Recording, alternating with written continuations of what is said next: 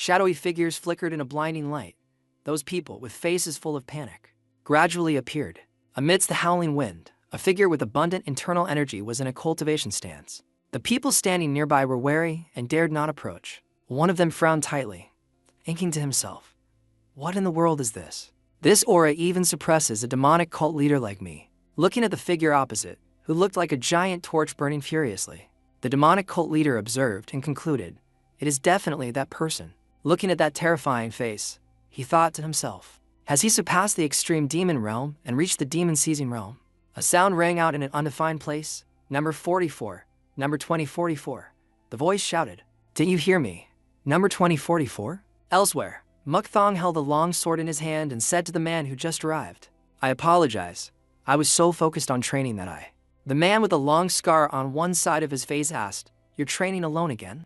Will your body get any firmer if you keep training like that?" Mukthong replied, "This junior has not yet mastered martial arts." The man handed Mukthong a scroll and said, "A second-grade assassin who hasn't mastered martial arts yet. Fine, I have a new mission for you." Mukthong opened it to look and asked, "Kong Tunthu, the thousand-handed demon sword of the Orthodox sect?" The man replied, "This is the assassination target this time.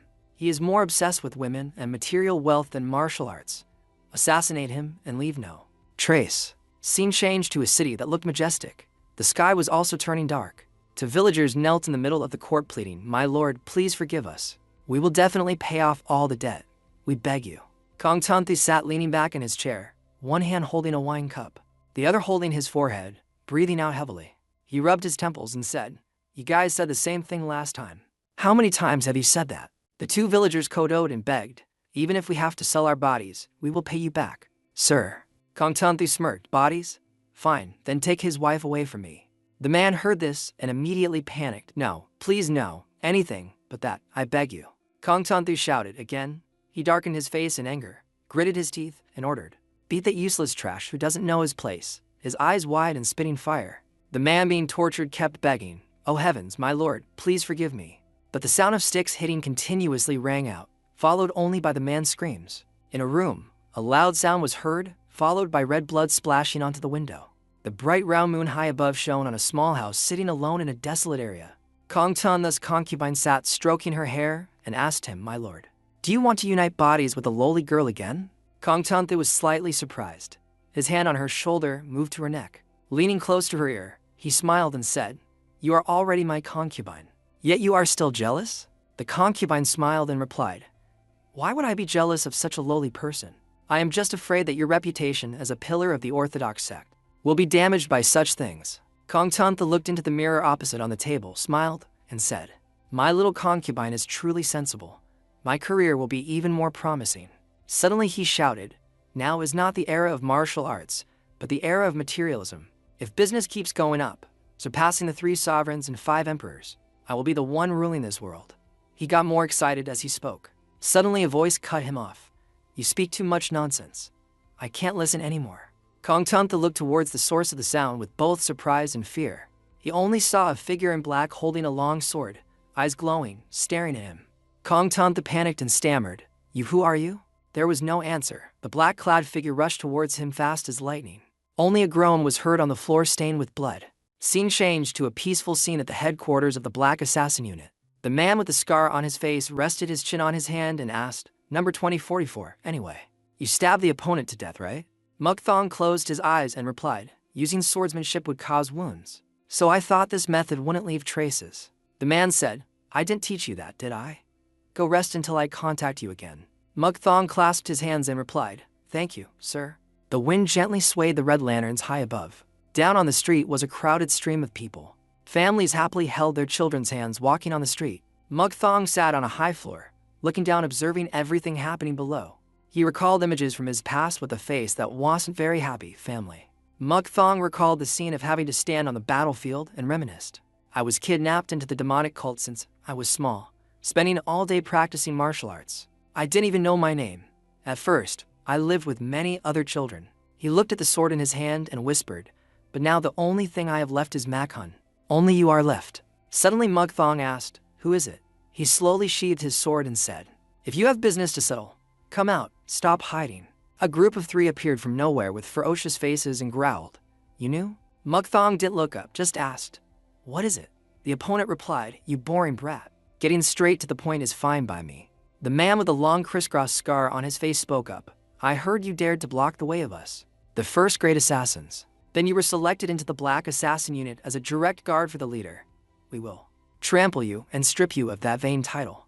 Mukthong heard that and retorted, "The era of the demonic cult is the era where the strong eat the weak, submitting to the strong and seeking power. Is that right?" The trio spoke in unison with determination, "Be enlightened."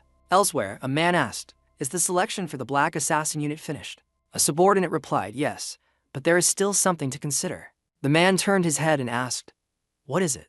The man with a long scar on one side of his face replied, "It's number 2044. He doesn't seem suited for assassination." Hearing that, the other person wondered, "What do you mean?" At Mukthong's place, one of the three men was beaten by him until his teeth broke. He walked towards the enemies with a very calm face. Meanwhile, the words of the man with the scar continued, "I find him more suited to be a swordsman than an assassin." Mukthong quickly dodged the sword strikes rushing towards him, then used a terrifying gaze to look at them. Then he easily knocked the men flying far away. The remaining guy saw the situation, and fear clearly showed on his face. He gathered momentum to rush at the remaining guy. Meanwhile, the story of the two men was still echoing somewhere. His obsession with martial arts is too great. So, even if I don't teach him, he grasped it himself. If that kid were a swordsman, he would be worth looking forward to. The person beaten by Mukthong felt like he was in darkness. His face looked ahead in utter terror. Meanwhile, the story in the small room continued. The other person rubbed his head saying, "But the problem is we need assassins." A loud noise rang out simultaneously with blood spurting out. The man blinked and saw Mukthong standing with his back turned. When he looked clearly, Mukthong was standing with his back to him in a majestic manner. The man wiped the corner of his mouth, groaned, and asked, "Damn it, were you hiding your true strength?" Mukthong lowered his head to dust off his clothes and replied, "I wasn't hiding it. You guys just didn't have the chance to see it." He calmly asked further, "Are you guys planning to report to the superiors?" "What about me? Thanks to you guys, I know what I need to practice more." The men quickly spoke up, "Practice? You're already this strong. How much stronger do you want to be?" They shouted, "Demon seizing realm." Then all three knelt on the floor, one vomiting violently, one clutching his chest, one groaning, "My stomach." A high towering mountain appeared along with Mukthong's words, "If I master martial arts, can I reach the demon seizing realm, the highest peak of the demonic cult?" Those guys shouted, "If the leader couldn't achieve it, think you can?" Mukthong walked towards the door without turning his head, replying, "I only know if I try." Reaching the door, he stopped and added, "Also, my name is no longer 2044. He turned his head with a confident, triumphant face and affirmed, "But Mukthong." A peaceful morning on the training ground. That peaceful scene seemed to be torn apart when wooden dummies were sliced into pieces by sword strikes. Mukthong practiced while thinking, does something called the pinnacle of swordsmanship exist? What is the sword energy appearing from the sword? Sword energy and flying sword, what is the difference between these two? Around the sword, an abundant life force radiated. Mukthong thought, transmitting internal power into the sword creates this aura. Is this sword energy? He smashed the wooden dummies with determination. I really want to know the ultimate end of martial arts. Thi Duane was standing silently observing Mukthong training from a high floor. He asked the person standing next to him, "Is that guy Mukthong?" The man wearing a high hat respectfully replied, "Yes, great master." Thi Duane observed for a while, then continued to ask, "Are you sure that pile over there was done by the sword of someone who hasn't learned martial arts?" The other person quickly replied, "It's hard to believe, but it is the truth." Thi Duane turned to face the man and ordered, "All right, I happen to need an excellent assassin, so call that guy to my special room." The other person respectfully replied, "As you command." Scene changed to the headquarters of the Heavenly Beam unit. The door was open wide as if to welcome someone. Thi Duane sat on a high chair, resting his chin, and spoke, "Is everyone here? I am Thi Kukwang, Thi Duane of the Lone Walker of 1,000 Li." Everyone standing below bowed respectfully and said in unison, "It is an honor to meet you, great master." Thi Duane maintained his posture and continued, "I called you here to assign an important mission. Have you ever heard of the Blood Sect or the Sub-Blood Sect?" Mukthong heard this and spoke up, "Is the Sub-Blood Sect?" Thi Duane replied immediately, "Correct. It is the successor of the Blood Sect that waged a fierce war with our sect 80 years ago. They are gathering strength again and creating the strongest Jiangxis. Your mission is to secretly investigate the enemy's strategy." Everyone answered in unison, "As you command." Night fell, the full moon lit up the whole area, including the deep forest. Mukthong's group of 5 moved swiftly on the high treetops, and Goklin spoke first. Since we are in the same unit now, can everyone introduce themselves a bit? Honthu quickly spoke up. Talking is useless before he could finish his sentence. Ngoklin's swinging hand covered his mouth. Ngoklin continued introducing. I am Ngoklin from the Flying Yang unit, and this guy is Honthu. The others also started introducing themselves. I am Mathuk from the Void Yang unit. I am Tranjuan from the same unit as him. Finally, it was Mukthong's turn. I am Mukthong of the Black Assassin unit. Mathuk thought to himself. Black Assassin unit. The direct guards for the leader. The best assassination unit of the demonic cult. Ngoklin happily said to Honthu. That's great, Honthu. You wanted to join the Black Assassin unit. Take this chance to show him your ability. Honthu spoke from behind, so noisy. You tell me to show him? If I can get in, then even dogs and cows can get in. Ngoklin's hand quickly swung another punch at Honthu's face, angrily shouting. Do you want a beating? Honthu yelped and shouted loudly. Touching me at the slightest provocation, get rid of that habit. Mukthong turned his head to speak to everyone. Time is delayed, we must hurry. Mukthong led the group flying quickly forward. Honthu spoke up from behind with dissatisfaction. What is he? Is he the team leader? Mathuk next to him also chimed in. Well, firstly he is right. Just follow him. After a while, they arrived at an area surrounded by smoke. Tranjuan observed the surroundings and said, Be careful, this place is blocked by a formation. Finishing his sentence, he saw something right under the mud and wondered, Huh? What is that? Ngoklin shouted a warning from behind, Be careful. Tranjuan turned his head to ask, What? But couldn't see that in front of him was a giant, ferocious Jiangshi with a gruesome appearance lunging at him. A metallic sound rang out, the Jiangshi's body was slashed. Tranjuan, holding his sword up, clicked his tongue. So it is the blood-sex Jiangshi. Honthu turned to Mukthong and asked, Mission failed. He replied while preparing to rush somewhere, not yet. Saying that, he rushed to attack the Jiangshi from behind. Mukthong looked at the Jiangshi rushing towards him and calmly said, They are only guarding the vicinity here. If we quickly subdue them, there will be no problem. Honthu frowned and said, Easier said than done. Ngoklin standing next to him interrupted. Let's go to Honthu. Everyone quickly rushed in to fight the Jiangshis. The chaotic battle image was observed very clearly elsewhere. A subordinate stepped forward to report, Vice Leader, someone has intruded the barrier in the west. The Vice Leader standing observing the event didn't turn his head and replied, Do it. Send the new Jiangshis and dark arts there. The subordinate replied immediately upon hearing. As you command. Mathuk panicked, burying a Jiangshi's head into the ground with his hand, saying, These Jiangshis are stronger than I thought. He glanced elsewhere and whispered, What exactly is that guy? The head of the Void Yang unit like me can't even easily defeat a Jiangshi. He looked at Mukthong holding Makhun radiating blue sword energy in his hand and exclaimed, How can he kill without dispersing his breath? Mukthong turned his head, glanced, and said, Coming again? Ngoklin eyes widened. What is it again? Mathuk was also shocked. What is it? A dark shadow appeared standing on a treetop blocking part of the moonlight. A woman appeared speaking with a disdainful voice. Magic of the red dust. Sleep here. Lie down here. Rest in peace here. The person appearing was a woman with red hair and snake eyes with red pupils. She waved the staff in her hand and shouted, Enemy demon hand subduing truth. Then an explosion sounded, fire burning brightly across an area. Mathuk looked surprised. Hut, is it dark magic? As soon as he finished speaking, a new species of giant Jiangshi appeared behind him, with a large black mouth wide open and streaks of light flowing from its eyes. Mathuk turned back to glance helplessly. Then he jumped up clinging to a high branch behind the Jiangshi. He thought, What is this? Its power is different from the Jiangshi's earlier.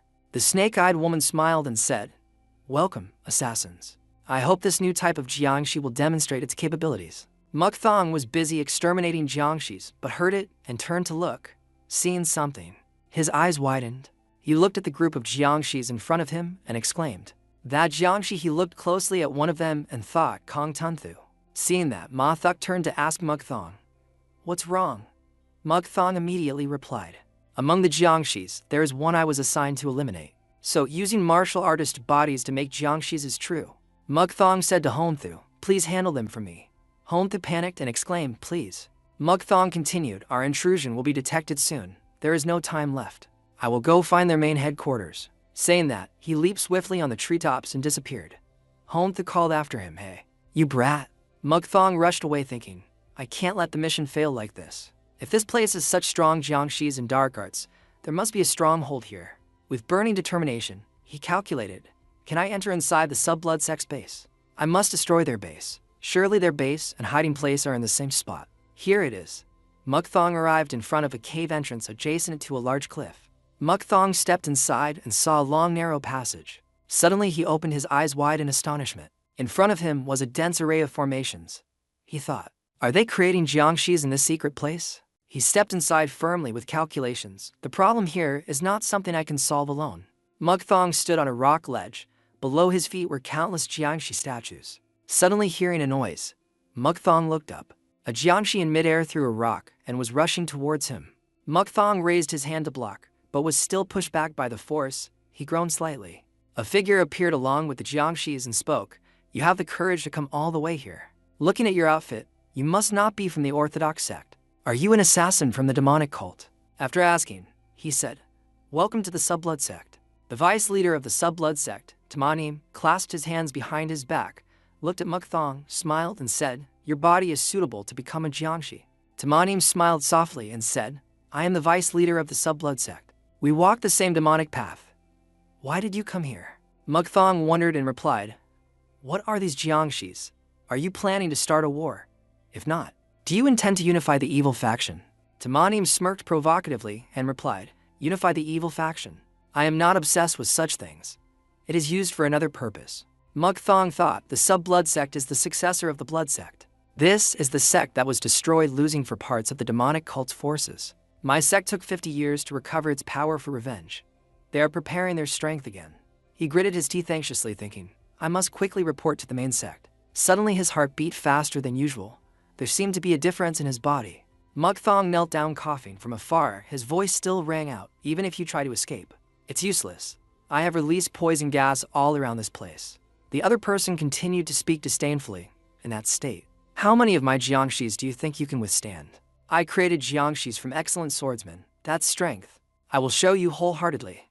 Mukthong was poisoned, unable to support his body, collapsed on the ground coughing up blood. From afar in the pine forest, a group of fur was moving. Someone spoke up. "What was that brat's name again?" Tranjuan spoke. "His name is Mukthong, right?" Homthu was annoyed. "He dared to leave us and run away." Mathuk, leading the group, said, "It wasn't leaving without a plan. Look, the leaves have traces." Just then, Mathuk discovered something. In front of them was a dark cave with no visible bottom. The group exclaimed, "What is that?" "It's poison gas. Be careful." At the same time, on Mukthong's side, he was struggling to defend himself, thinking, "Will I die like this?" What did 3 months of training yield? Around him were many belligerent jiangshis. He calculated in his head, still lacking. I must do something to get stronger. How to defeat them all? He stood watching him struggle fighting the jiangshis and said, "It will end soon. I welcomed you here after all." Tamanim smirked at the combination of these jiangshis. A while later, Mukthong was exhausted. His body was covered in wounds still oozing red blood. He stood before an army of jiangshis, each looking hideous and terrifying, thinking, I expect nothing more.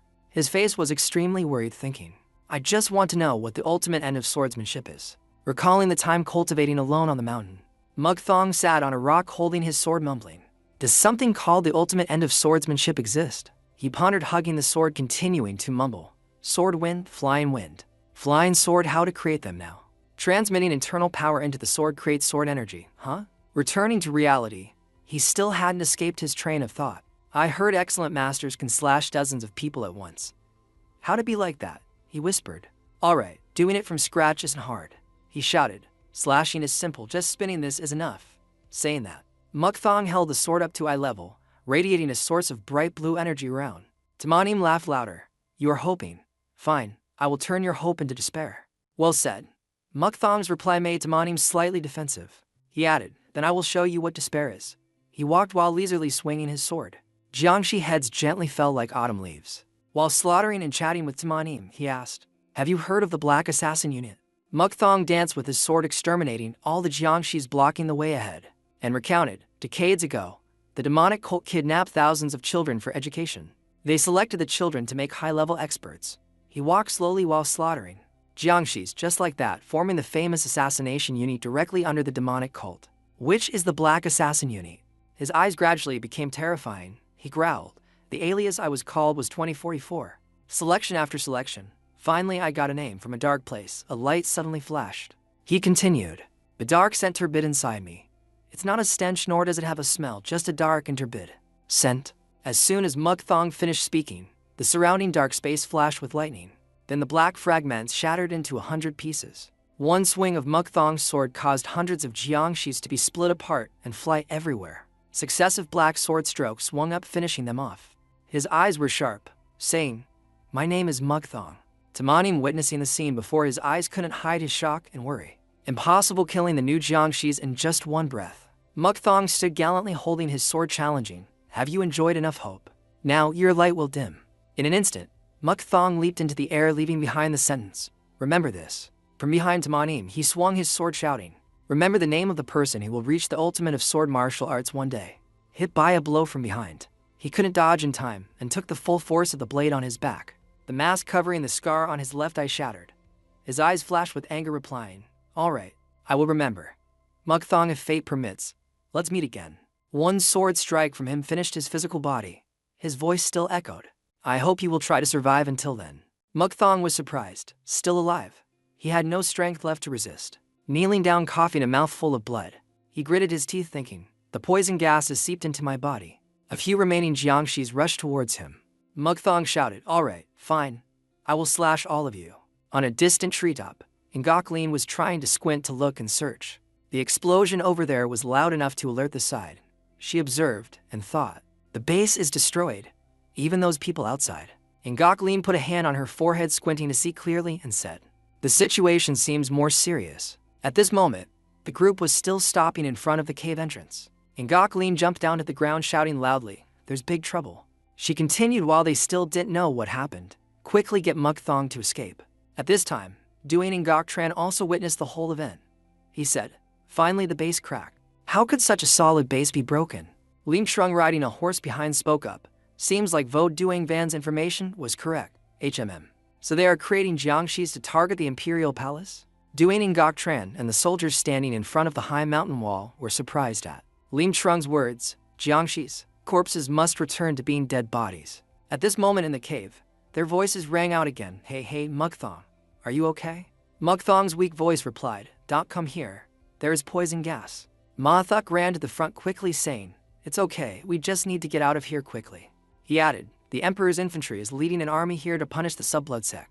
Ma Thuk supported Mukthong while saying, "They will handle the rest of the Subblood sect. The morale looks very strong." He replied, "Is that so?" The other three looked at the pile of jiangshi corpses around with curiosity. Honthu thought, "Thanks to the Emperor's army, I get to live. But what happened here?" Honthu stood at the cave entrance thinking, did he handle all these jiangshis alone? He looked at Mukthong suspiciously. Is Mukthong someone so strong that he can do things we can't? At this time, the Emperor's army was still fighting hard.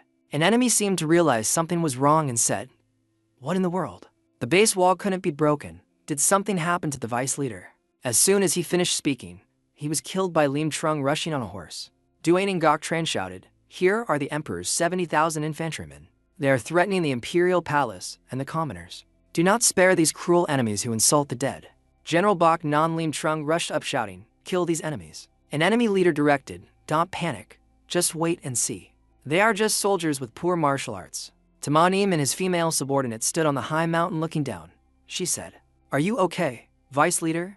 He replied, "Of course I'm fine, anyway. I just let them play with dummies." He spoke disdainfully, "Smart birds will distinguish between scarecrows and humans. Stupid birds will rejoice over a few mixed grains of rice." He vanished as soon as he finished his sentence. Scene changed to the demonic cult leader's territory. It was dark now. A mist seemed to surround this place. Before the document table, Han Trungkat stood in thought. A subordinate entered the room to report, "Leader, something unexpected happened." He asked, "What is it?" The subordinate reported the situation. "I heard the Subblood sect clashed with the Imperial Palace." Hearing that, Han Trungkat asked in surprise, "The Imperial Palace?" The subordinate added, "There is a rumor that the Subblood sect is targeting the Imperial Palace. So it seems the Imperial Palace sent the Emperor's infantry to handle them. Thus all the experts and jiangshis of the Subblood sect are dead." Han Trungkat smirked, "Interesting. Is that old fox Vo Duang been making a move?"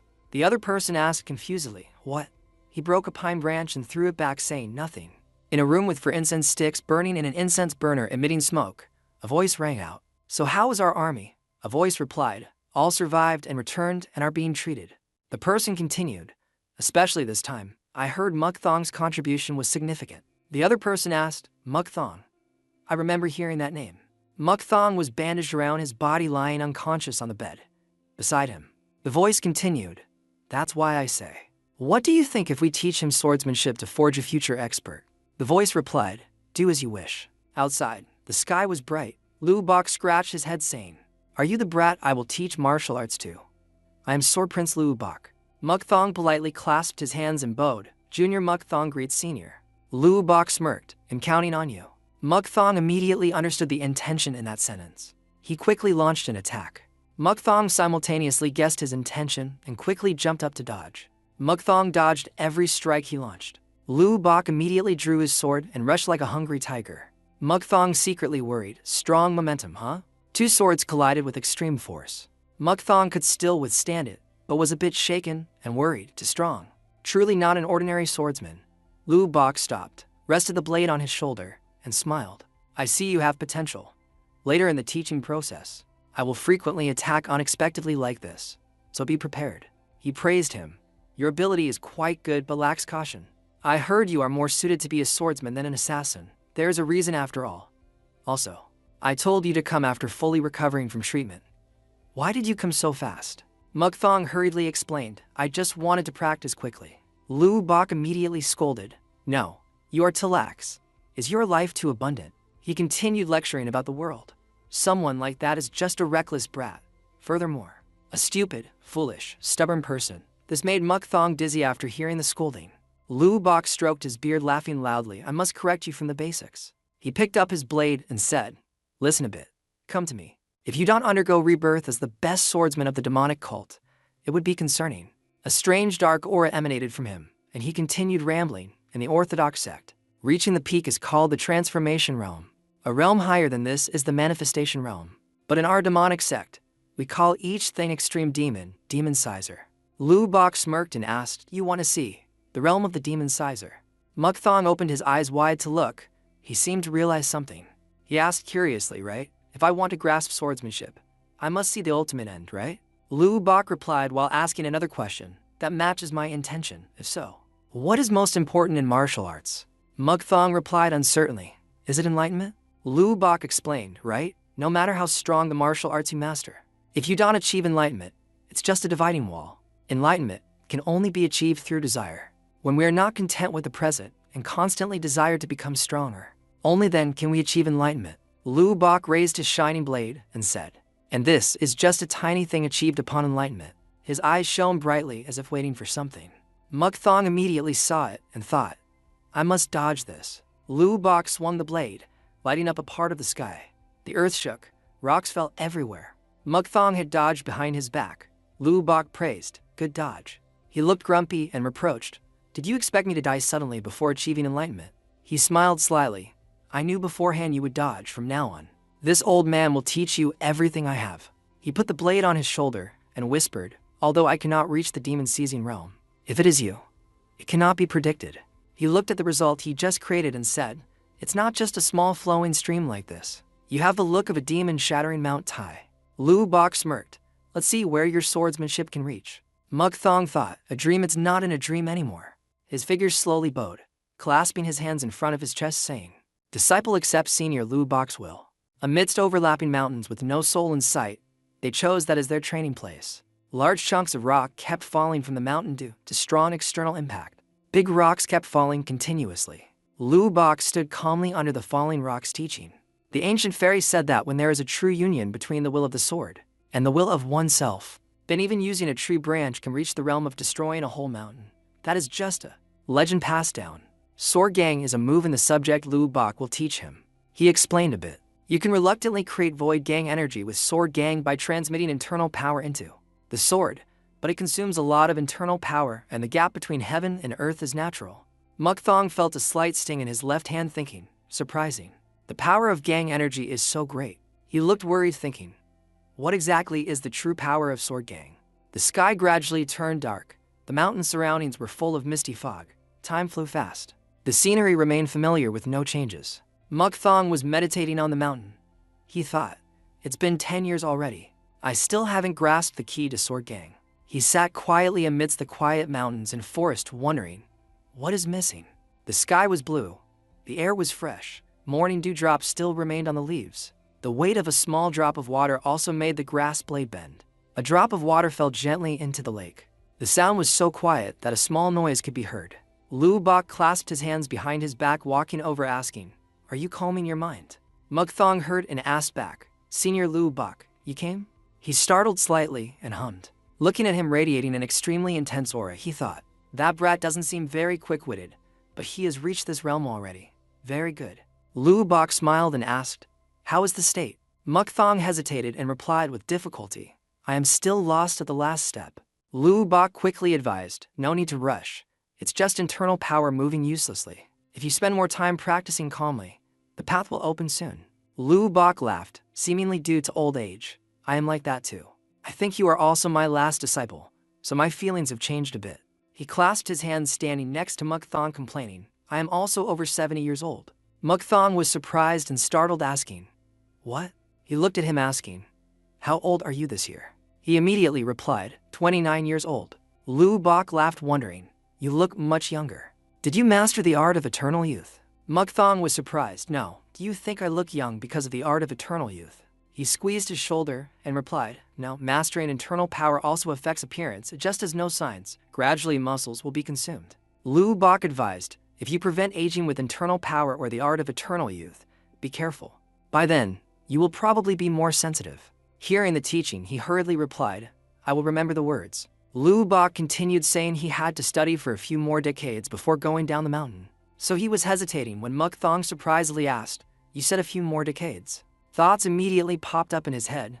At first I thought it was a joke, but time passed. 1 year later, Mukthong stood practicing next to his master, asking, "Speaking of which, how is the blood sect now?" Lu Bok flipped the book in his hand, replying, "I don't know. Probably not exterminated." Another year passed. Mukthong sat playing the zither, asking his master, "Have you ever heard of the dark demonic cult?" Lu Bok replied, "I don't know." "How many years do you think we've been stuck on the mountain?" A few more years later, at the chess table, Mukthong asked again, "Are the experts who comprehended Sword Gang still alive?" He still replied, like every year, "I don't know. Probably old and dead." Winter passed, spring came, summer passed, autumn arrived again. The bright red silk cotton branch blooming brilliantly was slashed mercilessly. Mukthong thought, "Not easy at all. It feels like climbing an endless and dangerous tower." Losing direction, unable to reach that realm, and felt despair. The people giving up on it are countless. He held the sword in his hand, eyes closed tight, saying, "Even so." He opened his eyes wide and continued, "I have achieved it." Mukthong channeled internal power, drawing the sword. A magical halo surrounded him. The chi in his hand surged like waves. Mukthong focused on swinging a slash extremely decisively, making the ground in front immediately split. Seeing the scene before him, Lu Bok secretly praised, "Really good. Is this the true Sword Gang?" Mukthong just retracted his sword. Behind him rang Lu Bok's voice, "Congratulations on becoming the strongest swordsman." Lu Bok stood before the split ground, exclaiming joyfully, "Finally in this life I get to see Sword Gang." Mukthong didn't react, just silently looked at the sword in his hand. He asked, "What's wrong?" He said sadly, "I have reached the realm I desired, but..." He looked down at his empty hand and said, "It feels like something is still missing." Meaning there is a realm deeper than this. Lu Bok surprisingly asked, "You aren't talking about the Kuhai Divine Sword Hero, are you?" Mukthong immediately replied, "Yes. That is the expert who surpassed the transformation realm and reached the highest manifestation realm in the Orthodox sect." Lu Bok explained, "Correct. The standard is the same as the demon-seizing realm in the demonic cult. Anyone in the demonic cult cannot reach the demon-seizing realm. Therefore, I have thought a lot about this. I intended to find clues in the Northern Dark Divine Art to see." He added, "The Northern Dark Divine Art is a book where Kuhai gathered the martial arts of the country for many years. If you practice this mental cultivation method, you can use the chi of nature to create internal power, then you will gain even greater enlightenment." He sat down on a rock mound and advised sincerely, "Anyway, learning is good, so occasionally learn the script of the North Sea country. In case of emergency, take it out to read." He casually continued, "All right, have to learn the script of other places." Mukthong was slightly surprised, bewildered, asking, "What?" Lu Bok leisurely spoke, "Now let's go down the mountain." He immediately bowed politely, "I obey you." Lu Bok hurried, "Yeah, go quickly." He was still stunned. "Huh? Going now?" The sound of a carriage clattering on the mountain top. On the winding road, a carriage ran slowly. An old man controlled the carriage with a lot of luggage on top. He was going when someone stopped him. It was Mukthong. The driver quickly stopped the horse. He politely asked owner, "Is there any empty space in the carriage?" He nodded, asking, "Is sitting together okay?" He quickly replied, "Counting on you." The kind old man said, "Go to the back." Just then, the old man behind lifted the bamboo curtain. Inside was a little girl and an old man with a long white beard asking, "Where are you going?" He replied, "I'm going to Thien Duong. I plan to stop by Thien Hat Pavilion." The old man smiled kindly. "You look like a martial artist just down from the mountain, right? Makes me remember the old days. Then let's go together. Seems like we're going the same way." Mukthong bowed gratefully. "Yes, thank you for your kindness, senior." He chuckled. "What kindness? Are you married?" He smiled awkwardly. "I am practicing mental cultivation so I cannot dream of marriage." In his heart he thought, "Of course it's a lie, but..." The old man stroked his forehead saying, mental cultivation, that cannot be mastered." The little girl behind asked excitedly, "What is mental cultivation? Is it powerful martial arts?" He stroked his beard hesitatingly saying, "That is a mental method that can greatly increase power. But it has many weaknesses, so most people cannot master it." The little girl became more excited, curiously asking, "What are the weaknesses?" He pretended to be annoyed, "That I am talking to the young hero. Why do you keep interrupting?" The little girl comforted herself, "I'm just curious." The little girl excitedly poked her head out the window, calling her grandfather, "Grandpa, look at that." Their carriage had entered the city gate. They stopped together at a restaurant. The waiter came to invite and asked them, "What would you like?" The old man asked Mukthong, "You know how to drink wine?" But he was sitting looking around. He continued, "This old man will treat, so choose whatever you want to eat." He nodded, replying, "Thank you, sir." While they were sitting, there was a loud noise outside. A group of people sitting at the next table noisily said, "Daring to enter the self-sex territory."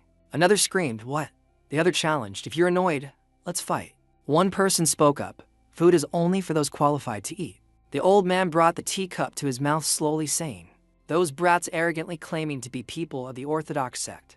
The apocalypse is coming." Mukthong looked up asking, "Aren't we helping them? Don't you practice martial arts?" The old man paused for a moment. He thought, "I didn't say it, but he knows." He said to him, "I can easily suppress them, but..." He looked towards the noisy dining table earlier and said, "There is another matter. The 5 guys sitting behind there. They call themselves the 5 Bears of Mount Wu. They are all experts, so it's not easy at all." Mukthong listened to him and sat there pondering. Then he just gently stood up. At this time on the high mountain, Lu Bok was standing looking into the distance. His face was a bit sad, saying, "Anyway, to train you." Lu Bok looked at the ruins around and continued, "This place has turned into a wasteland." He chuckled.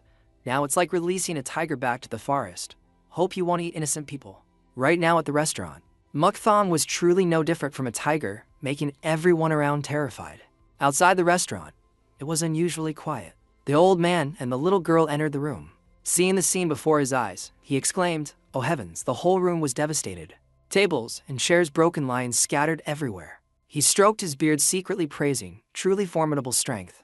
The little girl standing next to him was equally curious.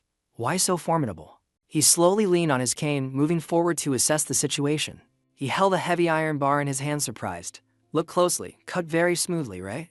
With just one slash, this alloy stick was cut in 2. Before his eyes, the scene of Mukthong with a sword in his hand slowly analyzing appeared. All were defeated by the gang energy of the 10 centers 8-9. They probably don't even know why they died.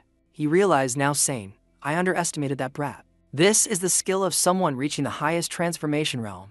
He couldn't help worrying. "I just hope there won't be a rain of blood." At a city gate, someone loudly said, "Arrived at the headquarters." In Mukthong's hand, holding a scroll, presenting it forward. "This is the appointment document for Duem Bai." The man wearing a hat said to him, "Verification complete, go in." Phuong Dainan stepped forward asking, "I am Phuong Dainan. Where are you from?" Mukthong bowed politely. "I am a first-grade assassin belonging to the Black Assassin Unit." He was slightly startled, thinking, Black Assassin Unit? Isn't that the top assassination headquarters of the demonic cult? He clearly showed worry. "A first-grade assassin again?"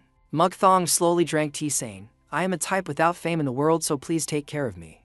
Phuong Dainan clasped his hands, bowing. "Black Assassin Unit, then that's too powerful. Sorry for not knowing you." He hurriedly waved his hand. "No need to be like that. I am just a normal, decent person, so please treat me like a commoner." He cleared his throat, asking, "Then must we keep your rival's secret?" He immediately replied, "Tell the subordinates my name is Lu Huang, so they don't suspect, and I can act without being detected." He curiously asked, but how many experts of our sector here? Fuang Dainan hurriedly replied, there are 1,000 guards and about 100 sent out. Everyone doesn't distinguish between legal or illegal. But if doing illegal work, a lot of force is needed. He worriedly stammered, but is it okay if my family knows? Among my children, some are a bit rude. So I'm afraid they will disrespect you. He gently stood up saying, the fewer people know the better. His eyes threatened. He turned to walk away. Tell everyone not to sneak around me leaving traces. Then I begged to take my leave. The room was empty with no one sitting. Fuang Dainan wiped sweat from his forehead sighing. Not a low-class martial artist but a first-grade assassin. Seeing him look tired, the subordinate standing behind asked, are you okay, sir? He crossed his arms leaning back asking, what do you think? The subordinate was equally worried replying, previously there was a rumor that in Thien Hat there was a swordsman who slashed all the road sect experts in one slash. Could it be him? He added, an unbelievable monster has appeared. It was daytime in the capital. In a villa, cursing sounds rang out. This brat dares. Tiu Yen was slapped hard on the cheek. The person shouted, stealing again? The little girl fell flat on the ground, but the cursing didn't stop. Last time you were taught a lesson like that and still haven't woken up. The butcher with the large body cursed, come here to see if you die or I die today. He raised his hand, his mouth kept cursing, the stubborn habit. His arm raised in midair was suddenly held tight. Indeed, Muk Thong arrived in time. The old guy surprised shouted, what is this? He hadn't released his hand asking, is that too harsh on such a small child? He yanked his hand back snapping, harsh what? Without thinking to work for food but eating all day. Muk Thong held out a bag of money saying, please stop. I will pay for the food for you. He quickly snatched the bag of money grumbling, next time I won't let it slide.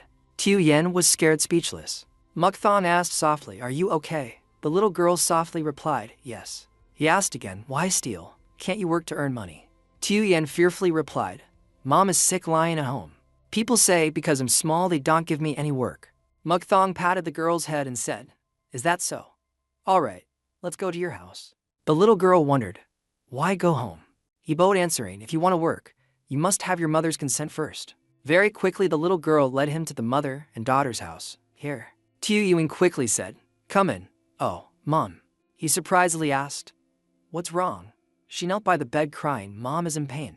The woman lying on the bed was tormented by pain, face crumpled, sweat pouring out, gasping for breath. He quickly carried the girl's mother on his back saying, quickly take her to the clinic. The doctor was taking the pulse.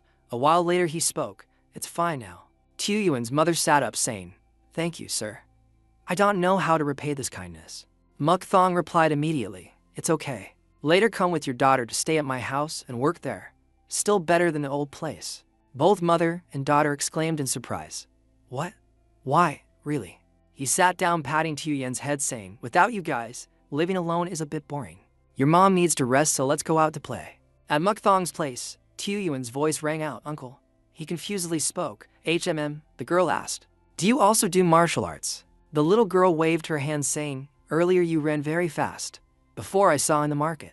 People doing martial arts flew into the sky. Can you fly too? He smiled replying, I can't fly. The little girl innocently asked, you seem weak, huh? Muk Thong confessed, yeah, very weak. That's why I live in a small house like this. He turned to Tiu Yuan asking, really want to learn martial arts? The girl excitedly replied, yes. He sighed gently saying, all right, then I will teach you the simplest one. He radiated an aura around saying, this is the Tai Hu Vo Lin mental method. If practiced diligently, you will become stronger. The little girl was excited. Uncle, practice with me and get stronger too. Muk Thong was a bit helpless advising, okay, come on. Absolutely do not speak about this mental method to others, okay? He asked further. Also practice morning and night. Can you do it? Tiu Yuan excitedly replied, yes. Can I fly now too? The sky turned to night. The mountains looked truly treacherous. In the mountains, a series of carriages appeared following each other down the mountain. A voice echoed back, brother, they arrived. A bizarre smile appeared. It was the leader of the 5 bears of Mount Wu and his subordinates. He sat on a big chair growling, you guys get ready. Caught the gold. A column of black smoke rose in the deep forest late at night. The raid of the 5 bears of Mount Wu happened to suddenly, leaving the group unable to react. Chaotic sounds filled with cries for help rang out, save me. Fuang Dainhin's men fell beside the carriage. He gritted his teeth, bastard, don't you know who we are? The leader of the 5 bears of Mount Wu spoke up, of course, I know. He smiled savagely. From over there you guys smelled of money. The man warned, once my sect knows about this, they won't spare you. The leader of the 5 bears of Mount Wu swiped the blade in his hand. He looked down asking, "If I were scared, I wouldn't be robbing, right?" His blade was soaked in blood, dripping drop by drop. He said, "All right." He ordered his subordinates, "Clean up this place." The survivors shouted to each other, hurriedly running away, "Leave everything behind. Run. Run towards the bushes." The leader laughed savagely, running. He suddenly disappeared while the survivors were trying to escape. His shadow wasn't seen, but a person was cut in half. Then he suddenly descended from midair, holding the blade with both hands. He used the big blade to chop straight down on another person's head. Elsewhere, Muk Thong was meditating when he suddenly frowned. Fuang Dainam panicked, running to report the news. "We are in trouble. Our army's funds from Mount Hong Sun have been robbed." He panicked, kneeling down to report, "Because these funds are very important to our army. I even searched for 5 martial artists to protect them. But look at what happened." Muk Thong opened his eyes. "Do you know who is responsible for this?" Fuang Dainan tremblingly replied, "If they dared to rob us, it can only be the bandit gang from Mount Daisun." Muk Thong picked up his sword, slowly speaking, "I will go handle them." He worriedly asked him, analyzing that Mount Daisun has about 200 bandits and some martial artists. "Will you be okay?" He calmly replied, "It won't take time." The moon tonight was covered by a dark cloud. At the bandits' stronghold, everything suddenly changed. Late at night, scattered screams rang out. Blood splashed onto the wooden pillars around. One of them screamed, "We are under attack." Then they were sent off by sharp sword strokes. Screams echoed in the middle of the night. It was a raid. They tried to stop it, shouting loudly, "Stop them!" But then, streams of red blood continued to erupt. Muk Thong walked with his sword amidst the corpses. The people of the 5 bears of Mount Wu trembled, exclaiming, "What the hell? What is happening?" His hand gripped the axe, ordering, "Hurry up and get your ass out of here, you stupid bastards." Muk Thong asked them, "Where do you hide the things you robbed?" The other guy aggressively said, "We sold them already." Muk Thong's eyes flashed, coldly speaking, "Then die." The people of the 5 bears of Mount Wu were scared to death. Suddenly the sound of colliding weapons rang out. The leader of the 5 bears appeared, blocking his attack. He asked him, "Where did a bastard like you crawl out from?" Muk Thong just stood there silently, not replying. He immediately got angry. "This brat is ignoring me." The leader of the 5 bears immediately ordered, "Catch him." At this moment, Muk Thong's lips moved slightly. He smiled faintly. The people of the 5 bears rushed forward, "Die, you bastard." But Muk Thong stood firmly. He thought, in the past, "I used to fight a large group of enemies like this." He recalled the monstrous enemies he fought. However, he looked at the bandits rushing towards him, thinking, compared to that time, this fight is completely one-sided. Muk Thong only needed to swing his hand to exterminate 3 different guys. The leader laughed like crazy. He got excited in a strange way, shouting loudly, "You know how to fight too, huh?" But Muk Thong was different. He thought, "How boring." "Die." Shouting loudly, the leader held his sharp blade, striking down. Muk Thong looked at him, not retreating a step. Tick-tock. After the collision, both stood still. Couldn't see in time. Only knew the leader's head disappeared. It fell to the ground nearby. The subordinates were scared out of their wits. The whole group scrambled to run away, shouting, "Run." Behind Muk Thong appeared hundreds of shadows. He ordered, "Finish them." He looked back one last time with eyes full of resentment, then turned his back, walking away. After a long night, the sky brightened. The bandits' stronghold was unusually quiet. In that quiet atmosphere, countless corpses of bandits lay scattered everywhere. Suddenly a barrel wobbled slightly. A flashing eye looked out. Turns out one bandit was still hiding in there. When he looked out, he exclaimed, "Oh my God." He gritted his teeth. "Unbelievable, we were wiped out in one night. I need to quickly report this to the leader." He paused. A sword tip had pierced through his chest from who knows when. Muk Thong stood behind him silently. He instructed the subordinate, "Take his things. We will return home." The person behind clasped hands, respectfully replying, "Understood." The subordinate thought, truly shocking. He single-handedly infiltrated and destroyed this seemingly impregnable bandit fortress. He looked at Muk Thong, wondering, is he even human? Meanwhile, Muk Thong held a piece of jewelry in his hand, wondering, I wonder if Tu Yen likes this hairpin. Silver coins, fabrics, and weapons were arranged neatly. The subordinate reported, "We could only recover goods equivalent to 100,000 silver, sir." Fuang Dainam pondered, "I guess we can't break even. This is a big loss, considering how much we had to spend to get information locating the enemy." He turned to Muk Thong, saying, "Captain Muk Thong, before you convert these into silver coins, please check carefully if any bandit is still clinging." Muk Thong assured, "I have ordered my subordinates. I put a high bounty on these bandits, so surely they will try their best to hunt them down."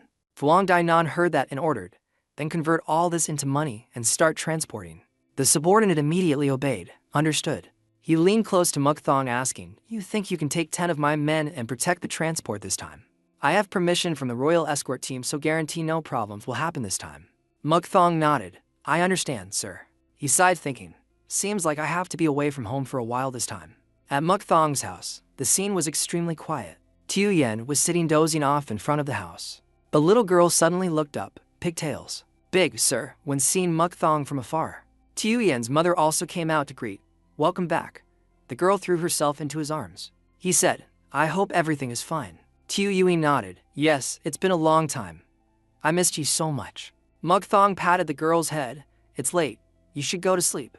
Tiu Yui nuzzled him. "I waited for you." Tiu Yen's mother explained. "Tiu Yen waited for you every night." The kid excitedly pulled his hand. "Come in to eat." The mother kindly said, "I prepared a few dishes. Please come in and rest."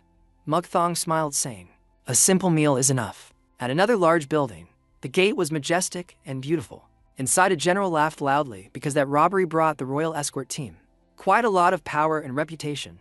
Even though the army fund was robbed, not only did we have to supply them with necessities, but also destroy the notorious bandit gang in their area. We were supplied with martial artists to assist in destroying the remaining district of the bandit gang.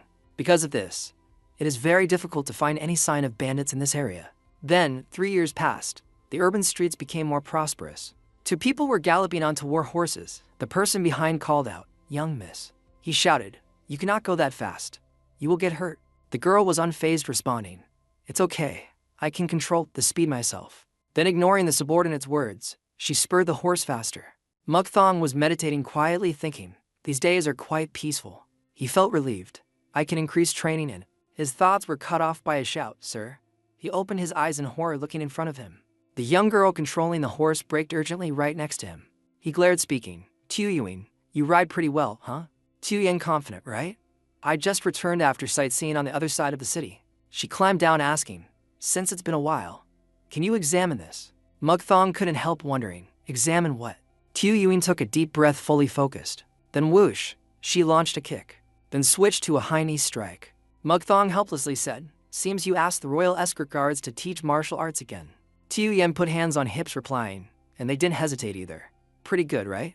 Mukthong patted her head. "You really grew up," she pouted, replying, "I'm 16 years old, you know." "Anyway, what do you think about the technique?" The subordinate clasped hands, greeting him. Mukthong nodded. "Thanks for taking care of Tiu Yuing." He bowed. "It's nothing, Captain Mukthong." He added, "I came to tell you the sect leader summons you." Mukthong raised an eyebrow, asking, "Sect leader?" Not getting an answer, Tiu Yuing shouted, "Are you ignoring me?" At a large building with many floors, Fuang Dainan clasped hands respectfully. "An honor to meet you again." Mukthong returned the greeting. "Why so formal, Fuang Dainan? Just talk normally with me." Tranjuan beside also clasped hands. "Greetings, I brought a letter from the main headquarters." Mukfam thought, from him, probably from the demonic cult. Meanwhile, Tranjuan spoke. "The headquarters is very pleased with what you did, so they want to grant a suitable reward for you." Mukthong held the letter, muttering, "I'm about to be appointed as commander of 100 wolves in the 1,000-wolf army." He remembered the name Thiet Duon and pondered, "Does this have to do with the lonely wanderer Thiet Duing in the past? If so, seems I will be assigned to his base." Fuang Dainan bowed, congratulating, "Congratulations on your promotion. Congratulations." Mukthong smiled awkwardly, replying, "A bit weird to be promoted higher than you." Fuang Dainan hurriedly denied, "Nothing unusual about that. Now you hold a higher position than me." He asked Tranjuan, "So when should I return to headquarters?" He replied, "We think there is something you need to handle before going. So you are given a 2-month deadline to return." Mukfam looked out the window, pondering, "Returning to my hometown, I guess that means my life here has ended." He turned to ask Fuang Dainan, "Can you leave me some money? I have someone to give a gift to." Tiu Yuing eyes lit up, exclaiming, "Oh my god." She excitedly shouted, "This is our house from now on." Mukthong calmly replied, "Since you grew up, it's time to have a private room."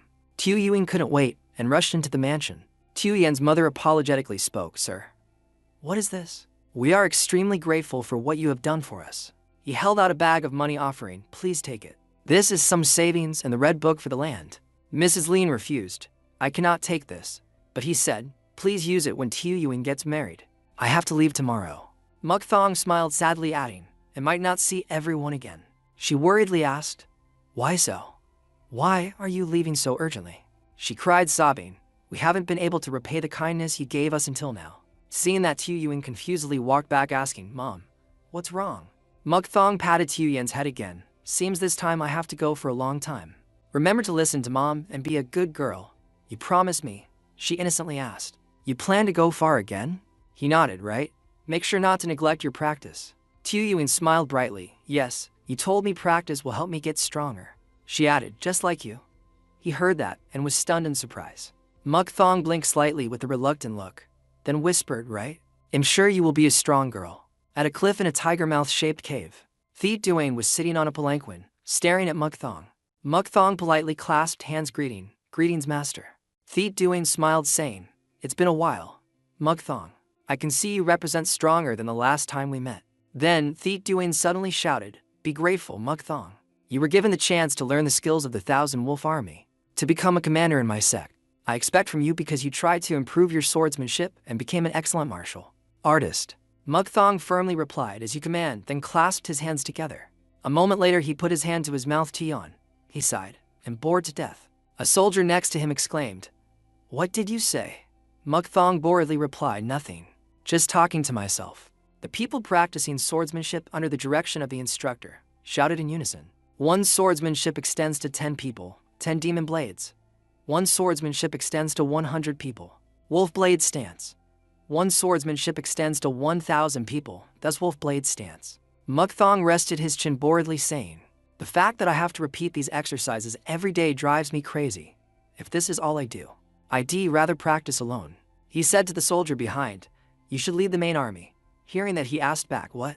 Seeing Mukthong say that he was a bit bewildered, that is against the rules. Sir Commander, if they get used to my command rhythm and war breaks out, you won't be able to lead them because they won't keep up with your pace.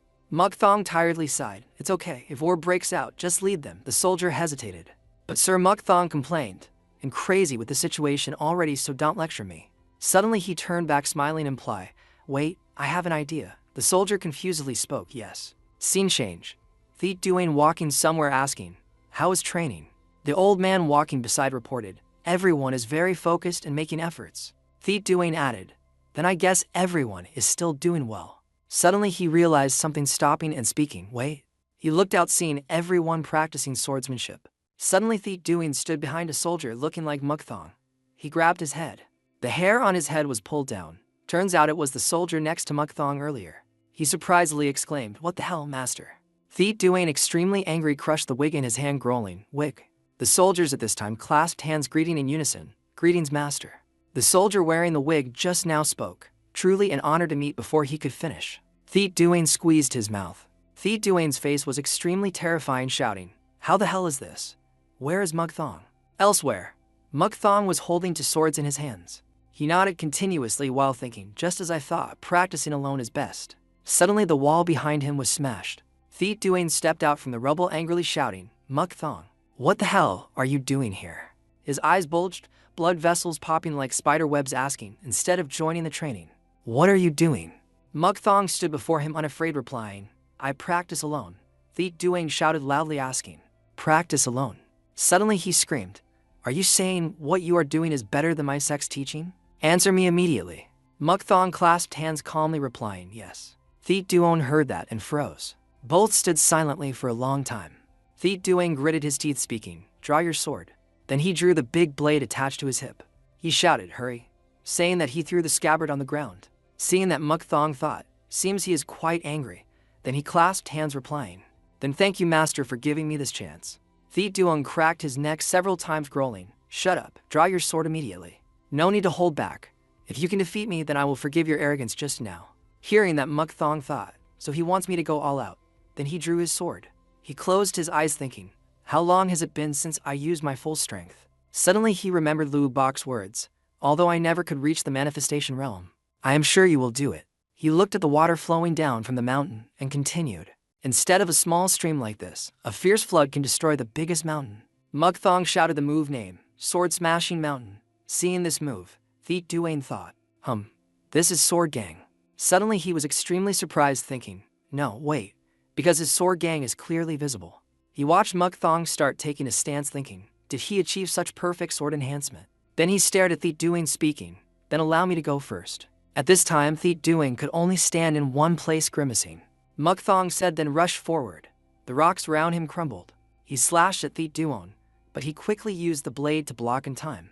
Thiet Duing uncomfortably scolded, damn it, you bastard. He slashed hard once and screamed, enough arrogance. He was pushed back a few meters by Thiet Duong. He held the sword trembling, thinking, damn, even pushing him back is hard. Thiet Duing's face distorted, roaring, I must show you the true power of my sect. He channeled energy, and fire seemed to surround him. Then he introduced, this is the first move of the Blood Dragon power which you can only use once internal cultivation reaches level 10.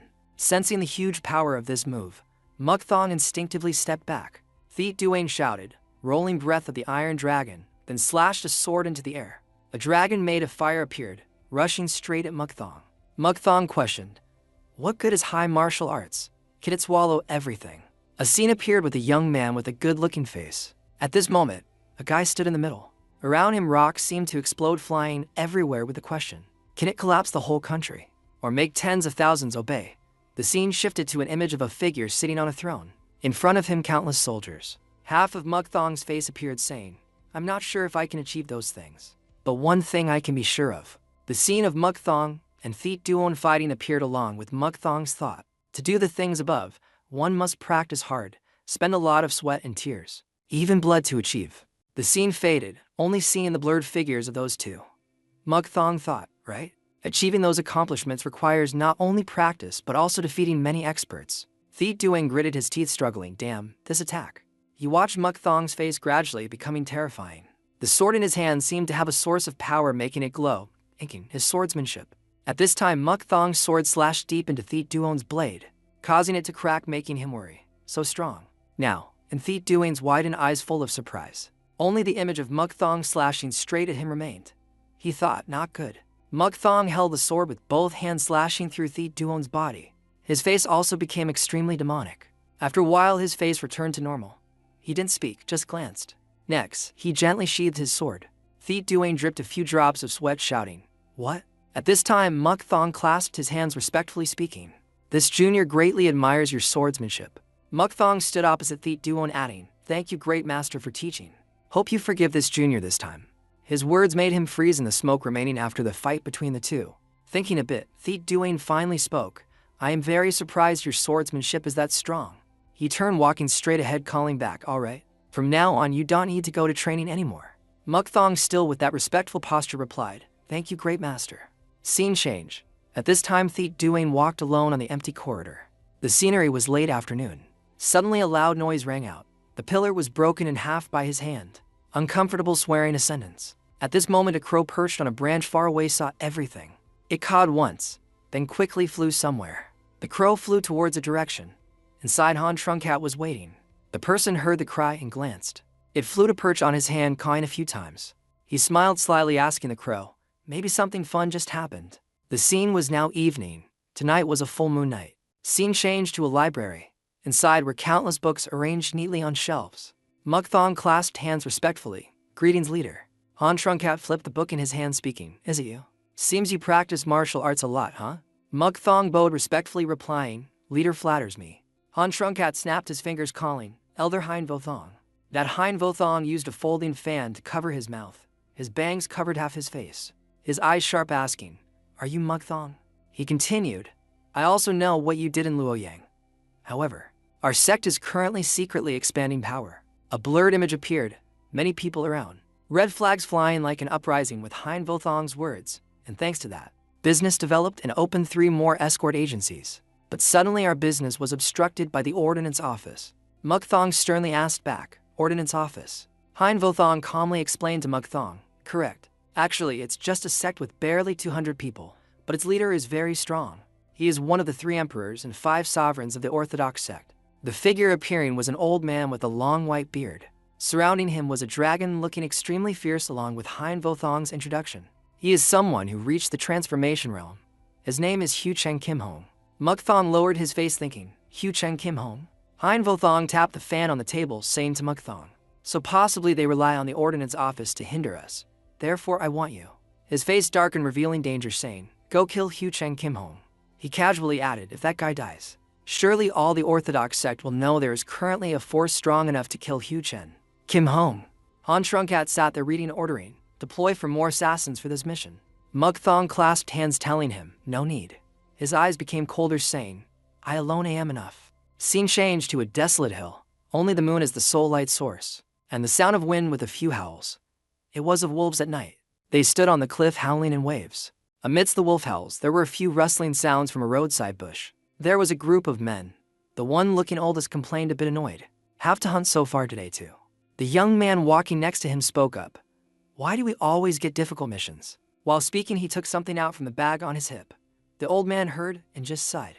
He took out a scroll drawing someone's face saying, just try to do it for money. But this is truly my hardest mission. Another person spoke. Let's stop to rest a bit. The old man agreed with him, right? Rest first. Suddenly, he seemed to discover something and turned to look. In front of them was a fire lit by someone. One of the first spoke. Looks like someone is resting over there. Let's try going there. There was a guy hooded covering his face grilling food. One of the group approached asking, excuse me. The old man cautiously asked, can we disturb you now? He quickly replied, no problem, go ahead.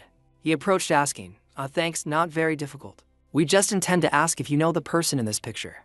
He held up the portrait saying, this guy is the one who murdered the 5 bears of Mount Wu at Thien Hat Pavilion. This case happened a few years ago. No, any news about this person?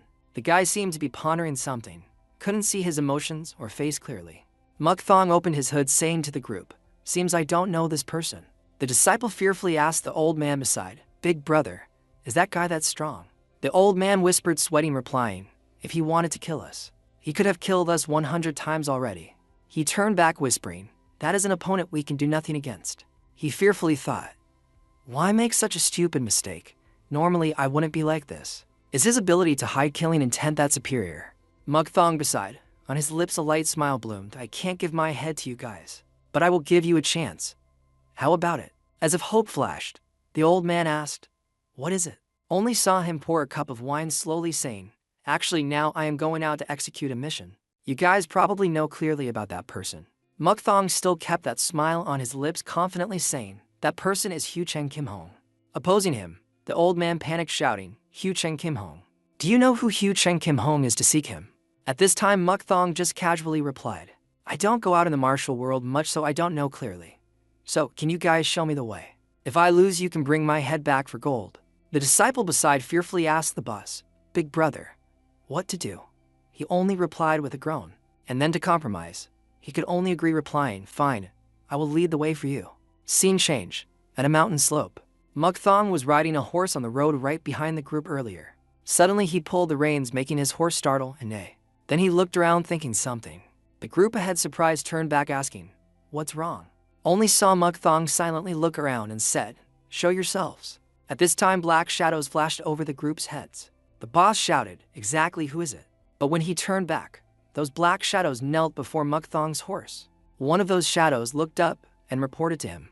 Elder Hein Vo Thong assigned us to reinforce the Taoist. He coldly replied, go back. But the person opposite was still stubborn. He bowed down saying, no matter what you say, we cannot do otherwise. We cannot return. Muk Thong could only humph and tell them, so follow me, but don't act without my order, okay? At this time, they shouted in unison, the whole army obeys the Taoist order. On this side, the group earlier was amazed again. They just flashed past us. Truly profound. Then he doubted, those experts are his subordinates. What exactly is he? Time gradually turned to late afternoon. Finally, the group was near the place. So someone exclaimed, almost there. The old man reported to Muk Thong, crossing that mountain is the place. He turned to look in that direction casually replying, that place? Over the mountain in a courtyard. The entrance gate was extremely large. The scene was so peaceful with a small river inside. On a flower branch, a bird was perching singing melodiously. A hand reached out touching the flower petals. A voice spoke up. The person I didn't expect also arrived. That person turned saying, young miss, go down and call people up here. The girl opposite obeyed. Yes. A white figure appeared, silver hair wearing white robes, gentle face. That was Hu Cheng Kim Hong. He gently said, guest arrived. The old man leading the group turned back. Forehead sweating speaking, arrived here. The group arrived before a gate leading to the villa. He continued, is the villa where Hu Cheng Kim Hong lives? A voice rang out from inside, please come in. The whole group was startled and panicked. Hu Cheng Kim Hong laughed, everyone don't be so surprised. In front of everyone was Hu Cheng Kim Hong. He casually said, if possible, enter together. The old man in Muk Thong's group had understood what happened, thinking, who is that young man? Is he Hugh Chen Kim Hong's disciple? While Muk Thong stood next to him, keeping that calm, confident face, replying, thank you. Of course. Behind them, Muk Thong's subordinate was wondering, what is the Taoist thinking? Appearing stupidly before the one he intends to assassinate. The leader stood straight, clasping hands behind, thinking, and entering by the main door. Does he have a plan? Entering the villa, tables of food were prepared. Hugh Chen Kim Hong pouring tea said, this is tea I treasure very much. He held the teacup, inviting Muk Thong sitting opposite, drink and try. He casually drank, replying, thank you. But opposite, Hugh Chen Kim Hong asked sarcastically, you drink tea like a villager. Weren't you taught how to drink tea before?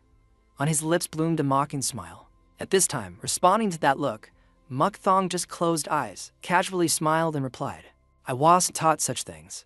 I don't want to be bound by such trivial things. Hugh Chen Kim Hong, after hearing, felt the person in front was quite interesting. He replied, truly a magical character. And then his eyes changed, continuing, looking at you. I don't think you covet status under heaven to come take my head. Then why come here? At this time, his eyes also changed. Face no longer had emotion for righteousness, no other reason. Hugh Chen Kim Hong resumed the face earlier, asking him, is that so? How is the tea taste? Muk Thong also quickly resumed the initial calm look, replying, delicious. But seemingly wine is better than tea. On the other side, the old man in the group was still stunned, thinking, could that person in his 30s be Hugh Chen Kim Hong? He thought again, so if reaching the transformation realm, one rejuvenates. Unexpectedly, I can directly see people's energy. Hey, beside, the voice of his disciple rang out, big brother, can we continue staying here? The other two also fearfully whispered, right? Listening to the conversation, seems he knows that guy came to harm him. If this keeps up, we will die without getting capital back. We waited too long. And when the servant brought food up, we brought dinner. Their eyes flashed at the delicious meat dishes. The servant bringing food was still polite. Because it's in the mountains, we couldn't prepare anything special. Please sympathize. Their attitude reversed. Everyone was excited. Yeah, eating then going is fine, right? Refusing the sincerity of the preparer is not polite. He helplessly scolded, shut up and eat, you brats, drool surely dripping on food. In the small villa amidst mountains, sounds of toasting rang out. Suddenly a few figures appeared. They stood before Hugh Chen Kim Hong and respectfully clasped hands. Father called us. Now, the leader of the group protecting Muk Thong stood outside, thinking, did he call the experts of Di Luang Gate? He fearfully thought, damn, if fighting like this, it's disadvantageous. Inside, Hugh Chen Kim Hong looked over, speaking, arrived? Come in here. I called you to converse with this person. It will help you a lot, so remember carefully. Muk Thong at this time just asked, your children are trained quite well, huh? He just smiled faintly, just bravado. Not many are useful. He asked Muk Thong again, did you learn anything besides martial arts? Muk Thong smiled, replying, I learned a few things, but only music was learned.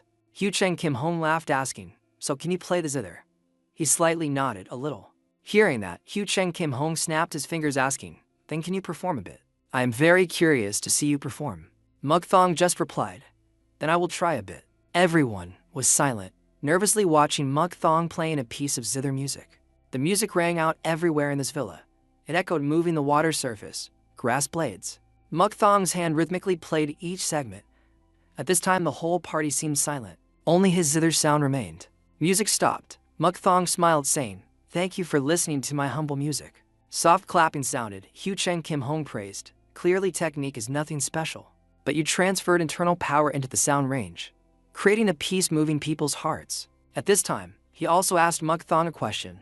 If reaching such a realm, I will ask you a question. Do you think swords are martial arts? Muk Thong confidently replied, swords are just swords, aren't they? Why ask such an obvious thing? Hearing the answer, Hugh Chen Kim Hong laughed loudly. You think so too? Been a long time having such an interesting conversation. Or should we talk all night? Elsewhere, an older person among the latecomers surprised thought, oh my god, father talks to that person so happily? Who is that young man? Did he also reach the transformation realm? In his eyes, the two before him were like terrifying existences.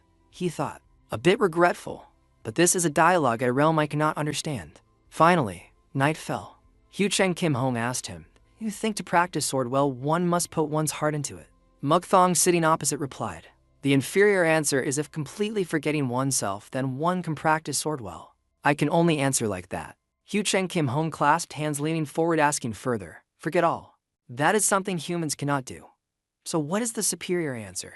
Muk Thong continued calmly replying, that I cannot tell you because it is in the sword manual. The conversation continued while people around dreamily fell asleep. Hu Chen Kim Hong continued asking, so will you tell your future disciples? He continued replying, I have no thought of accepting disciples. I think I will train and seek the ultimate end of martial arts until. Hu Chen Kim Hong smiled, truly formidable. Then can you tell me the name of the sword art you are researching? Mentioning it, Muk Thong seemed to flash with light. He seriously replied, it is called impermanent sword art. Hu Chen Kim Hong raised the teacup faintly praising, truly a formidable name, huh? Impermanence. I am curious to know what it is. Muk Thong rested his chin. Not long later you will see it. Hu Chen Kim Hong's eyes flashed with killing intent. Fine. I will probably enter battle waiting for you. His mouth smiled, but eyes flashed disdain, saying, now execute your mission. The battle of Hu Chen Kim Hong and Muk Thong lasted until morning. He exclaimed, not ended yet. Dragon God stance. Meanwhile, everything else was peaceful as usual. The entrance gate still stood there. Flags swayed with each gust of wind. The wind swept through every corner, flying past the arena, where Hu Chen Kim Hong and Muk Thong stood. He huffed, hand holding sword hilt drawing it. He said, my sword hasn't been used for a long time. Muk Thong laughed coldly, truly a treasure sword. I guess this sword is a treasure containing the aura of rivers and mountains. He continued asking, what is its name? Hu Chen Kim Hong plainly replied, it is Bai Vuong's sword. He raised the sword informing, initially I didn't know its true power, but later I liked it more. What about your sword? Muk Thong also looked at his sword smiling. It is named Makhun. My sword is only made of steel. Cannot compare to your sword, but I like it very much and have used it for 3 months. Hu Chen Kim Hong closed his eyes plainly saying, I look forward to it. And then he called, Trine. The man beside replied, yes, father. Hu Chen Kim Hong continued, now I will duel with this kid. If I die, do not revenge. This is just a martial arts duel. Trine was silent a while, then nodded. I understand. Next, Hu Chen Kim Hong said to the person beside, and Thu Tran, if I die, I want you to keep the sword. The young person beside doubted, asking, you mean? Next, Thu Tran lowered his head, sneaking a peek. This is master's treasure, how dare I keep it? Hu Chen Kim Hong's eyes reflected on the blade, continuing, not a valuable thing. This is just a sword I used. Although you are young, you remind me of my youth. Therefore, I want you to keep it. Then he smiled. Carry it as an inseparable item. Thu Tran smiled bitterly, clasping hands. Yes, I understand. I will remember master's advice. Hu Chen Kim Hong finished advising, then turned to Muk Thong smiling. Then made you wait long. He started taking a stance, raising the sword, saying, let's start the duel. Muk Thong raised the sword in front, entering a stance, excitedly speaking. Then please accept my killing move. Hu Chen Kim Hong shouted, interesting. First time I see someone protecting themselves with sword gang. Is this an impermanent sword art? Muk Thong's eyes determined, no, it belongs to Python Gang Chapter 4, third ultimate skill. Helpful for defense. This is very powerful. Hu Chen Kim Hong didn't hesitate, rushing right in front of Muk Thong. Sword tip rushed right before eyes. He raised the sword, blocking that attack. Hu Chen Kim Hong smiled, praising, high protection ability. Very hard to break. Muk Thong could still reply while fighting him. But with your supreme ability, it won't take much time. You don't need to hold back on me. Hu Chen Kim Hong replied, if you say so. His arm rotated the sword hilt, shouting, dragon falls to earth. He plunged the sword in his hand straight into the ground. Muk Thong's eyes widened, exclaiming, done for. A powerful stream of air emitted. Surroundings shook like an earthquake. Rocks flew everywhere. Everyone hurriedly covered, shouting, be careful. On the other side, Trine also watched the match in worry. Muk Thong thought, no way to stop it. His eyes looked around, pondering. I thought it was hard to stop Sword Gang. Truly a legendary sword. He swung the sword, slashing the incoming airstreams. Chapter 1, Chapter 3. 3. Horse Sword. He turned back, eyes sharper. Muk Thong strongly slashed down. At this time, his eyes became more determined. Seeing that, Hu Chen Kim Hong smiled, thinking, unexpectedly, Horse Sword can break the attack of Dragon God stance. More and more interesting. And then he shouted, let's see how you take this move. Muk Thong, unhurt, shouted back, be my guest. Collisions of two swords flashed continuously. Hu Chen Kim Hong's voice rang in the fight. He laughed loud, truly interesting. Thought flashed, truly cannot underestimate this brat. The old man accompanying Muk Thong was amazed, but didn't expect him to be that good. Truly surprising. Us being alive is already extraordinary. On the arena it continued. Now Muk Thong was flying high. Hu Chen Kim Hong looked up, thinking, I cultivated 10 levels of long dragon sword art. No opponent could take my moves until now. He prepared to execute a move, wondering, where does his ability end? He pushed the sword flying up towards Muk Thong with determination. Must show this brat all my kendo skills. Then he shouted, flying dragon stance. Muk Thong in momentum jumping up wondered. He is using internal power for the sword to fly. Then must use. He whispered, move to chapter 3. Hand grasping. Using posture directing sword flying straight past Hu Cheng Kim Hong. Shout loud. Mysterious enlightenment sword. Hu Cheng Kim Hong's eyes revealed a bit of surprise. His sword followed direction touching Hu Cheng Kim Hong's sword. But his sword flew back past his face and pinned to the ground. Hu Cheng Kim Hong surprised thought. Mysterious enlightenment sword? Did he cultivate all sword arts and legends? Muk Thong flew down from above mumbling, move 1 chapter 4.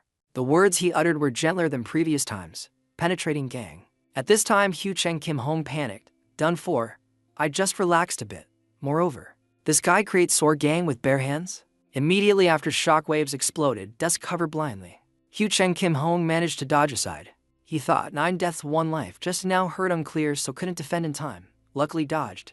Otherwise, while here, Muk Thong continued mumbling, chapter 1 chapter 2. Then he gathered a stream of air in his palm. Hu Cheng Kim Hong surprised shouted, this guy attacks right after? Muk Thong shouted excitedly, gang dragon blast.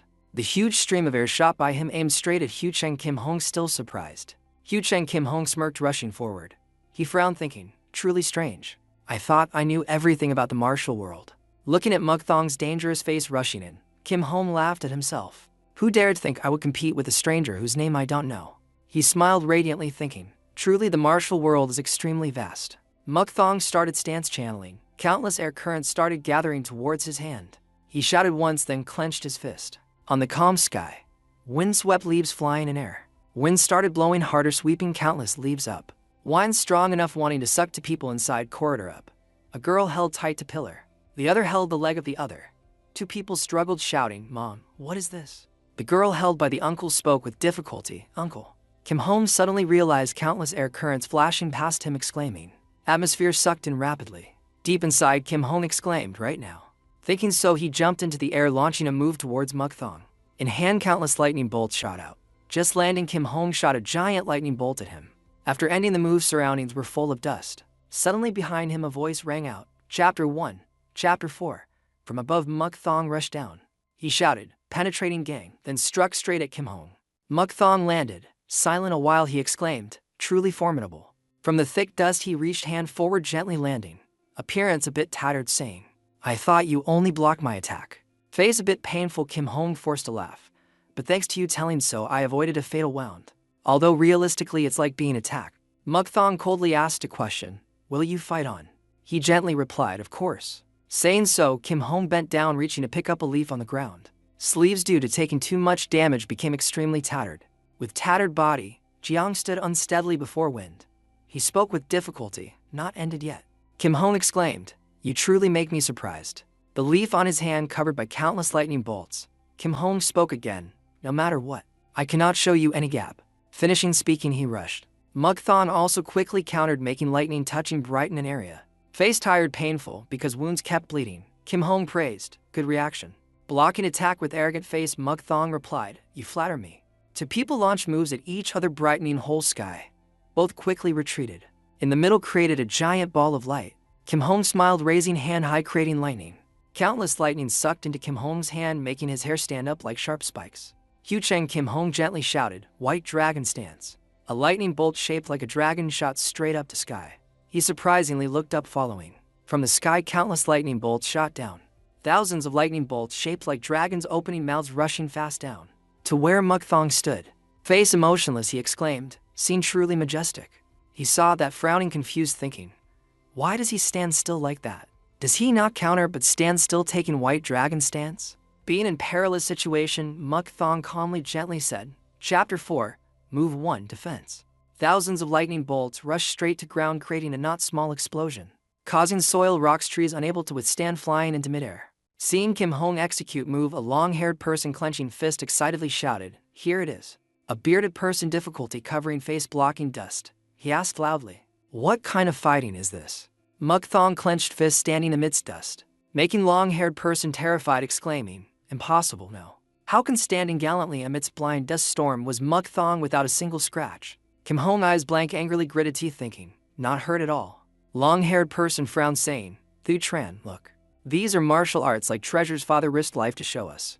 The boy, face full of worry, replied, yes, fourth brother. First time seeing master fight so hard. Thu Tran continued, I wondered how formidable and permanent sword art is, then saw it truly absolute.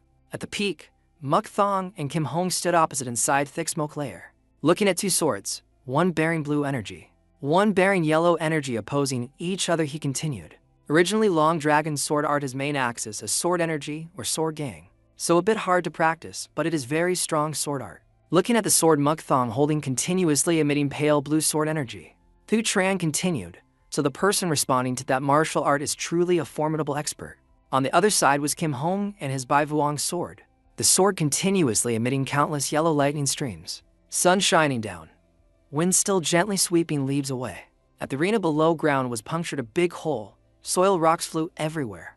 Kim Hong struggled using sword as support to stand up. He spoke with difficulty. I didn't even have a moment to recall Bai Vuong's sword. Friend truly formidable. Although tired, unable to withstand, but Kim Hong's face emitted satisfaction. He smiled once then praised. I am very surprised not knowing expert like you. Muk Thong smiled faintly replying, you flatter me. Leaves started falling. One leaf lay still on ground. He bent like jumping, running fast forward. Muk Thong's eyes white, couldn't see pupils. Kim Hong on the other side also rushed, eyes emitting countless lightning bolts. He swung a sword path. He immediately jumped high, dodging. Next, Kim Hong launched lightning sword move at Muk Thong, but he dodged. Sword slash touched ground, creating not small explosion, shining an area. He managed to jump back. He looked at Muk Thong thinking, last move I will use sheath of Bai Vuong's sword to attack. While blocking him with Bai Vuong's sword, I will stab sheath into his side.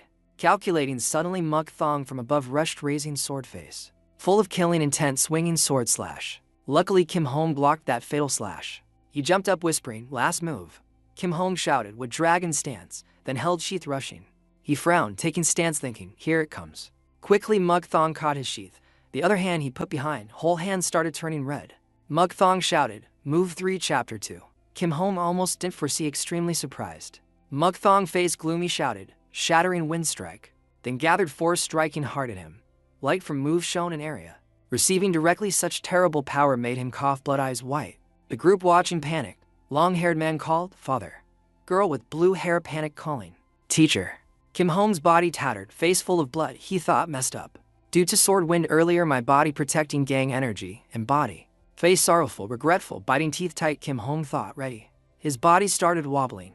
Muk Thong quickly rushed, raising high the sword in hand, aiming straight at Kim Hong. He lowered face, blood falling. Kim Hong thought, defense.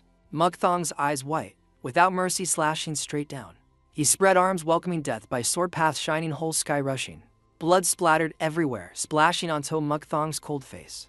Hu Cheng. Kim Hong knelt on the floor, face lowered, whole body bloody. He struggled to speak. Thank you. Kim Hong continued, if you did show me I couldn't fight to this level. Can you tell me your name? Muk Thong silently looked at him a while then said, call me Karma Lord Makhun. A bit disappointed Kim Hong spoke, you don't tell me name, I have no other way. Karma Lord Makhun. Please don't harm my disciples. Standing before him he replied, I know, don't worry. After speaking, Kim Hong advised disciples, kids, listen to my will. Before gathering enough 5 experts like me, don't dream of revenge here. The group seeing him like that couldn't hold tears. Even the person looking a bit burly cried pitifully. Group spoke in unison, disciples will remember your words. Kim Hong's sun eyes also wet, trembling, saying, I remember your words, father. Father. Kim Hong raised blank eyes looking at Muk Thong, smiling satisfied. To duel with expert reaching manifestation realm like in legends like this, truly. His words started breaking, honor for me. Finishing sentence fell back. His tattered body lay motionless on floor. Blood from eyes flowing. 2 among Kim Hong's disciples started raging. Big guy called, teacher. Sword-wielding guy shouted, you dare. Then both rushed. One swung sword shouting, you dare do that to teacher. Person swinging fist threatened, I will kill you. Kim Hong's son seeing that panic stopped, no. You forgot father's words. Muk Thong eyes sharp turned, swinging a sword path. Just gently like that, blood splattered. He coldly said, regretful, but I cannot keep old man's will. Someone's voice groaned, you dare? Disciples seeing to people like that called loud, brothers. Gripping sword Muk Thong clearly. Look at your teacher, he begged me to spare your lives, or should I stop here? The only girl in Kim Hong's disciples shouted, shut up. No need to bestow life for us. Old man with white hair beard took stance screaming, this guy. Seeing that he coldly said, no other way. Kim Hong's son shouted, these stupid guys, Thu Tran quickly take Bai Vuong's sword, then report to fellow disciples the truth. The boy panicked saying, "But big brother, I also want," not letting Thu Tran finish, he shouted louder, "Don't talk nonsense. Quickly run away." Looking at disciples starting to rush at Muk Thong, Kim Hong's son continuously shouted, "He is expert reaching manifestation realm, defeated even father. We cannot oppose him." Muk Thong swung sword slashing one person, making blood splash everywhere. Seeing that, Kim Hong's son urgently continued, "This is matter concerning life and death of everyone." He shouted, "Go quickly." Thu Tran now accepted running, still turning back replying, "Yes, yes." Seeing prey running away, Muk Thong coldly ordered, "Chase and kill him." Seeing someone intended to chase Thu Tran, Kim Hong's son immediately used body to block. He shouted, "Where did this guy come from?" Thu Tran, seeing that, called loud, "Big brother," then ran for life but still shouted, "Damn it." Muk Thong glanced at corpses scattered around, then sheathed sword. Two guys following him, terrified, said, "Why exterminate so many people? What should we do?" Older one said, "First must follow him." Smaller one trembling thought, "I don't like following." Old man secretly cursed, "Damn," then said, "Anyway involved in this, running won't survive." Muk Thong just stood looking at door without speaking, then pushed door holding sword entering. Inside was a boy standing blocking in front of a girl. Boy hands trembling held wooden sword forward, fearfully panting, saying, Don't come here." Muk Thong, seeing to kids, asked, "Are you also disciples of that old man?" Boy hearing that replied, No, I am eldest grandson." He looked at the boy smiling mysteriously, "Spirit eyes, huh? Later surely you will become a person with spirit like this eye." Muk Thong looked at girl asking, "And you?" Hearing him ask, person behind boy immediately backed away wanting to cover girl. Girl held boy's hand trembling, replying, I am maid." He turned back looking at followers saying, "Sorry, killing me you get money. But later maybe you will have chance to kill me, so don't be too disappointed." Seeing him look, whole group startled trembling spoke, "We didn't know sky high so talk nonsense. Please forgive." Muk Thong coldly asked, "How is it?" To masked guards bowed, reporting, "Sorry captain, he escaped." He clasped hands behind back, voice annoyed, with such strength demanding to follow, "Help me. Withdraw first." Subordinate knelt on one knee asking, "But what about those guys?" Muk Thong turned looking with sharp eyes speaking, "Cannot complete mission, don't mind this matter." Subordinate immediately bowed, Sorry sir." He turned walking calling back, Also."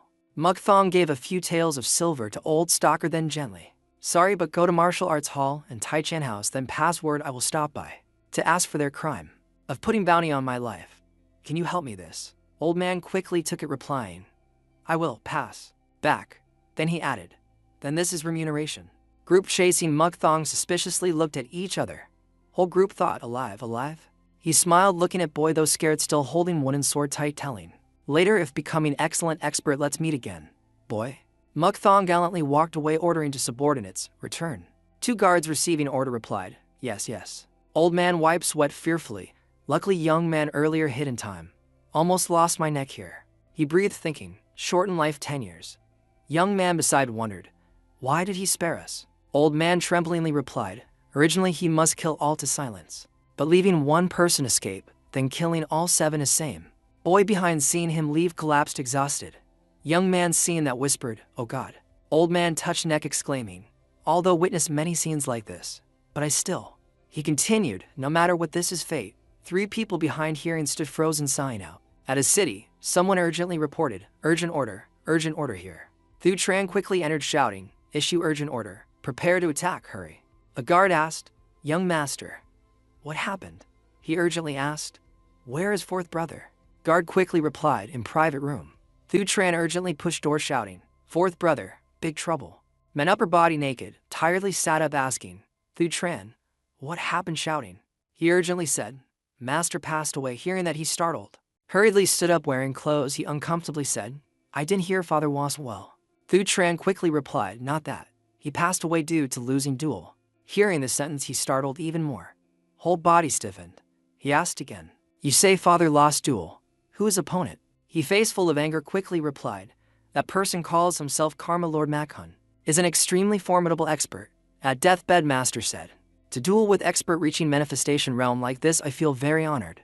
Thu Tran clenched fist in resentment, recounting, and he left will that no matter what do not revenge. Hearing that, he extremely angry asked, father said don't revenge. How can say that? Face Thu Tran full of fear continued recounting, while I escaped, everyone was killed by him. That is expert reaching manifestation realm we heard in legends.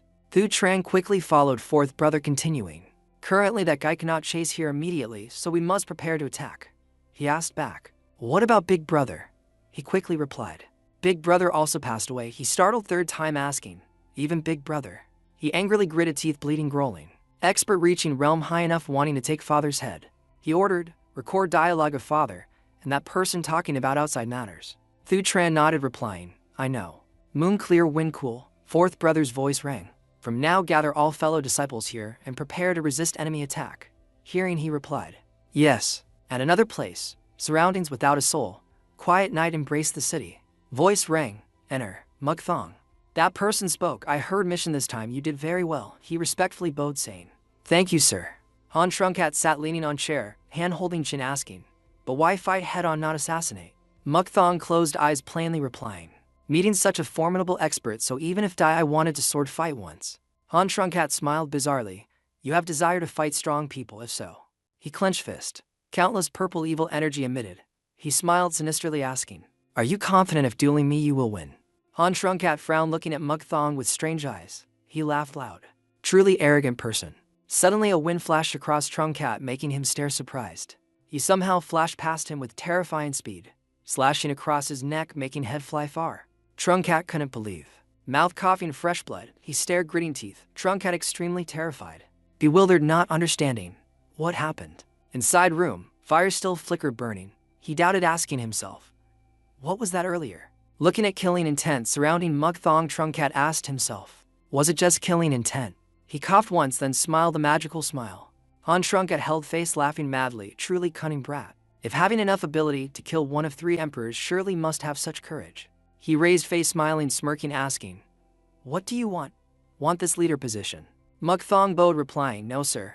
I just want to practice martial arts. I don't have enough confidence to lead so many subordinates. Trungkat stared at him, head on chin, smirking. Is a person capable of becoming invincible under heaven, but not capable of ruling martial world? In quiet room, Trungkat's voice rang. My son's martial arts are not excellent like you. Although age small, but you mastered martial arts to level able to duel me. Hot candle melted wax running down body. He continued, I cannot waste strong person like you. Trungkat frowned, continuing, if not liking being leader, then be vice leader, okay? Mukthong clasped hands, reluctantly replying, if having enough free time before that duty, then okay. He lowered eyes, looking down at him, saying, of course, I will give you free time. Moreover, in principle, vice leader cannot command subordinates. Only 5 people following to guard. Since no special work, that position seems fine. Hearing that, Mukthong respectfully bowed, if so, I want guards not having demonic energy. Wind energy. Looking at sword on his back, Trungkat offered, by the way, I will remake new sword for you. I will prepare good quality iron, then burn it in some true essence earth energy.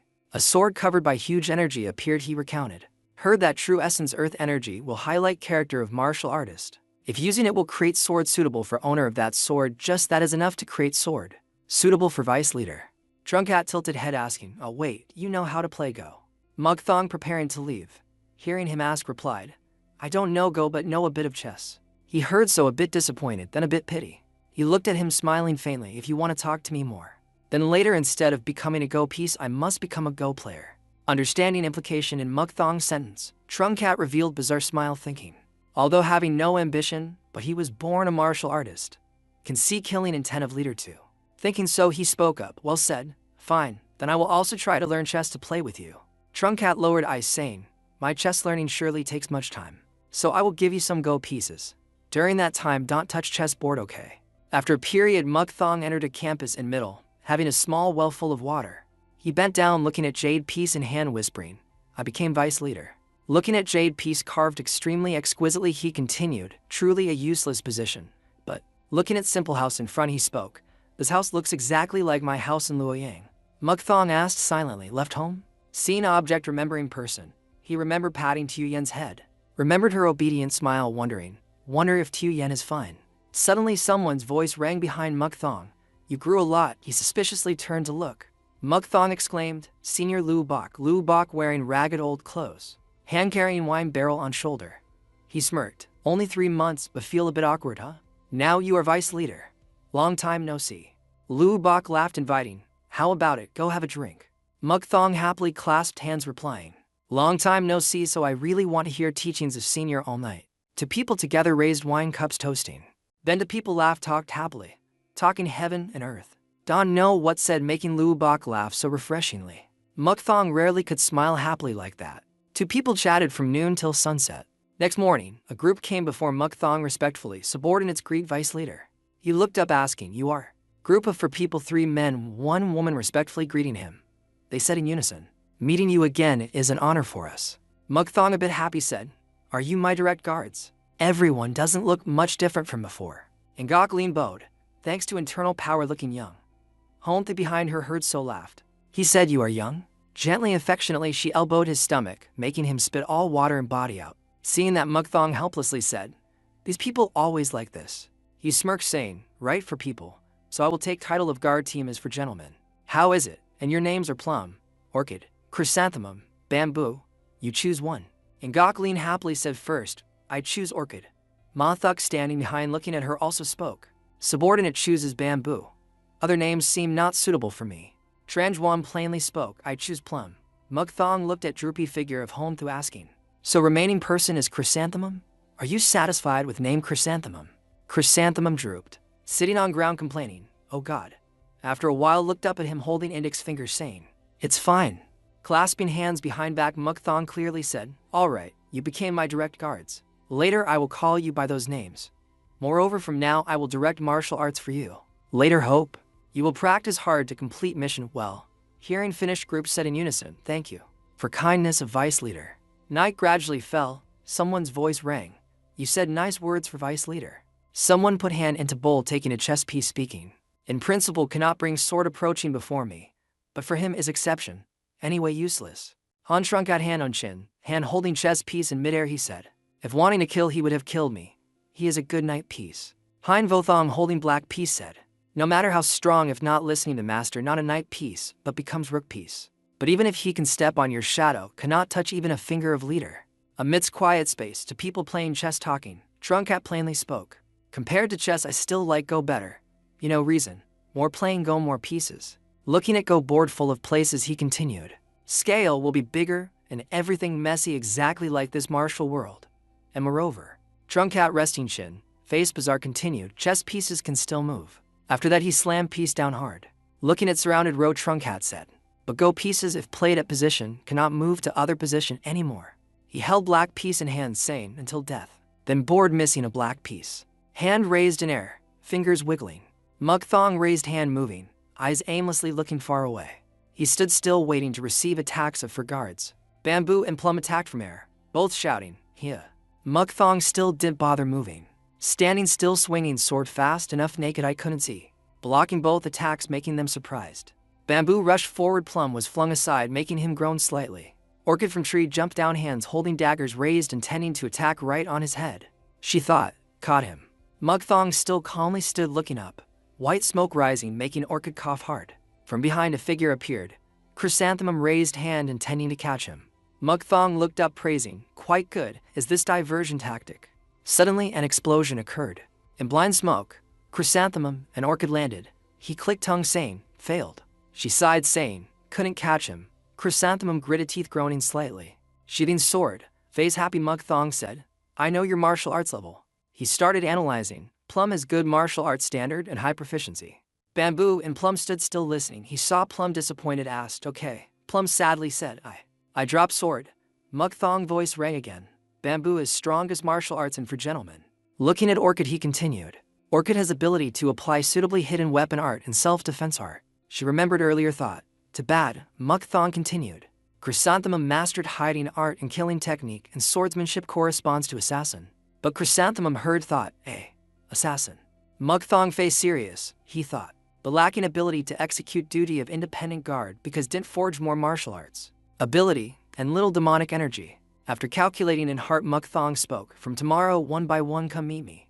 I will teach martial arts, and you will have to practice yourself in 2 hours. Group hearing order respectfully clasped hands, replying, "As you command." At a palace named Ma Tun Vo Ko. Looking at books arranged neatly on shelves, someone spoke. "So this is Ma Tun Vo Ko private room containing secret art books. Looking different but nature same." Opening a book, reading content, person continued. "Seems before I also read secret manual of blood sect, but..." Mukthong crossed arms, face pondering. He sighed, then continued. "Those are just illusionary martial arts with death arts. This book says even if internal power high and pure no use. Sighing again, Mukthong continued, later how to train. Now experts of demonic cult are not my opponents. Strict gates for me are just child's play. Thinking then from behind someone walked coming calling, vice leader. Hearing call he glanced asking, Chrysanthemum. Chrysanthemum stood behind replying, I came here to ask you for training. You have trouble. Mukthong rubbed chin, is there anything in this world impossible to do? Chrysanthemum heard pondered, hand stroking chin thinking. Chrysanthemum asked small, thing impossible to do. Thinking of beneath mountain and demon god cave countless human skulls. Chrysanthemum spoke, climbing out of cliff of demon god cave located west of Mount Thap Van Dai. Hearing that he replied, that is too easy for me. Chrysanthemum asked further, then breaking huge rock. Then Chrysanthemum seemed to remember something, raising a finger saying, Chrysanthemum clasped hands asking, south of here has a pine forest. Counting leaf numbers in that forest? Hearing absurd thing, Mukthong asked back, you say counting leaves?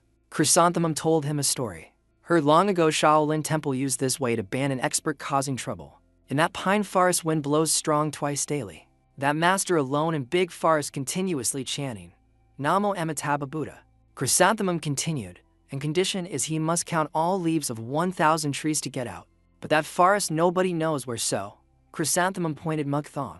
Place I told you earlier has no wind blowing, but instead has 3,000 trees, so condition same as that person. Of course, you can do thing humans cannot do. A bit interested he asked, result of that person. Chrysanthemum scratched face laughing replying, her died of old age because couldn't get out of there. Mukthong smirked, that human's difficult to do. I must try once. At gloomy pine forest, misty fog, pine trees tall, he whispered indeed. He stood under giant pine tree, hand shielding face, he looked up saying, bigger than I thought. First try counting from tree base. Mukthong squatted saying, let's see, Then he jumped up. Jumping a wild kick tree trunk taking force jumping on. Mukthong looked around counting silently. 1375 compared to I thought this needs mental calculation ability more. There was a spot of light in midair making tree branch shake. He thought, I must use hiding art too. If not mistaken due to my movement leech scattered. Finally jumped atop of pine tree, looking at sun gradually setting behind mountain. Mukthong thought, indeed. Letting wind blow hair fluttering he thought, to wide like this Shaolin expert couldn't count. Dying of old age is right. Sitting on pine branch Mukthong thought again, ultimate of martial arts might be here. Floating in breeze suddenly someone's voice rang, vice leader. Chrysanthemum stood under pine tree calling up. Blacksmith asked many times to meet you. He said his matter wanting to apologize, worrying he didn't hear he asked loud, do you hear? Mukthong suspiciously looked down. At Smithy a bit noisy, inside a bit gloomy, forge emitting flickering light, a voice spoke. Sorry vice leader. Old blacksmith kneeling on ground begging, please forgive lack of ability of this lowly one. He looked at the old man in confusion and asked, why are you acting like this? The old man still didn't dare to stand up and replied, this lowly one failed, so I cannot lift my head. His eyes filled with sadness, he continued, this lowly one created the sword as you commanded. But in the end, it must be destroyed and remade. Sweat rolled down his face as he continued. That is why I wanted to ask for your precious opinion one more time. So I disregarded my lack of manners and asked to see you. Mukthong shyly said, if it's already done, just give it to me. I don't need a sword that good anyway. Hearing that, the blacksmith was startled and looked up hesitatingly. But that he cut the old man off. I said it's fine. The old man sadly replied yes. He sighed and whispered, it really is mediocre, then continued. Please take a look at it directly. The old man offered the carefully wrapped sword to Mukthong with both hands. He quickly grabbed the sword and gave it a strong shake, then asked in confusion, is it not powerful? Holding the sword and admiring it for a while, Mukthong asked, so where exactly is the failure? The old man frowned and replied, I don't know why, but the aura of evil and righteousness have blended together like this. It is not a supreme sword. Therefore, it is very difficult to amplify magic power with it. Hearing that, he decisively turned his back and said, is that so? Let me try demonstrating it once. Outside, Cook and the blacksmith were waiting for the result. He closed his eyes, let out a light breath, and said, now then. Immediately after, Mukthong's entire body emitted an immense aura, causing the blacksmith to exclaim in terror, impossible. He triumphantly swung the sword forward. Mukthong shouted loudly, heaven-breaking moonslash. From the sword, a giant beam of light shot forward powerfully. The blacksmith couldn't help but wondered to himself, why, clearly, there must be enough of my aura and the aura of righteousness to do that. Cook was sweating profusely, his face panicked as he silently asked, What? What is that? A large mountain had been pierced with a giant hole. He turned around and asked, "Is this not considered a good sword?" The blacksmith bowed his head low and said, "This lowly one was too short-sighted."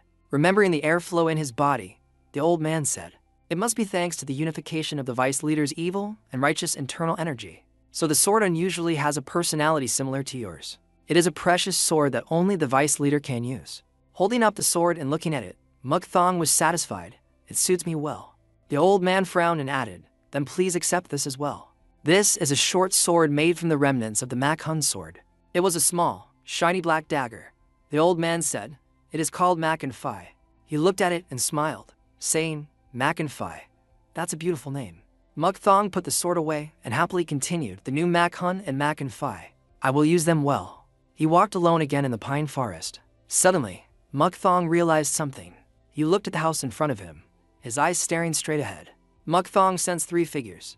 He thought to himself, "There are 3 of them, and they have considerable strength." With sharp, cold eyes, Mukthong thought, "It's not because of thieves that I can't enter the house properly. But looking at the aura emitting from them, they don't seem to be people from our cult. How big are their guts to dare enter our cult's territory?" One of the 3 people inside detected something, and another said, "Someone is coming."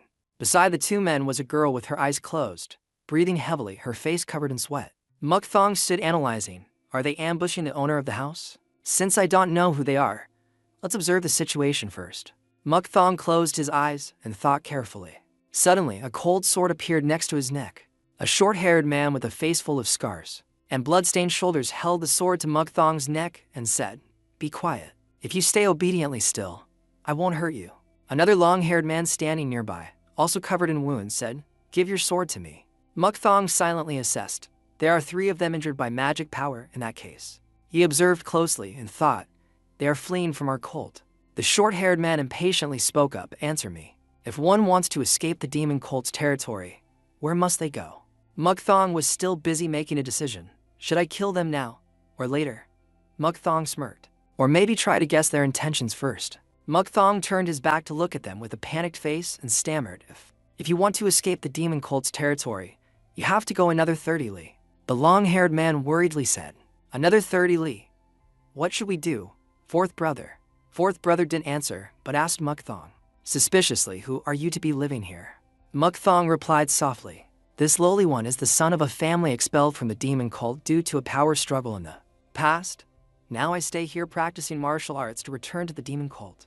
Fourth brother thought, "Actually, I don't sense the unique aura of the demon cult on him. Plus, looking at his appearance, he seems young, so is probably telling the truth." Thinking this, he spoke to Mukthong, "Can you lead us out of the demon cult's territory?" Mukthong smiled ingratiatingly and said carefully, "That is a task risking my life. Can you give me some remuneration?" The 2 men looked at each other to exchange opinions, and the long-haired man nodded slightly. Fourth brother sheathed his sword and said, "All right, I promise to pay." Mukthong happily smiled and scratched his head. "Thank you, sir." Mukthong stroked his chin, pretending to think. "But do you want to rest a bit before going? I happen to know a bit of medicine. I will take a look at you all." The long-haired man looked at the girl sitting leaning against the wall, breathing with difficulty, and said to Mukthong, "Can you look at her first? She is the most heavily injured." Mukthong approached and silently observed. This is a wound caused by the flowing demon fist." Looking at the girl struggling to breathe, he whispered, "It's fortunate she has the pure internal energy of Hien Van, so it wasn't a fatal wound. But this face looks somewhat familiar. Among the people I know, there seems to be no one who practices this mental cultivation method. Have I been away too long?" Done, the treatment is finished. Mukthong put the medicine in the box, having treated the wound. The man groaned. The long-haired man sitting next to him said, "Thank you, lad. Thanks to you, we feel much better." "I also thank you." The man glanced at the woman lying on the bed, and on behalf of that young lady, "Thank you very much." Mukthong smiled brightly. "It is my luck to be able to help you all." In his heart, he said, "Just pay me, and it's fine." Mukthong pondered, "Strange. I examined the bodies of these 2 carefully, but unlike that girl, these 2 do not practice the orthodox mental cultivation of Hien Van. Why do they belong to the same sect but have different mental cultivation methods?" Outside the door, a girl came calling, "Vice leader, Shirley, I am Lan. I have something to say." Before she finished speaking, the door burst open, revealing Mukthong's smiling face. "You're here. Brother, sister, sorry, but can you buy me some rice and side dishes? buy me some carnation herbs. And buy some internal healing demon pills too, okay? Without waiting for a reply, Mukthong slammed the door shut, leaving behind a sentence. Thanks a lot. Lan waved her hand in response. Yes, sir. Separated by a door, Mukthong stood inside leaning against it. Lan was outside. Both exchanged via a special method. Lan asked, what is the matter? Are you staying with the escaped prisoners? Mukthong didn't open his mouth but asked back, who are they? She continued, they are disciples of the Thien Dia Mon and Lac Duong. Thien Dia Mon and our cult have a conflict, and they are among the 200 held in the prison. Some have escaped and are at your place, vice leader. Mukthong rubbed his chin thinking and asked back, disciples of Thien Dia Mon, do others know they came here? She immediately replied, everyone in the demon cult knows. The leader also knows about this. Mukthong thought, if the leader also knows, I must finish this quickly. But why do I keep caring about that girl practicing the high-end Vin mental cultivation? Mukthong asked, does Thien Dia Mon practice the high-end Vin mental cultivation? Lan thought and replied, no sir, I don't know clearly, but although high-end Vin law is sect-respected, that place is an inviolable sect, so it's correct that you see they are different. Mukthong whispered, orthodox mental cultivation of high-end Vin a sect in Lac Duong girls usually take the surname Tu. The face of the girl lying on the bed appeared in his mind. Could it be? Mukthong seemed to understand something and smiled. That's right, 3 years have passed already. Mukthong said to Lan, Lan, pass a message to the leader to leave this matter to me. She clasped her hands and replied, I understand. Mukthong did forget to instruct, and buy those things for me, okay? He turned his head thinking, if it's that child, I can't ignore her. Morning in a mountain region. Mukthong led everyone to a cliff surrounded by high peaks and dense trees. Everyone was tired and panting. The man asked, where exactly do we have to go? Fourth brother, are you okay? Mukthong pointed to the road ahead. Follow that path for a few more days and you'll be safe. The man said, thank you very much. The girl on the man's back spoke up, hey, I'm fine now. Can you put me down? All right, I'll put you down. The man offered the sword with both hands and said to Mukthong, here. I can return the sword to you now, right? Mukthong held the sword, his eyes sharp and cold, smiling. I am not a rude friend. Everyone saw his expression and was astonished. The aura changed. Is it a trap? Mukthong looked at the person who suddenly appeared next to him holding a box and called softly, Len. Mukthong looked at everyone and smiled slightly. No need to be so vigilant. I have no intention of harming you. If I wanted to, I would have done it long ago. Lan held the box and walked towards the girl. Seeing Lan give the box to her, the girl was extremely surprised and carefully accepted it. Mukthong said, because it was too sudden, I couldn't prepare anything. Please accept the small token of my sincerity. Everyone looked at him with confused eyes. And accept this too. Mukthong gave them a bag of silver. There is some silver in here. You all don't have a single coin left, so take it for precautions. Thank you very much. The girl asked, why give me this? Mukthong turned to look at the girl and smiled. I promised, didn't I? Very nice to meet you all. I hope everyone stays safe. Having said that, Mukthong and Lan disappeared together. Everyone was stunned. Gone already. The girl curiously opened the box wondering, what did he give me? Earrings and a necklace? Inside the box were gold earrings and a necklace. This could it be? Morning on a busy street. There was a call, uncle, look at this. It's so beautiful. Mukthong looked where the little girl pointed and wondered, what is it? The little girl's eyes lit up as she pointed at a necklace with a green jade pendant, beaming. I want this. Mukthong laughed. You can't wear this jewelry yet. The little girl pouted, then when can I wear it? The shopkeeper looked at the girl and laughed. Little one. Mukthong patted the girl's head. Later when you grow up. At that time, I will buy you something even more beautiful. The little girl cheered happily. You promised. Mukthong offered his pinky finger for the girl to hold. All right, I promise you. The memory ended. The girl looked in the direction Mukthong disappeared and spoke. Could it be? Uncle, a gentle breeze blew past, leaves falling sporadically. Everyone stood watching the two figures that had disappeared. Elsewhere in the forest, Len asked, is she your daughter, sir? Mukthong replied, adopted daughter. I didn't expect her to join Thien Dia Mon. He sadly said, I didn't want her to become a person of the martial world. The affairs of the world are unpredictable. Saying that, the two jumped on the treetops and disappeared. Midway, the two were blocked. A man bowed respectfully, Vice Leader. The leader has urgent business with you.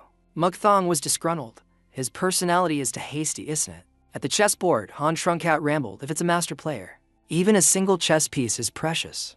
The white chess piece in his hand was crushed.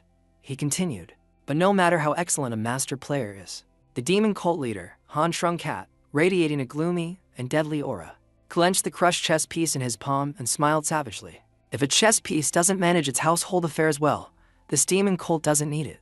A heavy murderous aura oppressed Mukthong, he thought. That aura was gradually enveloping Mukthong. He had a thought in his heart. It means the masters of the demon cult are together.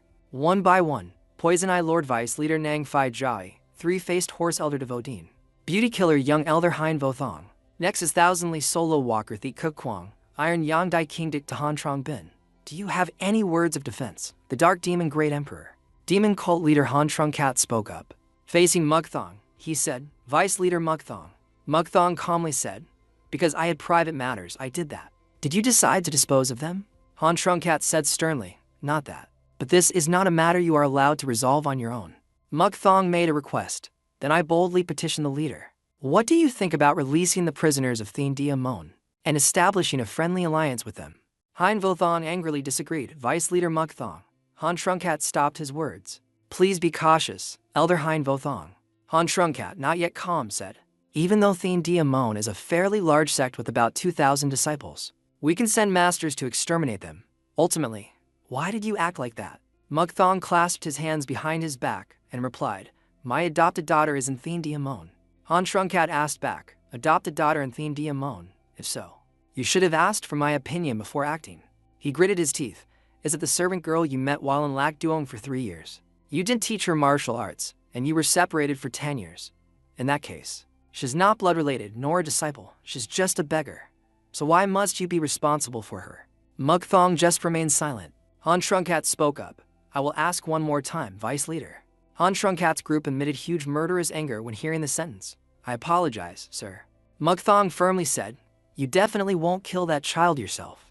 Even so, I cannot kill my own adopted daughter myself. Han Cat's hand tightened. Is that your answer? His eyes closed tight, hands clenching in a fist. Do as you please. I cannot defeat your stubbornness. Mukthong thanked Han Cat. Thank you for your grace, leader. Han Cat nodded. I will discuss the details with Elder Hein Vothong. I have finished speaking, so everyone may leave. Han Cat said gravely, Vice Leader Nang Phai Jai, please stay here. Nang Phai Jai nodded in agreement. I understand. Han Cat said sullenly, thinking about it, he is a man of sentiment. I thought he was a knight, but he is useless in a pathetic way. He looked towards the leaving Mukthong. Mukthong, if you want to become a rook, try to survive with this opportunity. A subordinate bowed and asked Mukthong, who had just stepped out of the gate, Vice Leader, are you all right? Mukthong immediately ordered, secretly escort my adopted daughter back to Lac Duong. He instructed further, find out why you joined Thien Dia Mon and grasp the situation of her mother from me. If possible, report to me as quickly as possible. He added, 1 month later I will arrive in Lac Duong. Report to me then. The subordinates shouted in unison, order received. Mukthong silently thought. At the manor, a voice rang out, this person is Dai Luke Bo by Tran Duong, the leader of Thien Dia Mon.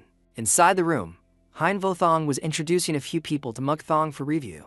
Strong physique, rippling muscles, 6th woke 1 TAC tall. He added he is called an upright and honest martial artist, never broke a promise once. Moreover, he hates the demon cult very much.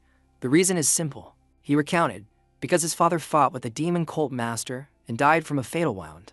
Mukthong asked, is that person capable of pulling in outside forces? Hein Vothong explained. He has allied with 200 masters and Hall Master Long Thenich. Rumor says Tran Duing doesn't regard Long Thenich highly because he is pretentious and arrogant. Mukthong said, I want to know more details.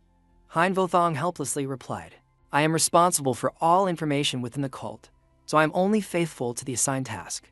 Mukthong asked with a cold face, what if even a little bit of wrong information leaks out? Hein Vothong stared at Mukthong. Then please take my head. Mukthong smiled faintly. Take your head. His hand was already on his sword hilt. Seeing that, Hein Vothong couldn't help but startle.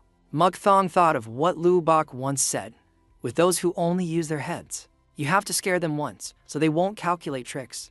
Mukthong said to Hein Vothong, no need to be so tense. Drawing the sword has long become a habit of mine. Mukthong placed his hand on Hein Vothong's shoulder and spoke slowly.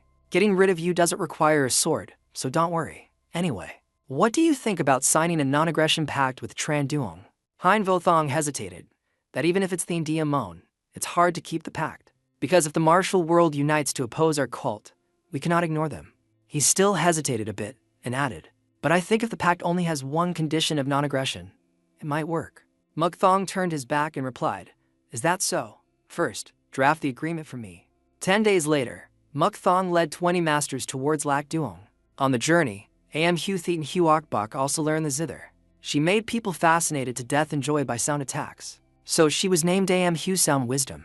And there is another meaning behind the name Am Hu of that female master, which is enjoying lewdness. There were 20 masters from the Left Guardian and the Guardian Hall, where she commanded.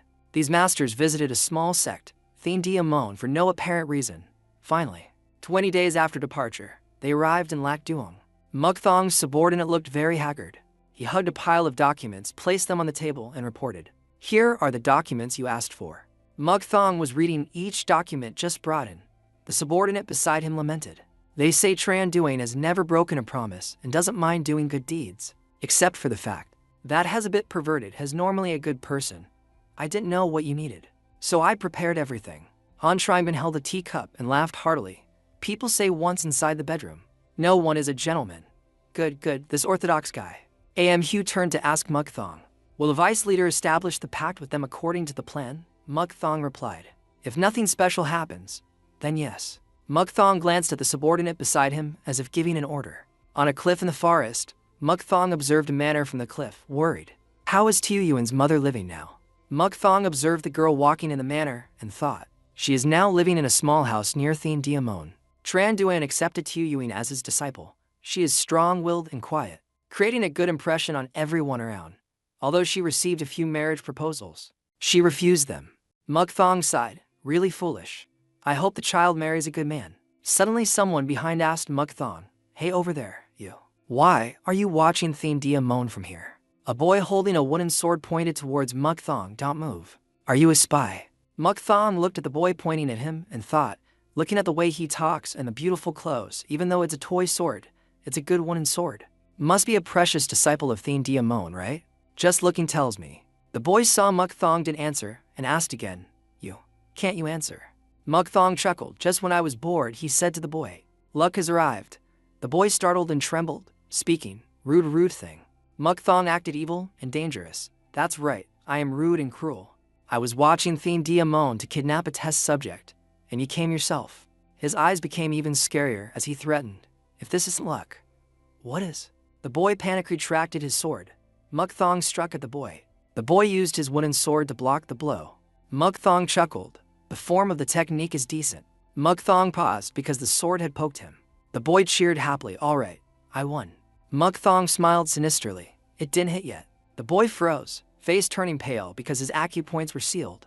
Mukthong said, a bit regrettable, "I have sealed your acupoints. You can't move." The boy shouted, Cowardly. I hit you first, you evil sect guy." Mukthong sheathed his sword and said indifferently, "So what? In a life and death battle, there is no cowardice." The boy wanted to move but couldn't. Mukthong predicted in his heart. Although quite proficient in basic internal energy, after using all 24 moves, has exposed. Even so, the person teaching this child must be quite a powerful master. Mukthong sighed and teased the boy. Thien Dia Mon's moves are only this much. The boy was terrified, tears and snot flowing. Mukthong laughed heartily now. "How should I process you?" A chunk of fresh meat was being cut. The sound of a large knife piercing quickly and powerfully through each fiber. This was a small roadside eatery. Mukthong led a child to sit at a table. He crossed his arms and urged jokingly, "You have to eat rice so I can unseal your acupoints. So, don't react and just eat. Even if 100 brats like you came here, I couldn't unseal them." The child sulked, HMPH'd, crossed his arms too, showing refusal to obey. "I don't like eating rice mixed with soup head." That childish sulking made Mukthong want to tease him more. He smirked, pointing his thumb in a direction. "Is that so? If you don't like eating, go grab that over there and put it in your mouth." A cow eating grass happily felt mention and turned around to look suspiciously. The image of the cow shaking its tail heavily, excreting smelly droppings. The boy looked and turned green, an expression very unwilling to put that in his mouth. He even felt disgusted, covering his face, whispering, "I didn't see anything."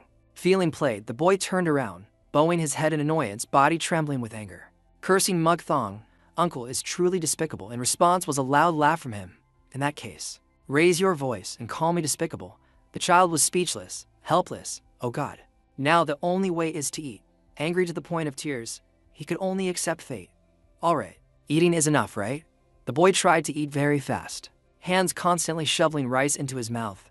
I will eat. Mouth stuffed with a pile of rice. The bowl was now empty. The boy put the bowl down and said decisively, "Done, okay.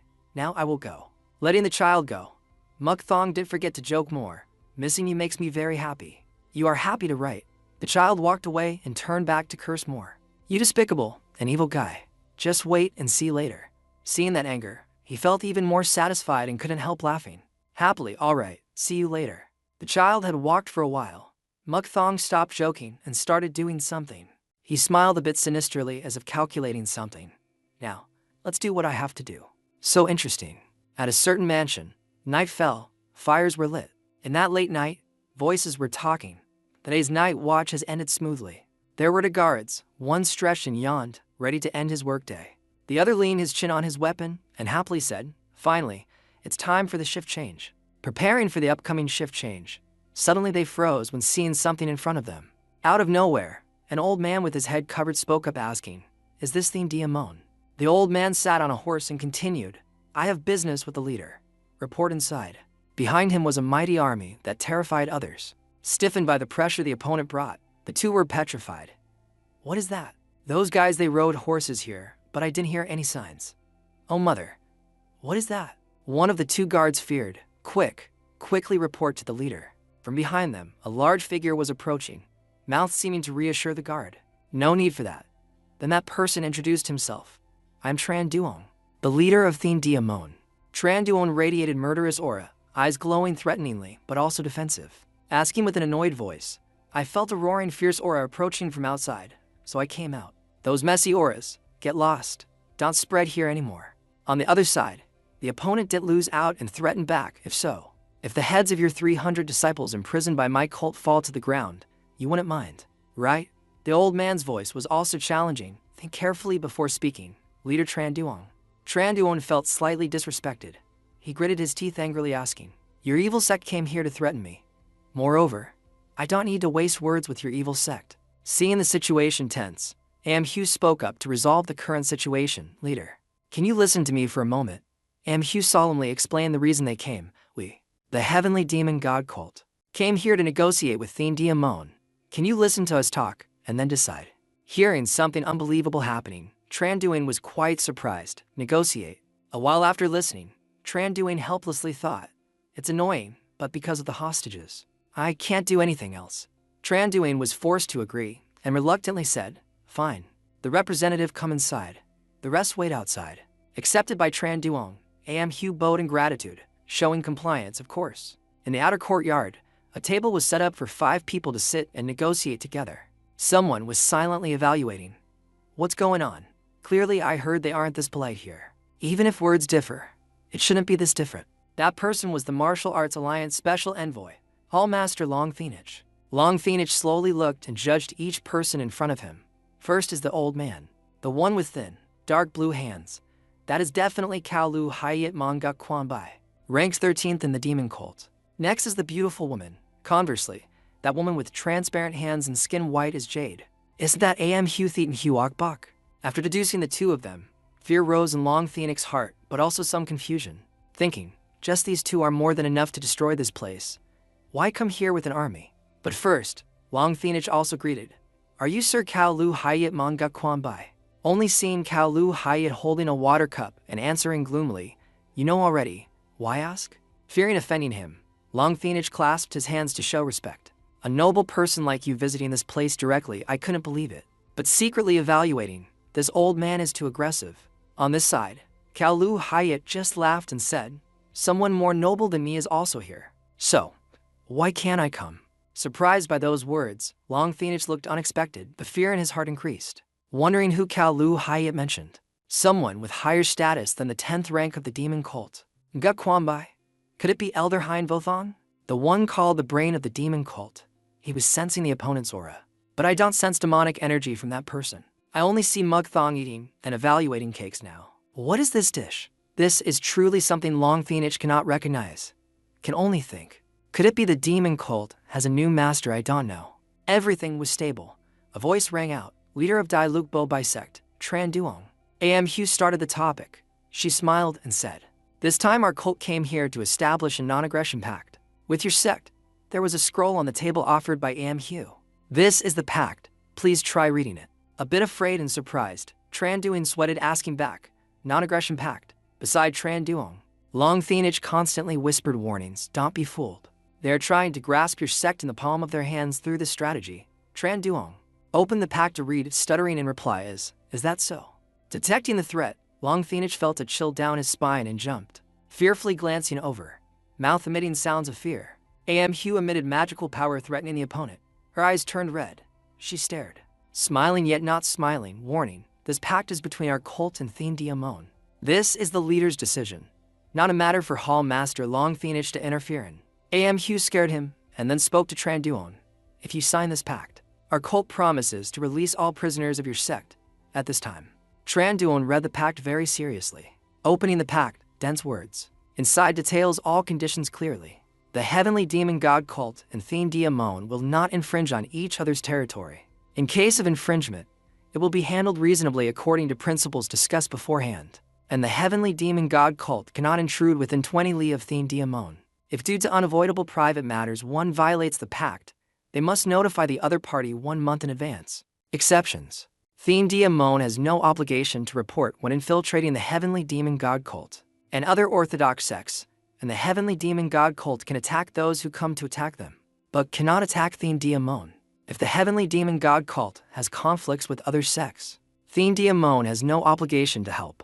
But if the Heavenly Demon God cult requests Thien Diamond's reinforcement, they must help. If unable to help, must notify the reason to the Heavenly Demon God cult. Our cult and Thien Diamond, reading everything, Tran Duong unexpectedly asked back, "There are for exceptions, but I'm not clear. Aren't there too many items disadvantageous to the Heavenly Demon God cult?" Hugh gently replied, reassuring Tran Duong, "You don't need to worry. This has been permitted by the leader." But she also clarified one thing. Our cult can trust leader Tran Duong, but we cannot trust your descendants. So we drafted this pact. Moreover, after negotiation, Thien Diamond won't attack our cult's secret camp again, right? Her eyes were no longer red. The feeling the eyes brought was sincerity and determination. Tran Duong breathed a sigh of relief, but didn't eliminate the feeling. "I have no doubts anymore. So, I won't do that." But also to explain clearly the not and show no malice, he spoke everything out. "We thought your sect's secret camp was a bandit lair, so we attacked it. My disciples also went missing, and among them, 3 returned."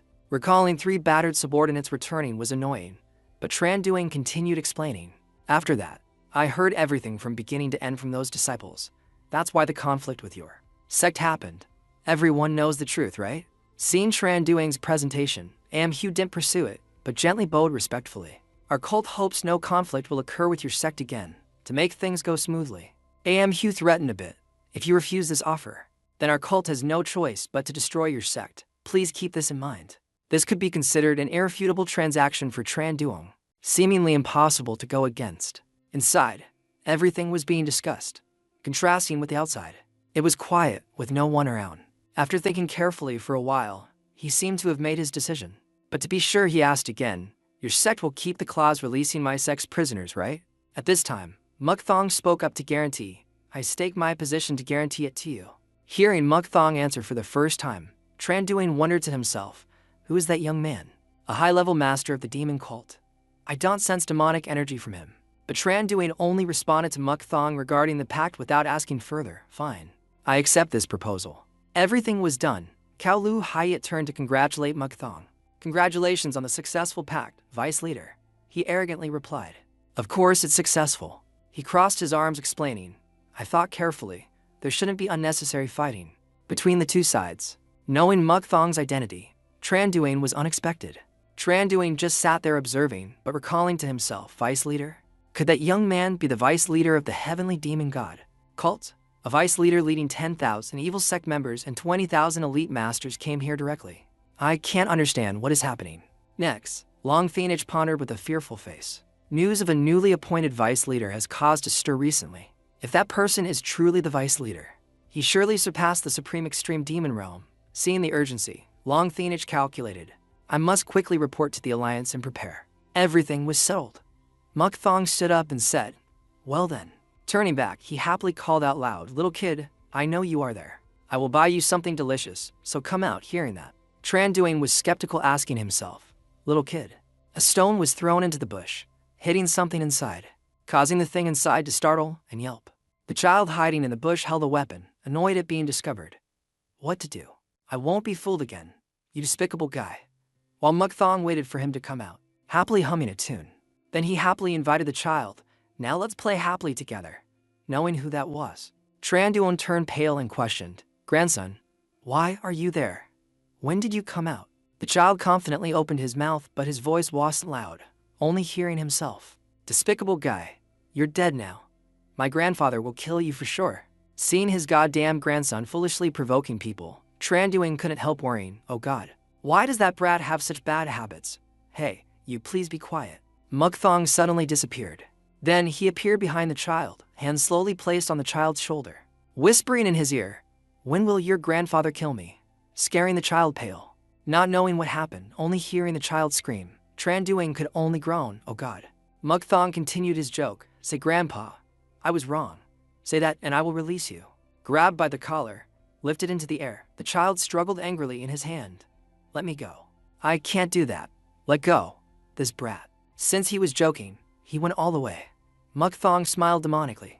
Then I will make you tremble and scream. Putting the child down, his hand placed on the back. Not knowing what he did, the child spat out a mouthful of blood.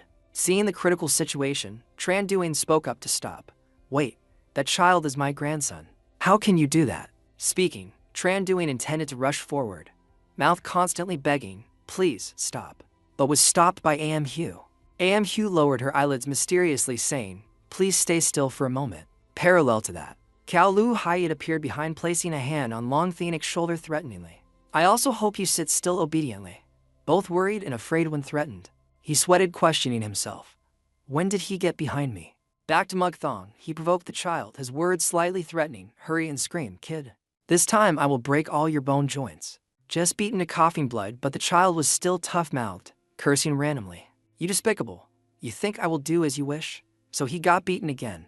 He screamed in pain. Tran Duane ground his teeth, wanting to rush in. He seemed to reach his limit, unable to bear the blow just now, shouting angrily. How do you want the pack to turn out that you harm a child like that? Tran Duane's hand clenched tight, restraining himself until bleeding, gritting his voice. How can you do that? Unable to control the fire of resentment burning fiercely now, he clenched his teeth, eyes staring straight at Mukthong. Is that a human? I can't stand watching anymore. If I can't protect my grandson right before my eyes, how can I be a leader? Unclear what evil trick Mukthong intended with his grandson, furious rage. Tran Duane intended to rush in and devour the person in front, but Am Hugh stopped him in time.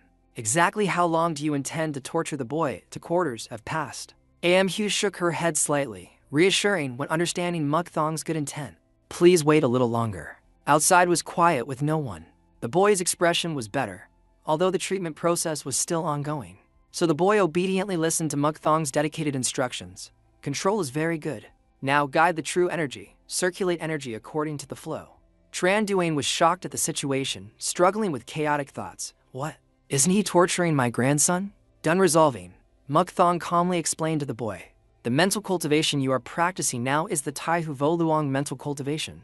The mental cultivation through Mukthong's words carries many superior advantages. It prevents evil demons from entering the body and accumulates more internal force. Just reaching the realm allows seeing significant progress. Although Tran Duane was still skeptical, he was relieved seeing his grandson better. He still wasn't clear about Mukthong's pointless action. What exactly does it mean? What did he do to my grandson? Am Hugh smiled gently. What the vice leader is doing to your grandson is the method of changing martial arts training appropriately. By bone washing to expel demon kung fu, or also called metamorphosis. When the aura stabilized, the boy startled seeing his hands radiating fierce blue energy. She explained, it brings intense pain that even adults can't bear. Furthermore, if he screams violently midway or is impacted from outside, everything becomes useless. That is why I stopped you. Mukthong's virtuous act saved the boy's life, he expressed clearly. This is a gift I give you to commemorate the day the pact was established. Having experienced mistakes, the boy focused on listening to Mukthong's teachings. I hope later you will become a talented person, not someone with nonsense morality.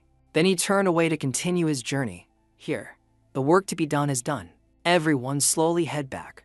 Tran Duane doubted life. What the hell just happened? thinking he was a bad guy but receiving suspicious help from Mukthong. This what is it?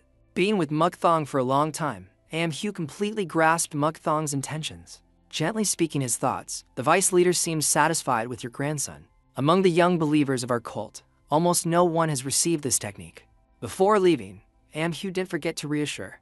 Congratulations to your grandson for achieving it. Our cult will release your disciples safely back.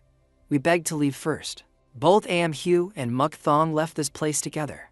Those remaining looked at the retreating backs. Tranduon felt thousands of baseless rumors out there weren't equal to one direct meeting.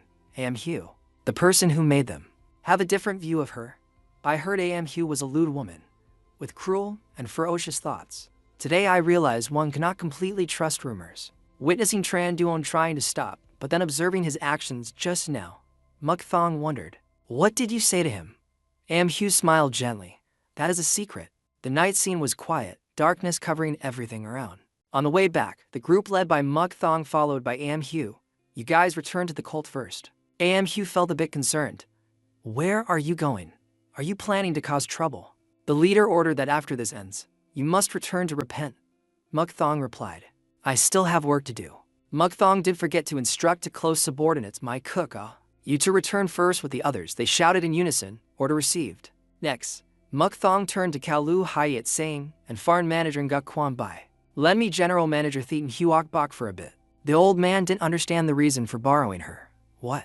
Before anyone could process the information, he took a step ahead and picked Hugh up. He boldly lifted her onto his shoulder, carrying her, making her momentarily startle. Mukthong explained, she will go with me as a companion and to learn the zither. Pass the word to the leader that immediately after finishing work, I will return. The old man tried to call Mukthong back, but he rode the horse flying away, leaving early.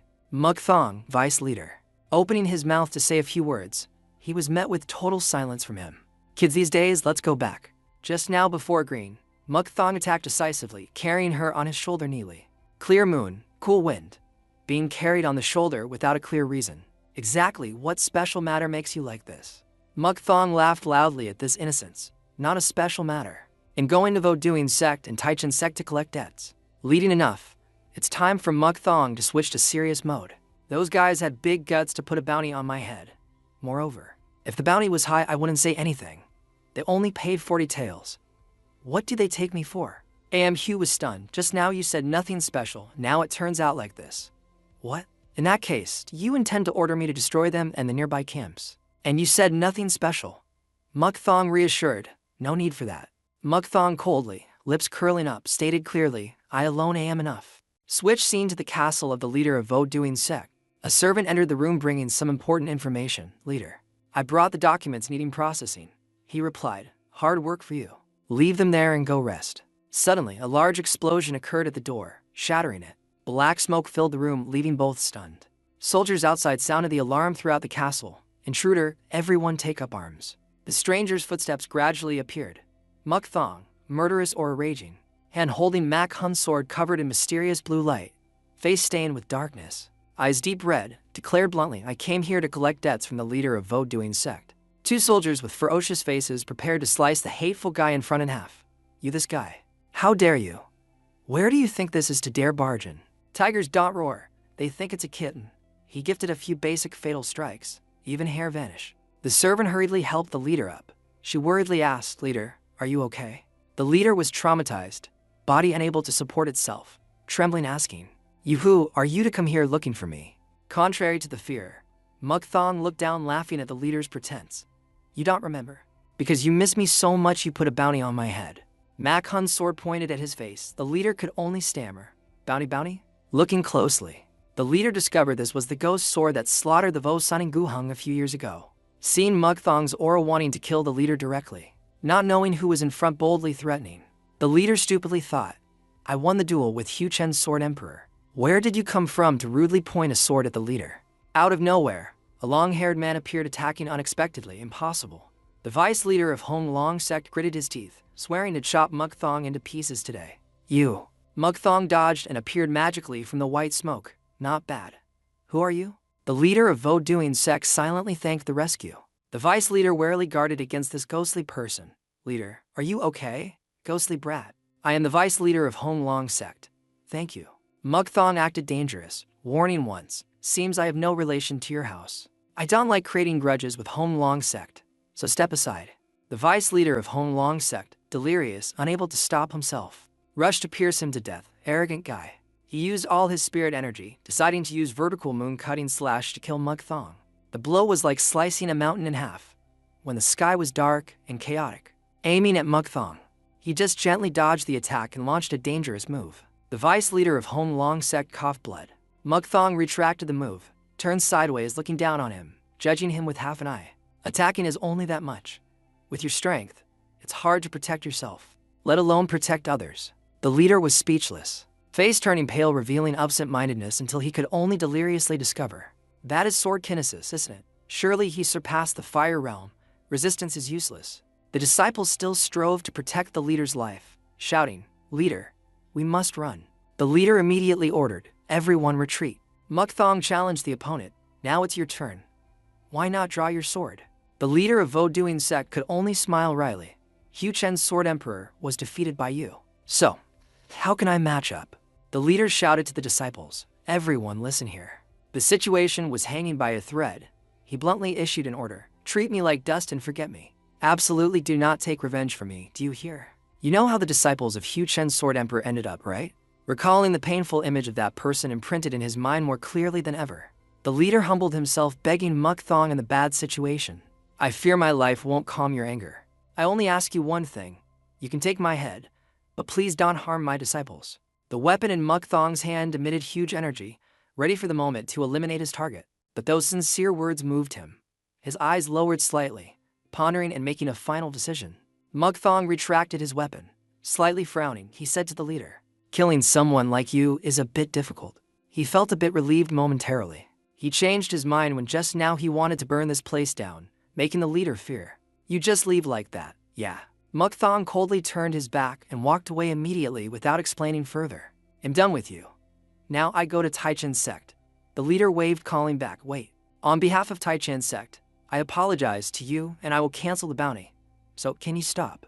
Muk Thong turned slightly to the left, listening to the leader's plea, but his back seemed to emit a dark, gloomy aura. He shivered, fearing he misspoke just now. Things turned out like this. You can say let it go, is let it go immediately after that. He calmly replied, "If you said so, I won't let them be in peace. The next target definitely won't escape."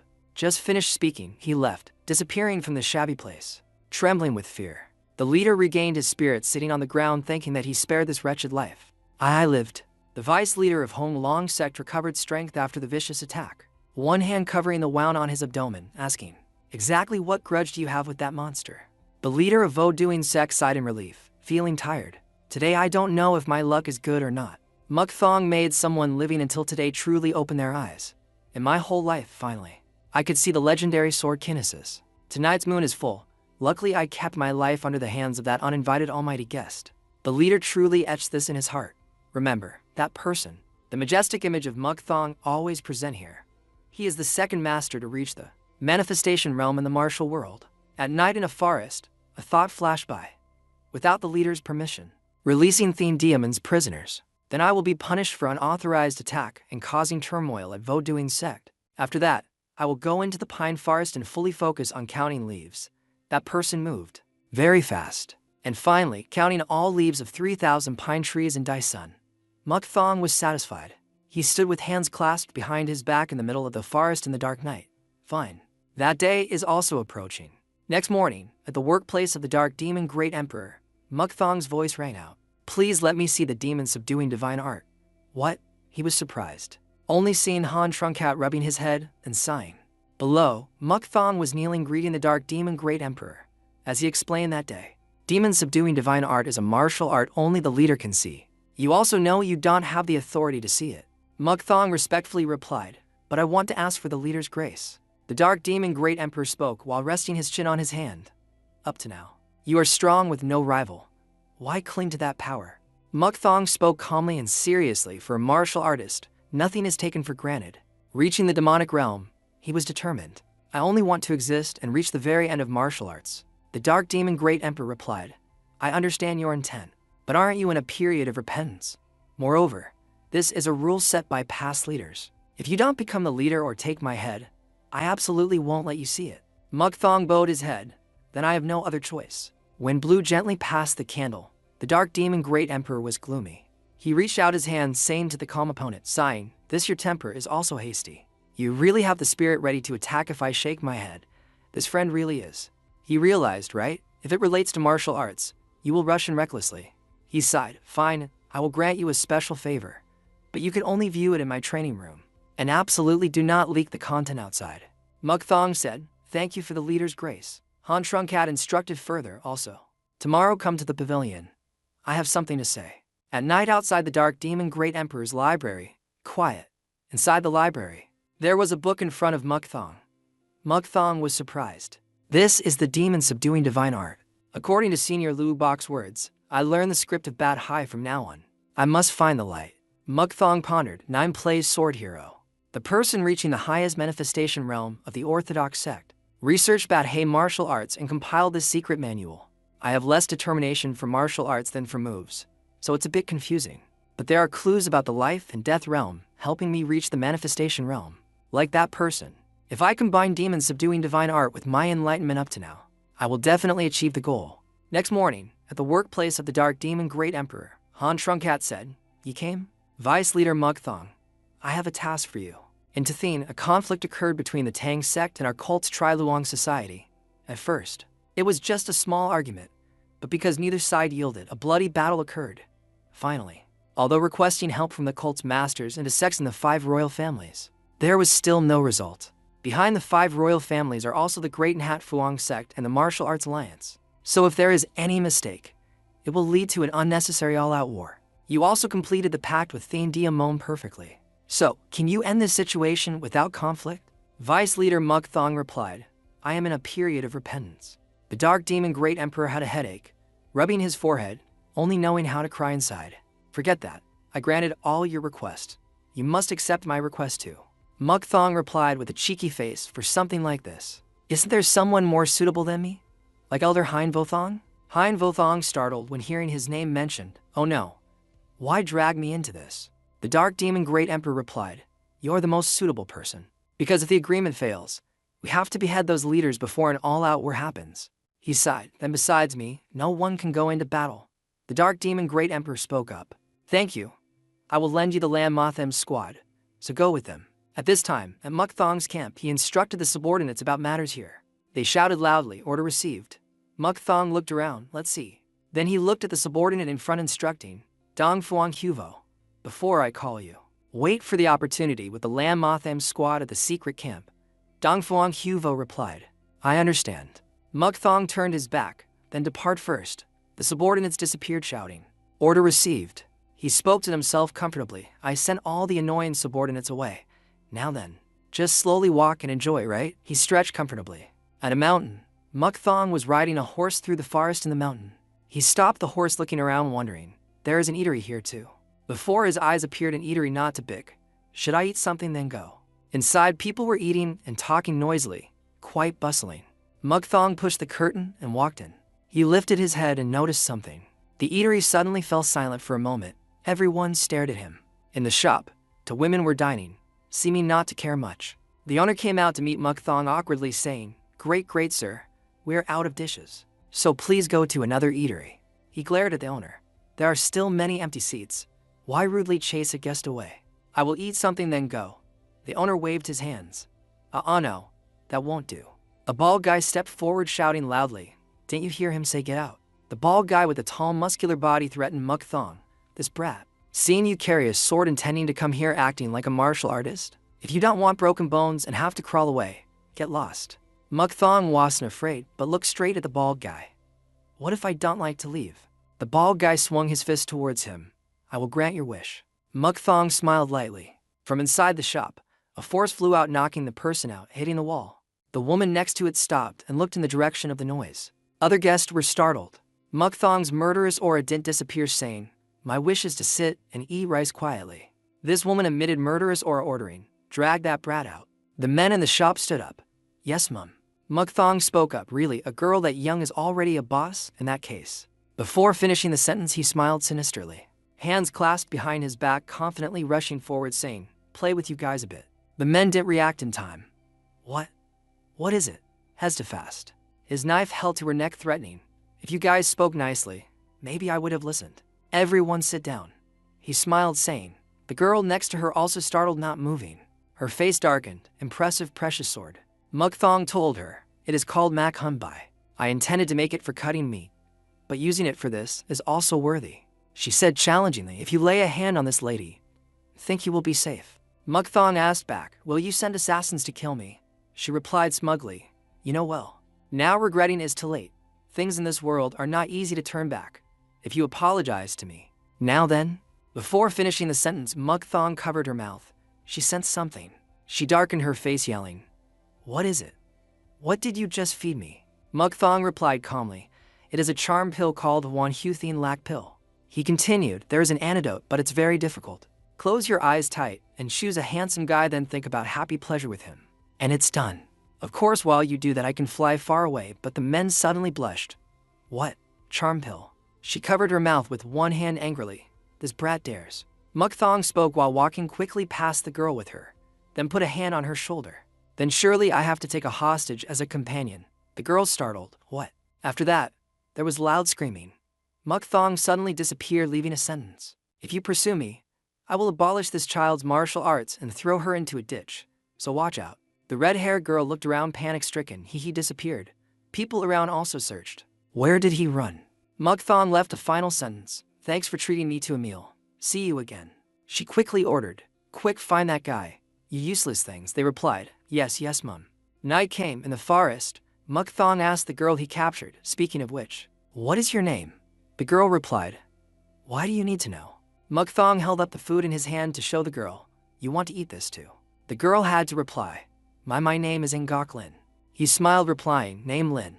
Interesting name. He gave the hot sweet potato to Ngok Lin. Here, eat this, asking, were you born on a drizzly day? Ngok Lin obediently sat eating, answering, yes, so my parents called me Lin. Ngok Lin received the hot sweet potato. Mukthong asked her, you don't resemble your sister, right? Your sister Ngok Mihoa seems to have a fierce personality. Ngok Lin defended her sister. No, my sister is good at martial arts, so she only looks down on men. Normally she doesn't scold anyone. Among the martial artists coming to propose, no one defeated her. Mukthong looked at Ngok Lin quite naively. That martial arts is okay. But those people wanted to take your sister as a wife, so how could they be heavy-handed with her? Conversely, your sister wanted to kill people, so that's right. Her martial arts aren't that powerful. This kid knows nothing. How old are you? Ngok Lin replied, 25 years old. My sister is 38 already. Mukthong continued, talking for a while, seems we understand each other. If you don't run away. On the way I will treat you well. So, do you want to talk while walking with me? Ngok Lin sighed. Before you didn't ask and kidnap me. Now ask what? I know. Anyway, I have no way to escape a master like you. But where are we going now? He immediately replied, to my friend's house. Ngok Lin feared. You intend to lead me to your friend's house, then leave me there. Why? Mukthong poked her head with a stick. If I don't do that, I'm also having a headache because of that. He crossed his arms, thinking for a while, then said, you look smart, so I want to ask you one thing. Ngok Lin replied, what? Mukthong asked, my friend is from a wealthy family, but has a bad relationship with a rich household in the neighborhood. Recently they started fighting. At first it was just a small argument between servants, but it got bigger, and even the masters took hoes to fight each other. My friend asked me to reconcile both sides, so I am going there. He recounted. Mukthong said with a sinister face, I really want to kidnap the whole opponent's family and deal with them my way. Ngok Lin replied helplessly, if you do that it will cause a great disaster. She suggested, then what do you think about paying and compensating between the two sides to save face for each other? He was gloomy. That idea isn't bad, but the problem is my personality doesn't fit the opponent, and I'm not confident I can negotiate. It's a bit annoying. Mukthong seemed to think of a bright idea, right? Instead, can you step forward to resolve it for me? You speak well, and as an outsider, reconciling is more objective. Ngok Lin was hesitant. As you said, I am an outsider. So what qualification do I have to step forward? Mukthong insisted his idea was correct. Just say I assigned you as a representative. If there is any guy you are dissatisfied with, I will drag that guy out of there for you. Ngok Lin nodded in agreement. Okay, that works. I decided to accompany you, so doing that is fine. Instead, I have a favor to ask you. Meeting a master like you is rare, so teach me some martial arts. She made a condition with him. Mukthong felt unhappy. What? That's a bit annoying. Ngok Lin complained. Oh my. You promised to treat me well as a companion. Anyway, I accepted your request, so you must accept mine. Mukthong smiled, resignedly accepting. Words spoken are hard to take back. Fine. But you must teach me martial arts to be fair. He smiled, looking at her. Ngok Lin stunned. Me? In the night of clear moon and cool wind. Mukthong stood observing. She practiced quite interesting swordsmanship. Is it Dik Ha Vo Lu's sword art? This is a secret sword art created by sword dance. Ngok Lin performed her swordsmanship with graceful strokes. Dik Ha Mai Trong. Dik Ha Lu Thin. Dik Ha Chin Tam. Ngok Lin turned to ask Mukthong, how is it? He only replied, this is truly Din Tam sword art. Not bad either. Powerful aura radiates around you. Mukthong praised, both smooth and skillful, hiding its modified flaws. But, he wondered, seemingly Dik Ha Ma Luong's sword art was stolen and modified into this sword art. Ngok Lin put hands on hips, confronting. What nonsense are you saying? This is martial arts my grandfather realized and practiced. Mukthong smiled, saying, then let me show you the original principle. Look and don't say nonsense like that anymore. This is the real Dik Ha Ma Luong sword art. He prepared to perform. Finishing speaking, he performed the sword art with powerful strokes. Dik Ha Mai Trong. Dik Ha Lu Thin. Dik Ha Chin Tam.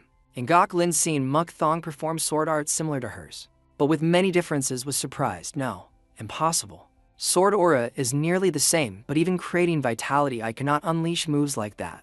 Did grandfather steal this martial art? Her heart was full of questions. After performing the sword art, Mukthong asked her, now you know my words have basis. Ngok Lin immediately admitted, correct, truly your sword art is more powerful, but I use all for 130 stances. You only use 140 for stances. Watching 1,000 times clearly, our sword art is superior. Mukthong shook his finger, explaining, compared to a small branch with only leaves, a branch with a large trunk still bears more fruit. The power of martial arts doesn't depend on whether there are many or few moves. He turned abruptly, looking at her, pouting. I showed you evidence like that, yet you can still lie. My mood is bad now, so I won't teach you.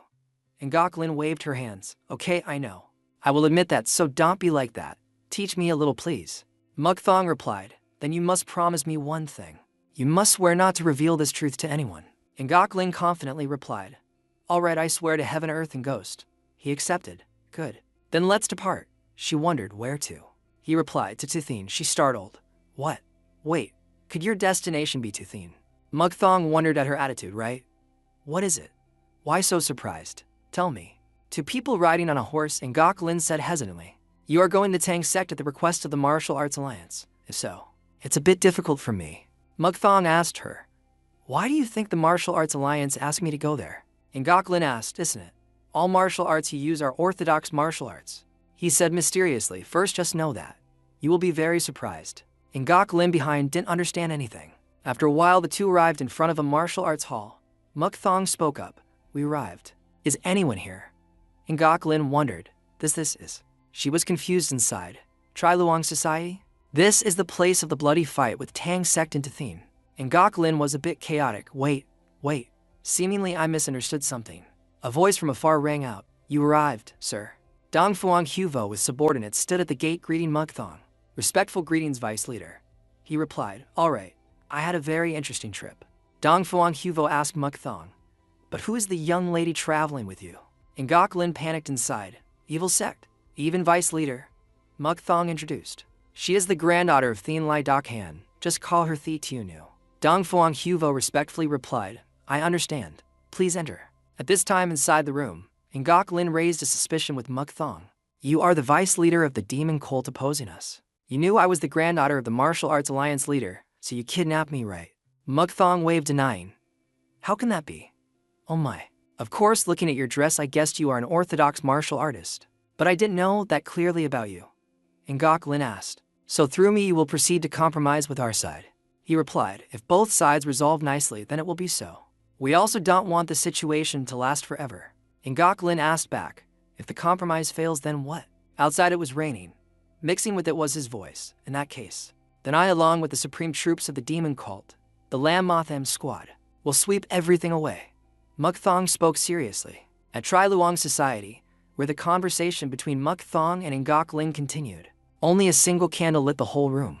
Ngok Lin recounted, I once heard my grandfather say the demon cult has 5 strong martial organs. The Tooth and Manhwa squad, Lam Motham squad, Thien La Hayat Kim squad. Thien Luong Squad and Deem Vuong Squad, but grandfather said among them Thien La Hayat Kim and Lam Motham never appeared in the martial world once. Mugthong corrected for Ngok Lin to hear. Not true. Both squads appeared several times. It's just no one knew they appeared. Hearing this, she wondered. Information sects like Beggar Sect and Voodooing Sect also missed this news. But the truth from Mugthong only made her shiver and speechless. Those who let rumors leak are all dead, so they couldn't know. She heard and was stunned. Mugthong continued, if the pact fails, I think first take the heads of those leaders, then Lam Motham will clear the battlefield. Facing answering him, Ngok Lin calmly asked, will the opponent be easily handled like that? For him, the answer was to clear. Just me alone is capable enough. That's why the leaders sent me. Ngok Lin thought, if it's a guest speaking then surely boasting, but I saw his martial arts. Anyway, if I leave it be, much blood will spill. He was subtle, as if knowing her thoughts. I know. I also don't want my people to bleed, so I will try my best for friendship between both sides. The next morning, everyone was present in front of Tang's sect. Two guards stood waiting. One of the two said, everyone is waiting for you inside. Cannot bring weapons inside, so please hand over all weapons to us. After finishing cumbersome procedures, Mugthong ordered, only Thi Tiu knew, and I go inside. So you wait here. The rest obeyed. Yes, sir. When both just stepped through Tang's sect gate, Mugthong greeted first with a smile, but Ngok Lin was a bit opposite. All familiar faces. Turns out greeting both were Ngok Mihoa and a middle-aged man, truly enemies on a narrow road. Long time no see. Ngok Mihoa was also surprised at the presence of these two. Shouting, yes. This guy, her anger made the man standing next to her unconsciously surprised at this attitude. She shouted scolding, constantly spewing unpleasant words. Ghostly brat. Because of your trick I had to chew bitter medicine 3 times. And it wasn't a charm pill. Dared to trick me. Feeling like Ngok Mihoa was burning with fire, heating up the whole atmosphere accompanied by chaotic noises. I will kill you at all cost. Even Mugthong was so angry he couldn't hold back, having to switch to rude mode to counter. Anyway, I think no need for reconciliation, just killing all is fastest. Speaking while waving a hand preparing to summon his weapon. Don't resent me. That made everyone surprised and exclaim, especially Ngok Mihoa. That is sword kinesis. What? Seeing the situation about to be critical, Ngok Lin jumped in to intervene. Don't do that. Solving by words is fine. Why always use force? She still tried to reconcile both sides to avoid unwanted incidents. You brought me here to reconcile both sides nicely. You assign everything to me, so give me a chance. While Ngok Mihoa was still shocked, the man agreed. Right, great hero. I apologize on her behalf for the rude attitude just now. Let's talk together and solve rationally. Seeing that he also turned off that intention, fine. But if she plans to kill me again, then your heads will fly. Covering Tang's sect were full of mansions lying next to each other. Switch scene to a row of crowded mansions. After everyone settled down in seats, the man opened his mouth, starting the conversation first. I introduced a bit late. I am Duon Chan Thien, the leader of this place. Only Ngok Mihoa seemed not to have calmed down. Ngok Lin still tried to comfort her, noticing that annoyed face. Sister, stop it. On the other side, Mugthong also introduced himself. I am Mugthong, vice leader of the demon cult, commissioned to reconcile at Tri Luong Society. And this is Miss Ngok Lin. She will talk reconciliation with your side. Duon Chan Thien still didn't understand her presence, thinking, Miss Ngok Lin, why is she here? He said, Miss Ngok Lin is the granddaughter of the Martial Arts Alliance leader. We will discuss with her and find a consensus. Can your sect accept that? Regarding this matter, seems he anticipated this, so continued. I told everything to Miss Ngok, so that matter isn't a problem. Ngok Lin understood immediately. Leader Duon Chan Thien, from now on I will talk with you. Ngok Lin went straight to the point. Heavenly Demon God Cult knows that through these useless things, the pride of Tri Luong Society and Tang Sect also grew bigger, and they hope no war occurs between the two. Contrary to that expectation, Duon Chan Thien shook his head, responding, Cannot be like that. We want compensation for significant damages we suffered until now. Mugthong crossed his arms, asked gently, If we don't compensate, then what will you do? Wanting to go crazy again, Ngok Mihoa said sarcastically, Then don't me. Duon Chan Thien could only reply. To Mugthong's sentence agreeing with Ngok Mihoa, firm voice, If so, then we only have war. He recounted carefully. There are 40 masters of the Martial Arts Alliance and 100 masters of other orthodox sects coming here. Furthermore, 3 sects promised to reinforce us. Yet on Mugthong's side, he calmly asked back, Can you tell me the names of those sects? Duon Chan Thien found it strange. Why do you ask their names? Ngok Lin sitting next seemingly knew the reason, explained thoroughly. Vice leader Muk Thong led the Lam Motham squad here. Duon Chan Thien was heavily shocked hearing that name, Lam Motham squad. He was afraid and worried. Are you threatening us now? In response were straightforward words from Muk Thong. I am not threatening you. Be careful with words. And Gok Lin still slowly tried to clarify the issue, not wanting things to get worse for both sides. Heavenly Demon God Cult doesn't want to prolong such a costly war. If friendly relations are good, then fine. But in case negotiation is impossible, then the leader will order the Lam Motham squad to clean up this place. Hearing that, Duon Chan Thien's face was shocked without a drop of blood, face wanting to die on the spot. As for Ngok Mihoa, after hearing that information, she asked, anyway, Lam Motham squad is hard to defeat Tang sect and to families with background. Ngok Lin had to reveal the true intention of this negotiation, not so. Ngok Lin continued, if negotiation fails, their plan is first Vice Leader Muk Thong will kill everyone sitting here, making Ngok Mihoa stunned. Next Duon Chan Thien had the same expression as Ngok Mihoa, face all green, and when the snake loses its head, Lam Motham squad will sweep every member for souls to fly, spirits to scatter. Clearly Ngok Mihoa worried no less than Duon Chan Thien, but she still crossed arms, but had to be wary before the opponent, truly childish. If they think so, shouldn't they proceed secretly? Even seeing that didn't turn their will. Muk Thong added, you guys seem to know no information about me. In our cult there is a rule not to bring swords near the leader within Detrong. Muk Thong just reached out his hand. Weapons outside moved, attracting soldiers' eyes. But I am the only exception. No need to follow that rule. Outside, the soldier just now saw the sword left outside disappear in an instant, making him stunned upon seeing it. When holding that sword, he continued, everyone knows if I have the will to kill, no one can stop me. Saying that, he slowly drew the sword from the sheath, eyes staring, asking once more, what do you calculate? Reconciliation or death?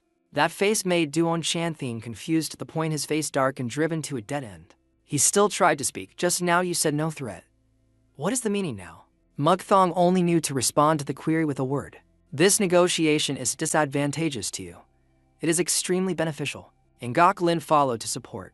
This is the sincerity of the Heavenly Demon God Cult. Before defining the answer, Duon Chan Thien was surprised by a mysterious box slamming right in front. This is. Ngok Lin brought a box. Inside contained 3 books, and said, we will return 3 secret martial arts books your sect lost. Moreover, after that we will give you 2,000 taels of silver. But your side must also pay Tri Luong Society 1,000 taels of silver to show etiquette.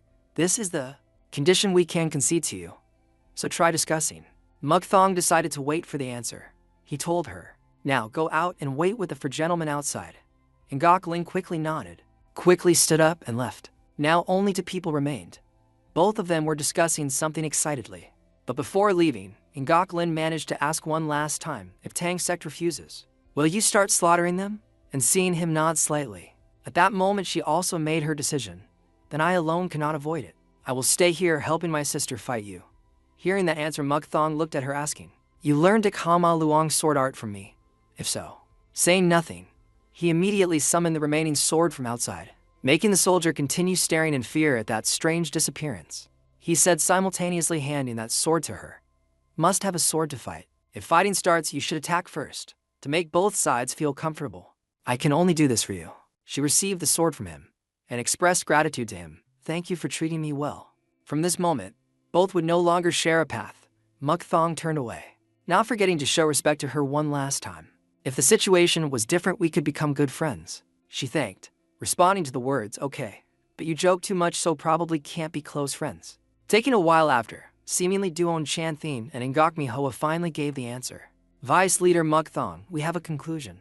Just waiting for that. Muk Thong released a powerful dark power like a storm, wanting to blow everyone away here. Ngok Lin also sensed the power Muk Thong was starting to emit. Duon Chan Thien and Ngok Mihoa similarly were a bit terrified before this power. The only one standing firm was Muk Thong, who was smirking, looking very eager to hear the answer. Now, answer. He said, full of murderous aura. Now answer. He replied, leader, I will accept the offer from that side. We promise to pay Tri Luong Society 1,000 taels of silver to show etiquette. He whispered, that's how it should be. His eyes gradually changed, surrounded by black smoke. Muk Thong smiled. You thought right. Then there is no useless bloodshed. Ngok Lin sighed in relief. You lived. He turned to look. Luckily didn't have to slash you. She smiled and said, right? Someone spoke softly. Now let's end nicely. Hearing that voice, Duon Shanthin unconsciously thought, this voice. Why did that person come here? A handsome man walked in. Duon Shanthin recognized and said loud, leader of the Martial Arts Alliance. He calmly said, truly lucky the negotiation succeeded. Everyone respectfully greeted him. Respectful greetings, Alliance leader Ngok Chinhook. Seeing that, he thought, just this small matter and the Martial Arts Alliance leader came here? A feeling somewhat very vague like. He continued thinking, looking at him like a leopard ruling on the mountain. He smiled, gently patting Ngok Lin's head. This little kid lives well, huh? She replied. Grandfather. He looked towards Muk Thong. Very nice to meet you. I heard your name from my granddaughter. He happily replied, I didn't expect you to directly come see a small matter like this. Suddenly he immediately changed expression, truly unexpected. Nothing difficult. A power surrounded Ngok Chinhook. The reason I came here is similar to the reason you came. He calmly faced him. He smiled gently, only one reason. And the atmosphere softened. He explained, thanks to you everything was resolved beautifully. So I want to make an offer. Since you came here, I also want to invite for a drink. Do you want to drink with me? Muk Thong awkwardly thought in his heart, he truly is a cunning character. I don't want trouble. Ngok Mihoa stood behind staring at him scary. Ngok Lin saw that immediately signaled him agree. Muk Thong had to accept. If so, I will drink a cup then go. Switch to another place. Scenery of ancient houses. At a small courtyard, Ngok Chinhook asked him, how do you find the taste of the wine? He said, this is a Chu wine I treasure very much. Muk Thong respectfully replied, the wine is very delicious. Truly wine is better than tea. Then he warily said, but is this okay? Leader of Orthodox sect drinking with evil sect martial artist? He smiled gently, looking at the heavenly demon god cult vice leader like this. Who dares say anything? He continued, actually, when meeting you I wanted to ask one thing. He wondered, what is it? He raised the wine cup intending to drink then hurriedly spat out. How did you find the duel with Hu Chen's Sword Emperor? Ngok Chinhook looked at Muk Thong who was worried, assuring, don't worry. I don't intend to blame you. Just want to know the inspiration after finishing your battle. Surprising, huh? He replied, Hu Long is an excellent martial art. Until the end he still had the appearance of a superb master. He said, according to your intuition, see me and Hu Chen having the same realm. He replied, perhaps must fight directly to know, because both are peak martial artists of the Orthodox sect. His face turned serious. So, do you think someone reaching the fire realm cannot reach the manifestation realm? Muk Thong softly said, because thinking too much nonsense, so truly it is like that. He was confused. Thinking too much nonsense. He said, I mean putting too many thoughts into the sword. Muk Thong cited many questions like, how to kill him? What is the next move? Must respond to opponent's move with which move? What to do with subordinates disobeying me? When should I use the secret move? He gave a series of reasons due to useless thoughts preventing reaching heart-sword unity. He said, when swinging the sword, this old man forgets everything and only focuses on the sword. I thought to myself I surpassed that realm. He said, that is just forcing the sword to harmonize with the leader's will. He held the chopsticks. But the sword's will doesn't exist. When your heart is in the right position the sword wants, and when sword and soul truly become one, then the wine cup shattered, symbolizing what he was saying. Ngok Chinhook was quite surprised, unexpected. Passing sword energy into chopsticks and breaking the cup, the table wasn't damaged at all. He laughed and replied, leader will reach the manifestation realm. Someone burst in, interrupting the two. You speak well, huh? His granddaughter angrily entered. Grandfather said there was important business to speak with you, so I held back a while. What are you to not know the height of the sky and depth of the earth? Embarking randomly here. Ngok Chinhook was hot-tempered. You speak rudely to the guests like that. He seemed calm. Am okay? Muk Thong calmly retorted. Anyway, that Miss Ngok Mihoa doesn't believe my words. Seems I have to prove something for her to believe. At the martial arena, Ngok Mihoa faced angry grinding teeth. And Ngok Lin stood there not understanding anything. Ngok Mihoa clenched fists. This guy. Ngok Mihoa pointed at him. What are you plotting? Don't hide despicably like that. Draw your sword and come up here. He proudly said, vice leader of heavenly demon god cult dueling with a girl like that. Then I lose face a bit. Therefore, Miss Ngok Long will replace me drawing the sword. If Ngok Long loses, then I will admit fault and apologize for my actions. Ngok Lin confused.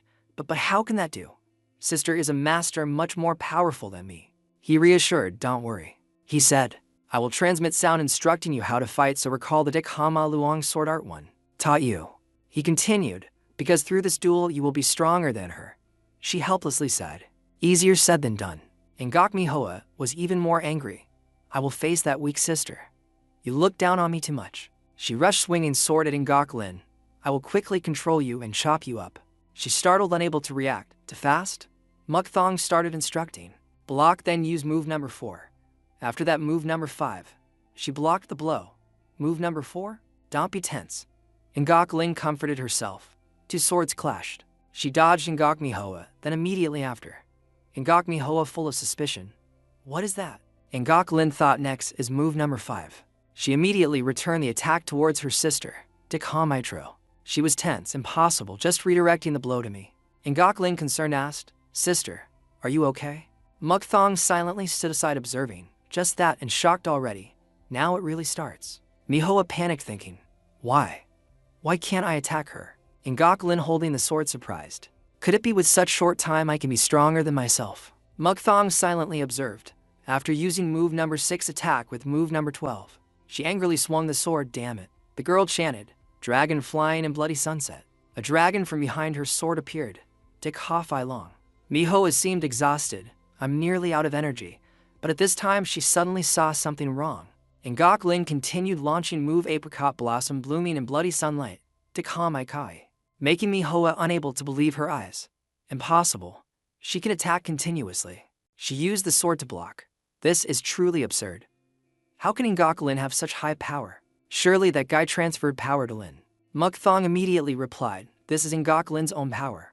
The next attack struck directly at her. Ngok Shin Hik, standing aside, shared the opinion. He is right. Continue the duel. Mihoa frowned, clicked her tongue. Ngok Lin worried if sister gets hurt what to do. But she seemed not to care about her health much. Mukthong reminded, just swing the sword at her and finish it. Saying so made her surprised. Ngok Lin thought, but like that is too dangerous. Mihoa smiled cunningly. She is hesitating. My chance is here. Ngok Lin said, anyway. But before finishing, she chanted, Bok Malu Huang, making the girl unable to react. Thus a big explosion happened, thus blinding her out. Ngok Mihoa covered her mouth with hand. This was a bit excessive. Ngok Shin Hik, seeing that, silent, not speaking. Mukthong flew in to block the blow for her since when unknown. He frowned, saying, I said don't put your emotions into the sword path. Ngok Lin stammered, saying, sorry. Ngok Shin Hik, seeing that, asked, are you okay, Vice Leader Mukthong? He immediately replied, I'm fine. Sword energy at this level cannot defeat my body protection energy. Ngok Mihoa sighed in relief. Mukthong said don't mind too much. If at the end Ngok Lin wasn't so weak, perhaps she would have won this duel. Anyway, result remains result. He excused himself. It's dark, so I'm leaving too. Mukthong glanced at her. Next time we meet, I hope your swordsmanship progresses further. Ngok Lin awkward. That. But before she could say anything, he flew away. Ngok Shin Hik couldn't help exclaiming in heart. Truly fast as wind. He thought, if it was before, Ngok Lin couldn't fight Mihoa for a few moves. Although true she followed his instructions. But in such short time, that he helped a nameless person of orthodox sect develop ability like this. Ngok Shin Hik praised Mukthong. You are a great man with invincible capability, but lack capability to rule the martial world. He pulled a paper from pocket, a bit regrettable, Vice Leader Mukthong. At this time, he went elsewhere. Mukthong opened eyes, watching his subordinate coming to bow, greeting him. Hon-Thu reported, Vice Leader, a big matter happened. He reported, while we were away, the Dark Demon Cult merged into our Demon Cult. He wondered, Dark Demon Cult? Did the cult suppress them? Hon-Thu said, no sir. Trong Nong Kayat and his subordinates petitioned to merge into the Demon Cult.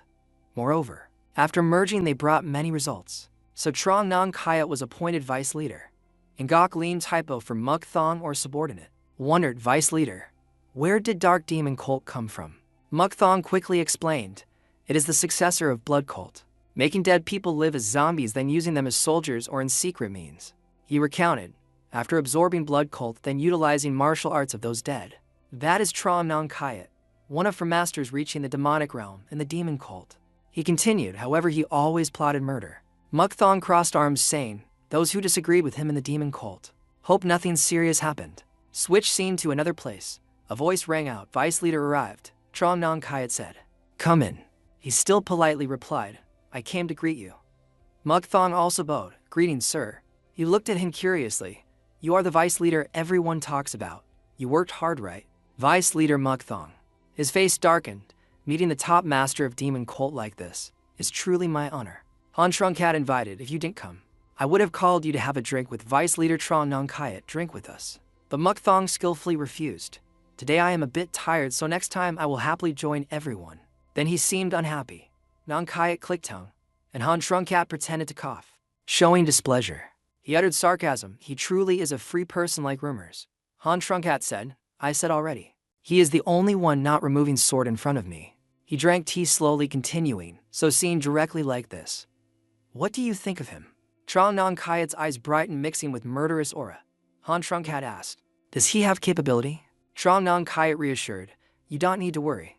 He said decisively, I prepared everything. Nong Kayat continued, no matter how good a horse, if it doesn't obey the master, it's not equal to a normal horse. Only way is to dispose of that wild horse. Han Trungkat shook the teacup. He revealed a sinister face. Goodbye to you, Muk Thong. On a quiet late night, Muk Thong slowly walked on the road, even singing while walking. Masked guy hiding behind tree, silently observing. That guy is Muk Thong. He frowned. Fine opportunity then, resolved neatly.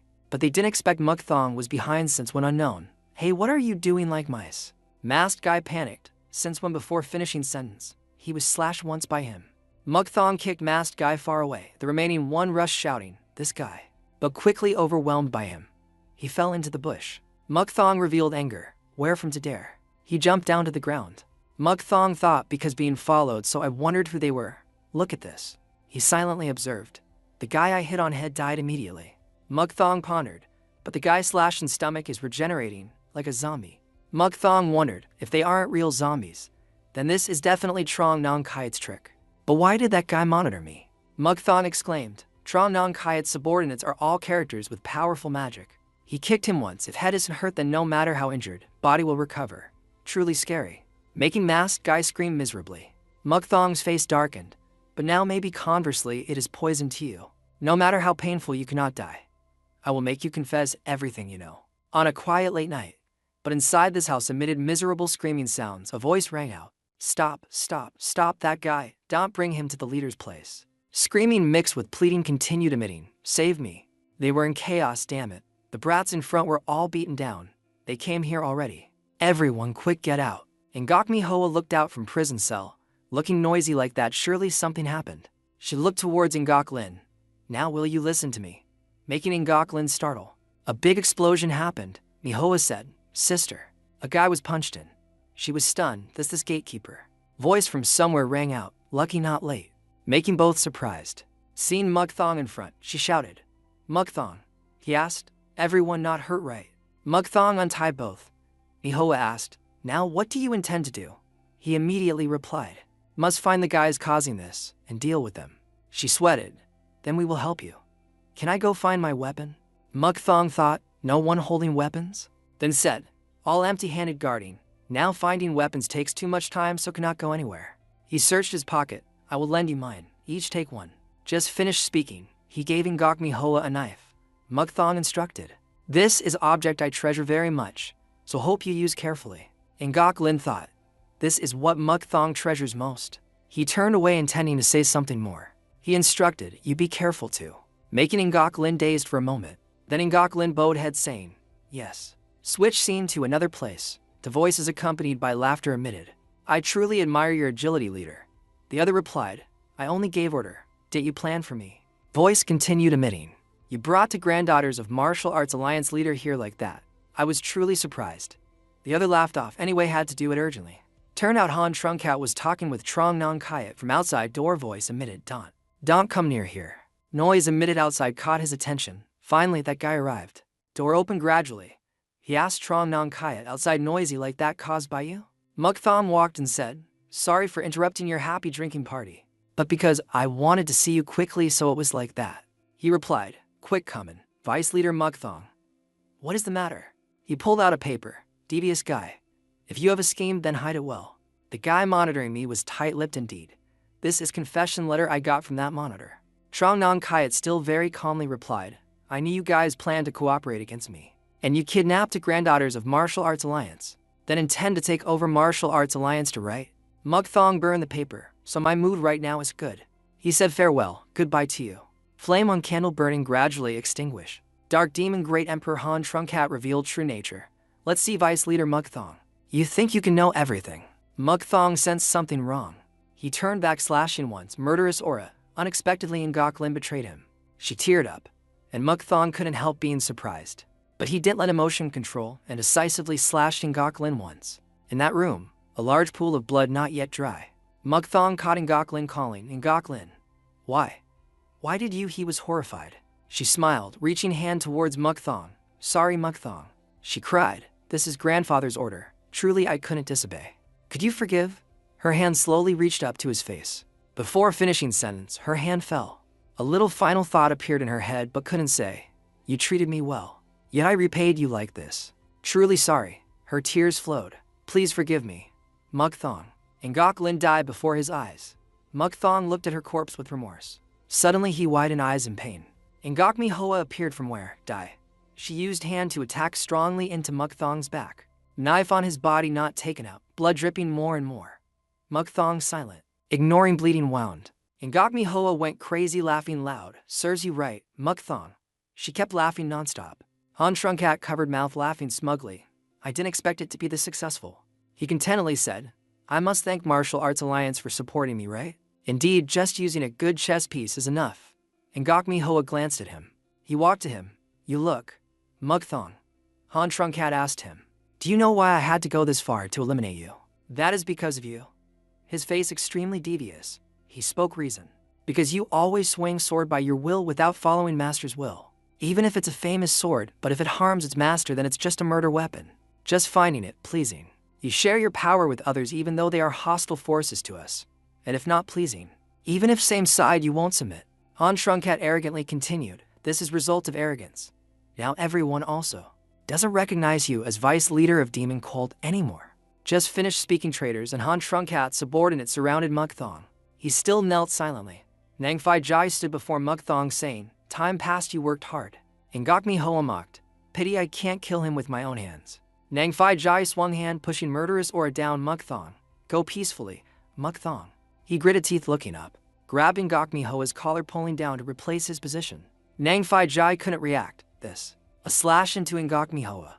Han Trunkat startled, "Damn it." Ngokmi Hoa coughed blood dying on spot. Mukthong stood up with anger, murderous aura radiating heavier. "You dare?" If so, then his face towards traitors. Thi Duane and surroundings were a bit wary that guy, he can still resist. They were confused. Clearly heart region and Danshan were destroyed. Why is his internal force still? That could it be? Mukthong now used all internal kung fu into move. Blood shifting hand is demonic kung fu. Trong Nong Kayat reassured, "Everyone don't panic." Now has just a living corpse gasping, relying on forbidden technique to move. No different from moth burning itself. "Attack, kill him." Saying so, the crowd rushed towards Mukthong. He roared madly, "I won't let any guy survive." At this time, outside the manor, something flew out causing big noise. A black figure in thick smoke. That was Mukthong. Subordinates holding knives, holding swords, attacking Mukthong from above. He tried his best, biting teeth, enduring, using power from bare hands to knock away those subordinates. Thi Duane angrily attacked from behind. "Brat." Mukthong's body suddenly stood still, not moving. He worried inside. Suddenly, why can't my body move? This feeling, could it be? Trong Nong Kayat directed hand towards Mukthong. Subordinates rushed in. He laughed smugly. Mukthong looked at him. "Trong Nong Kayat, he is binding me." Thi Duane struck straight into Mukthong's back. He was in extreme pain. That blow sent him flying far. Thi Duane elated. "I waited for this day for very long." Mukthong in pain couldn't stand up. He tried to endure pain to crawl up. "Damn it. I must find way to live. Like this then." Suddenly a bomb fell in front of Mukthong. Bomb exploded, creating thick smoke, surprising everyone. "What? What is it?" asked. Mukthong didn't understand. "What exactly is this?"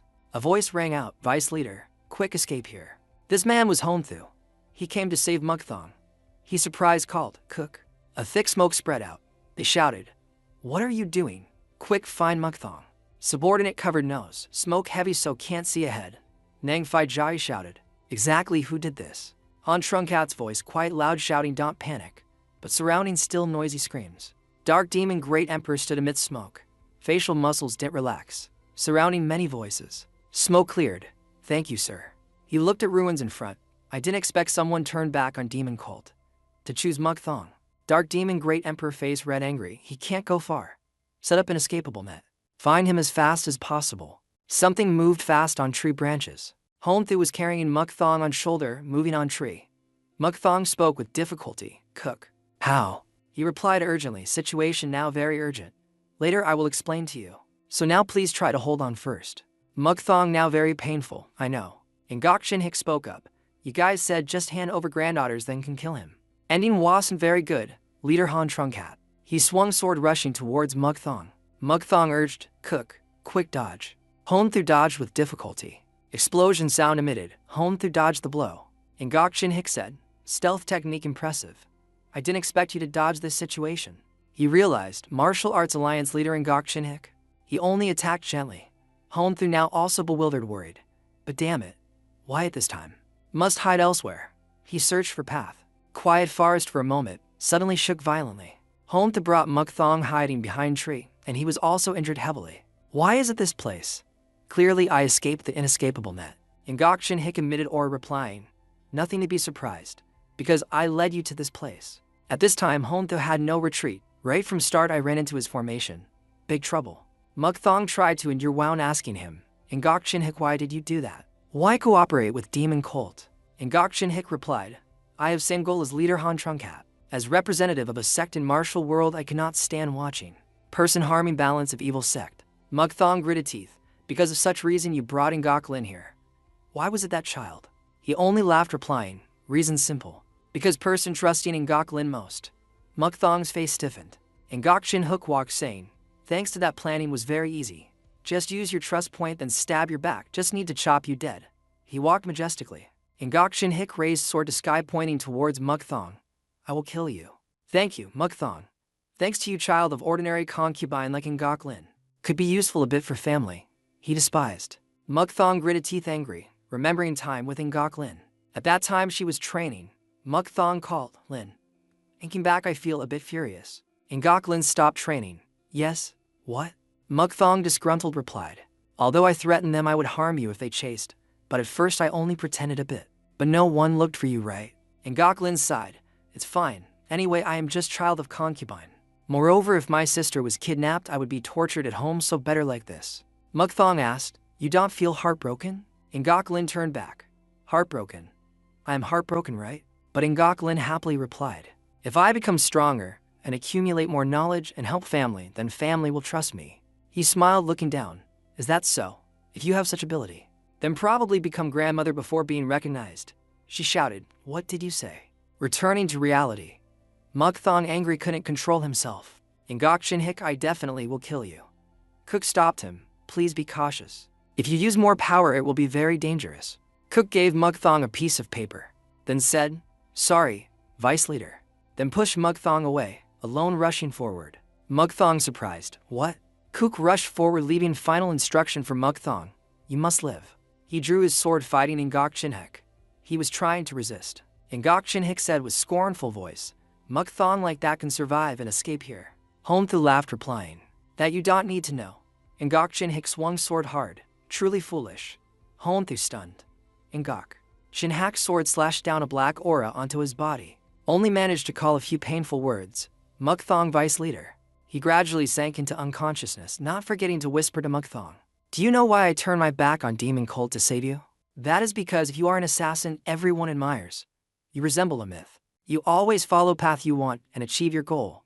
Unlike those raised as assassins like us only living by instructions. You don't know what meaning you have to us. Hon-thu now struggled to stand up, looking up at full moon and sky. You shine brightly, know how much. Vice leader Mukthong. Please forgive me for coming to save you late. And Gok Shin-hik slashed one more time. Blood splashed again. Mukthong from above witnessed that scene. And his heart left final will, and please survive. Mukthong fell into deep abyss. Hand reaching out shouting, Cook. He fell straight down into river. Face still resentful, then gradually lost consciousness. Mukthong sank deeper and deeper under river. His consciousness gradually disappearing, but in his eyes still striving. Opening eyes a bit, he saw a ray of light. It flashed up there. Then he fainted completely, unable to try anything more. Next morning, in a manor, in room illuminated by sunlight along with flower petals, Mukthong bandaged wounds resting on bed. He was having pulse checked. Middle-aged man asked, how is it? Old man next to him hesitated, luckily past critical stage. This middle-aged man was physician Lithu Luong. You worked hard. If not, your medical skills treatment would have been very difficult. This middle-aged man was Grand General Ngok Chindan. Lithu Luong asked, but who is this person that Lord must care for diligently like that? Ngok Chindan shook head. First time I saw this person, coincidentally discovered at Lower River. Lai Thu Luong wondered, just a normal villager, yet he granted favor like that. And Gokchin Dan spoke while taking something from pocket. Seems not normal villager. Saying so, he showed a jade pendant engraved with red dragon. Have you seen this jade pendant ever? Lai Thu Luong stroked beard, saying, looking with one eye, sees this is very precious object. Clearly a great craftsman carved on here. And Gokchin Dan put jade pendant back in coat.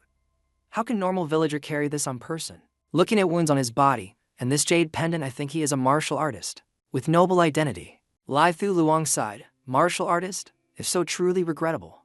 Correct, hard to save his life, but blood vessels, whole body, and Danshin destroyed. So, cannot use internal force anymore. He showed regret. Don't know if can use sword again. Looking at him unconscious. And Gokchin Dan instructed Lai Thu Luong by Mugthong Sikt. First, keep secret from surroundings about him and monitor situation more. Don't know if can find more clues. Flash past to a morning in manor. It was half year later, in summer, at stable. Someone washing horse.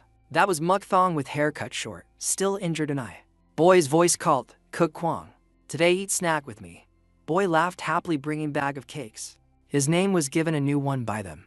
He naively replied, thank you sir. I finished this then eat. Boy rummaged, taking something out. Also give you this. A small flower brought before face, here. Chrysanthemum you like most, just blooming in inner yard. He was happy. Mugthong received flower, happily replying, Chrysanthemum. You always care for me like that. Sir Du Lion, you are the best. Mugthong scratched his head, saying, Sir Du Lion, thank you very much. From afar, Ngokchin Dan and Lai Thu Luong stood observing. Ngokchin Dan looked towards Mugthong. Cook Kwang been here half year already. Lai Thu Luong said. He can walk like that, is very lucky. Ngokchin Dan asked. He still hasn't remembered anything. Old physician replied. Anyway, when suffering fatal wound, he lost all memory. Ngokchin Dan had some thought in heart.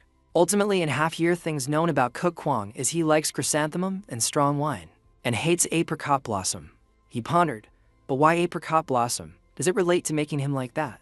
He looked towards Cook Kwang and Du Lion eating, laughing happily. First, to be safe, examine Cook Kwang's body one more time. Old physician replied, I understand. Evening at Lai Thu Luong's clinic. Old man checking pulse for Mugthong, but he refused. What? Why keep me here? Sleepy, I want quick home to sleep.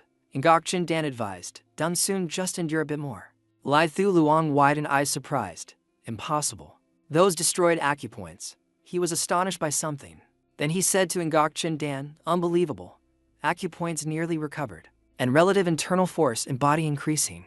Ngokchin Dan asked, can destroyed acupoints recover by own power? Old man waved hand, must say impossible. If so, why are martial artists afraid of chi deviation? Ngokchin Dan replied, acupoints and internal force returning, then martial arts probably. Old man replied, cannot be certain.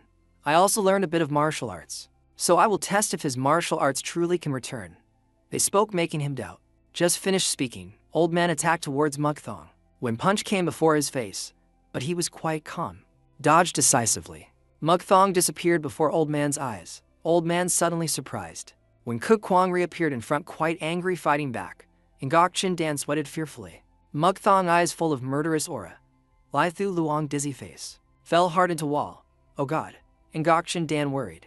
Hey, old man, are you okay? Old man rubbed head, lamenting. Oh God, I showed you something unseeable. Cook Kwang, that friend. Although lost memory and body disabled, but he reacted reflexively and counterattacked me. Precise technique and containing power too. Ngokchin Dan wondered, even an unconscious attack like that. Old man replied, correct. Lai Thu Luong said, according to my prediction. Then he looked towards Cook Kwang, burning with murderous aura, then continued. Maybe at least he is master once reaching fire realm. Mugthong burning with murderous aura. Master reaching fire realm? Ngokchin Dan stunned. I knew beforehand he was an ordinary character, but his person of caliber, more than I imagined. Mugthong asked Lai Thu Luong, right? Why hit me? You are bad person, bad guy. Lai Thu Luong only knew anger, silence. He immediately asked Ngokchin Dan, Lord, now what to do? His martial arts extremely powerful, but Ngokchin Dan didn't know what to do. Keep situation like this, cannot easily assign tasks to him. Truly difficult. Lai Thu Luong tiredly spoke up. So what do you think about doing like this? Currently his martial arts buried in unconsciousness with other memories. If we make him recall martial arts naturally like just now, surely he will find ability and form of himself like before, right? He speculated. And Gok Shindan doubted old man. So you mean we will continue repeating the situation? Is it okay? Lai Thu Luong affirmed surely. No. Impossible, doing that surely die. I have my own way. Next morning, at manor, Muk Thong stood amidst flowers and manor, hand holding small chrysanthemum smiling. Then he heard noise looking up. Sound of swords fighting. Lai Thu Luong and Du Lion practicing together. He glanced at Muk Thong standing there. Just as I predicted, if letting Du Lion learn sword in front of him, he will pay attention to it. Du Lion struck sword towards old man. Opening. Old man leaned praising. Very good. Swing sword faster. The people fought very enthusiastically. Muk Thong just stood observing. Old man practiced saying, push me back to the end. Although to proud horses, but must use sword matching moves soaking into body. Lai Thu Luong instructed. Old man one hand behind back, one hand blocking Du Lion's sword explaining. Move is not just one type. Vague memory of practicing with Ngok Lin coming back in Muk Thong's head. Old man continued, when all move types harmonize naturally, then have power. Two swords touched. Memory of battle before appeared again in Muk Thong's head. Lai Thu Luong lectured on, training external kung fu applying moves is important, but training internal kung fu applying mental cultivation is equally important. Memory of battle once again appeared in Muk Thong's head. He seemed to realize something. Old man spoke louder. Use visceral technique to pull nature's momentum into body, then use single cycle. Memory, past words suddenly rushed back in head. Sorry for making everything turn out like this. That is due to you. I cannot let you stay still like that, Dai. Will. Please survive. Chrysanthemum in Muk Thong's hand fell. He held head screaming very loud, looking very painful, emitting much murderous aura. Lai Thu Luong and Du Lion startled turned around. Du Lion worried rushed over. Cook Kwang, Lai Thu Luong stopped. Don't go there, very dangerous. He hugged Du Lion to protect boy. Oh god, what exactly is this? What exactly is happening? Muk Thong now closed eyes tight. Power inside body awakening. He was pulling momentum. His person seemed burning. Of nature. Cook Kwang now naked flesh losing control. Old man witnessed sucking nature's momentum into body. Cook Kwang now went mad roaring. Strong light emitted. White covering whole sky area. Cook Kwang like burning kneeling on ground. He clenched teeth tight. Lai Thu Luong and Du Lion both surprised. Ended. His body gradually recovering. He just naked like that. Fainted. Du Lion shouted full of worry. Cook Kwang. Lai Thu Luong stood stunned. Is that the legendary moment of changing bones? Du Lion ran towards him. Mouth constantly worrying. Cook Kwang. Lai Thu Luong still didn't move, sinking in his thoughts. That is dream of all in martial world. Reaching extreme peak in hand. Seen with own eyes can't believe. Du Lion ran at him shaking him up. Cook Kwang. Wake up. Old man looked at him. Truly heaven beyond heaven. At Ngok Shindan's camp. The guards talked to each other. Just like that day came right. Day Grand General returns. The other replied, just like that already, he continued. No wonder today seeing high up so busy. Puddle on ground vibrated. Guard laughed loud. Coming right time, report inside. Flags flying in wind. He shouted, it is Grand General Ngok-chan. They were in chaos. Grand General returned. Quick open city gate. All soldiers in camp. Come out respectfully welcome Grand General. A voice rang out, Father. They quickly greeted him. Father worked hard. Congratulations, Father, returning home. Ngok-chan gratefully said, you busy like that still come out to welcome me like this. Thanks a lot. Shindan politely replied, no sir. This is what I must do. Father looks tired. Father quick come inside rest. He suddenly saw something wrong. Yeah. Wait. And Jin asked, I haven't seen face of person behind you ever. He explained, I have this matter intending to tell Father. Ngok Shindan introduced. This is person this time I want to recommend to Father. He introduced, my name is Cook Kwang. He opened eyes wide looking at two people. After a time, sky turned dark. He talked to Dad, truly strange Father. Ngok-chan replied, is that so? Truly. He held wine cup being poured, then said, while I away from home, interesting thing happened, And Chin questioned, I ask one more time. What is your name? But he still avoided question. I am called Cook Kwang by people. He wondered, that is real name.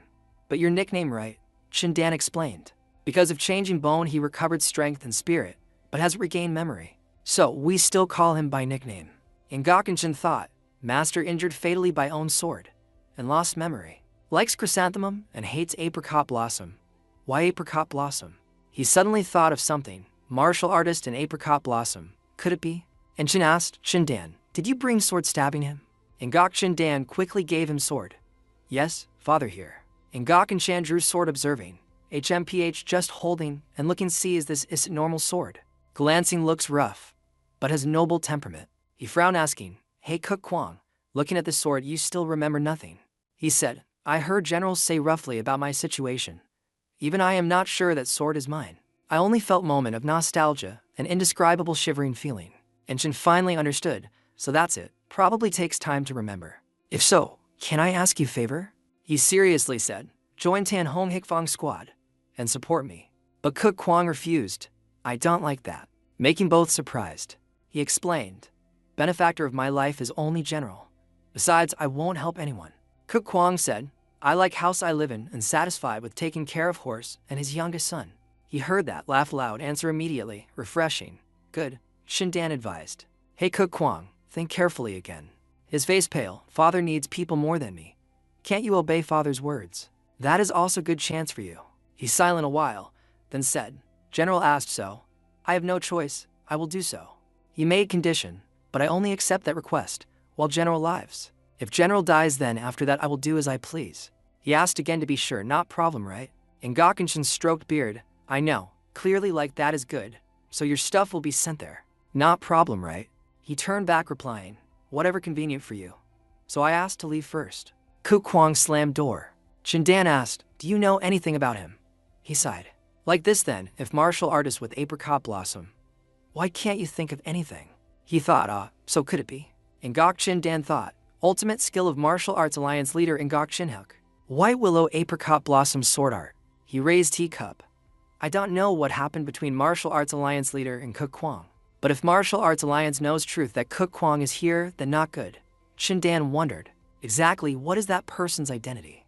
On full moon night, wind blew leaves flying in sky. An assassin climbed on roof.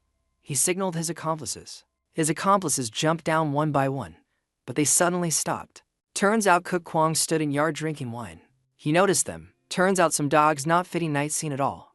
Assassin poised to fight. "You where from you came?" Then shouted loud, "Kill him." They had acted. Cook Kwang flew up, making assassin panic. His face filled with murderous aura, "Stop," making him scared to point of crying lightly. Cook Kwang cold face, signaled silence. His face now looked very scary. Cook Kwang said, "I don't want to know who you are and why I came here. But thanks to moonlight today to beautiful, so my mood is very good. Thank my mercy." He threatened assassin, "But if you feel life too boring and come here again." Cook Kwang face became scary. "At that time before you breathe, I will tear you apart," making him afraid, shouting loud and running away. He looked at assassin. "I won't say anything." Cook Kwang said, "Anyway, have a drink with me." He raised wine bottle to sky. "Moon goddess also have a drink, right?" At brothel belonging to famous Chinthan Lao. Inside bustling scene, people walking talking happily. In a room in front, two soldiers stood guarding carefully. A man walked in saying, "I performed task returned." Woman dressed luxuriously sitting cross-legged, mouth blowing smoke. Next to her, two maids stood waiting to serve. Woman spoke up, "Report situation." "Checking there, how was it?" she asked. Men knelt bowing fearfully replied, "True powerful master. All level 1 assassins and I were defeated by him." Woman smirked, "Then he truly is person we looking for. Since Q high great hero reached manifestation realm, then he is second master achieving it. And former vice leader of demon cult Muk Thong," she said. Man confused asked, "But why vice leader of demon cult became subordinate of Ngaken Chan?" She explained, "Years ago he fell for trick of demon cult and martial arts alliance leader, then injured heavily and missing. After that he lost memory of time as vice leader. To repay life-saving grace he followed Grand General Ngaken Chan." Woman continued, "Just confirming he is correct person is already big harvest. Go with subordinates to treat wounds." Man replied, "Order received." After subordinate left, woman thought, "So later how to lure him? Or I say we'll keep secret past info and help him revenge." A thought flashed in her head, assassinating Ngaken Chan, then isolate him. If not, then she laughed weirdly. Heart didn't know shame, like this don't know why I feel excited. This woman thought again, anyway demon cult leader, will hear rumor Muk Thong still alive soon. Martial world will be shaken depending on that person's action. If Muk Thong falls into that person's hand, it's fine, but if not. At Royal Palace Inner Court, grandson of Ngaken Chan. Ngak Han was training bamboo sword with Muk Thong at martial training ground. Ngak Han put all strength contrary to calm look of Muk Thong. Ngak Han used move Blue Star continuous strike, constantly launching moves towards him. Muk Thong agilely dodged. Opponent more determined. Muk Thong raised knee, hitting Ngak Han's chest right when opponent leaning towards him. Ngak Han's mouth spat water. He fell to ground hugging chest, whole body trembling difficultly opening mouth just. Just sword training, why play real hit? Mukthong calmly stood looking at opponent replying. When standing before opponent holding sword must use every trick and method to survive. Truly cowardly, he struggled. Mukthong sat down saying, Ngakenshin asked, so I only trained sword for you, but seems you haven't practiced anything. Ngakhan angry, just getting hit increases ability. Oh, seems you dissatisfied much? Mukthong asked, so what must I do? Ngakhan replied, show me strong as martial arts. Swordsmanship able to cut everything, or just one punch can shatter rock. Speaking, Ngakhan got more excited. Strong martial arts passed down in legend. Mukthong stood motionless, pursing lips whispering, this guy truly dreaming vainly. He softly called Ngakhan. Person still kneeling on ground quickly replied, what? Do you see that high pavilion of royal palace? Mukthong turned back looking far away saying, and they're full of secret martial arts books collected from everywhere in martial world. Do you know what I realized when reading those secret books? Mukthong turned head looking Ngakhan continuing teaching. That is in this world doesn't exist supreme divine art. Example, if all martial arts equal, then all lie in check relationship. Infantry loses to spear soldier. Spear soldier loses to archer. Archer loses to infantry. He hesitated. Moreover, if I use blue star continuous strike, you use then. Finished speaking, Mukthong swung move. Blue star continuous strike. Everywhere dusty along with big wind rising. Ngakhan behind Mukthong amazed. Immediately whispered, he swung move like me, why big power? Mukthong stood amidst windstorm, turned head asking Ngakhan, watch carefully. Finally, important thing isn't self-created martial arts, but important is who uses it. Ngakhan black face stood up asking, so you explain like that, why time past hit me like that? Mukthong replied, when hit if don't want hit will avoid at all cost. When anger rises you will try to hit me by every way. Therefore martial arts will progress. Naturally. Sun rose high. He ended session, so I go eat rice. Let's eat together master, he invited. Full moon and starry sky and dark night. On ground small fires on wide land, alternating camps lying near each other. Shouting sounds echoed, Thi Chan Thin, Thi Chan Thin. In a camp on ground lay scattered warriors. A man stood amidst group lying on ground raising hand as responding to ceaseless cheering. Seemingly they were feasting and organizing a duel. Winner is named, everyone cheering. A man with muscular body stood majestic surrounding rows of people surrounding him. Group knelt before man one by one, put hand on chest. Warrior Aiden admits this result. Warrior man Da admits this result. They said. All kept saying one sentence like celebrating victory. Warrior Ngu Tai Lai admits this result. Warrior Da Vu admits this result. Warriors in unison, please lead us. Great man of Mongolia is Thi Chan Thin. Is this man? Thi Chan Thin stood tall amidst crowd hearing cheers, face still solemn unchanging. At a place Ngakenshin said to opponent, did you hear rumor? Person playing chess suddenly stopped. He continued, this time in Mongolia established new force. Assistant Ma Long sitting next also continued, you didn't say then that is difficult problem. Image of fierce wolves appeared. Normally they only chaotic guys, but if they gather strength, then that is very scary threat. We need to break their buds before they gather. Ngakenshin said, then we shouldn't think much but quickly deal with it. He requested, send me to 100 strong people and 10,000 infantry. Afterwards Major General and Tan Hong Hikfong squad will be responsible for them.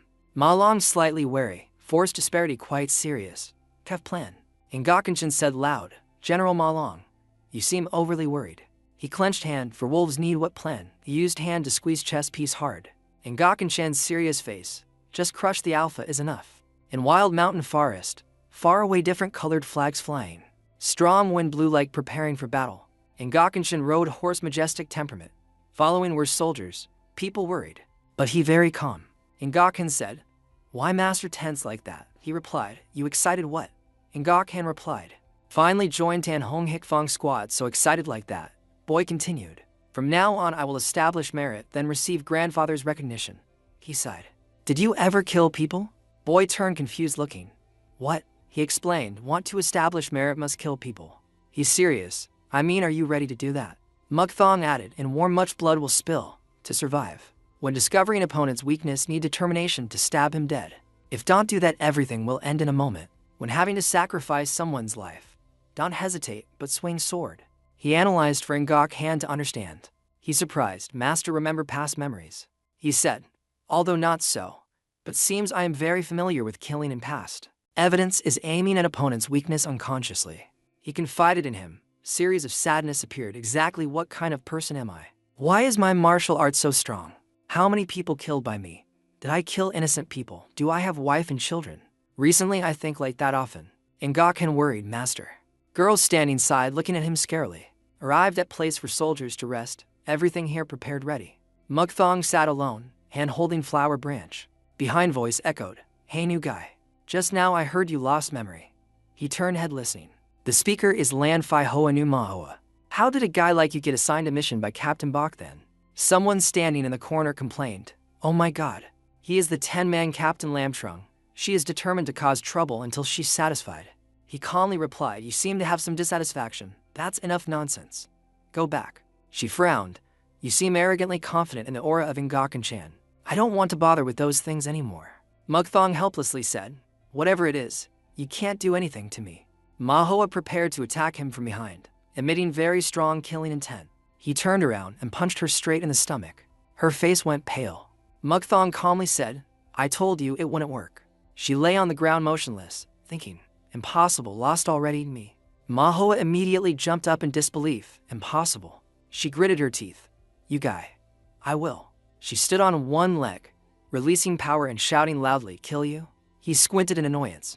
If it was simple resistance, I intended to let it pass. But with such raging killing intent, there is no other way. He also unleashed his power. Don't regret it. He walked straight towards Mahua. She was stunned, sword energy. Mahua broke out in a cold sweat. This move can only be used by experts who have reached the transformation realm. How can that be? Her face darkened.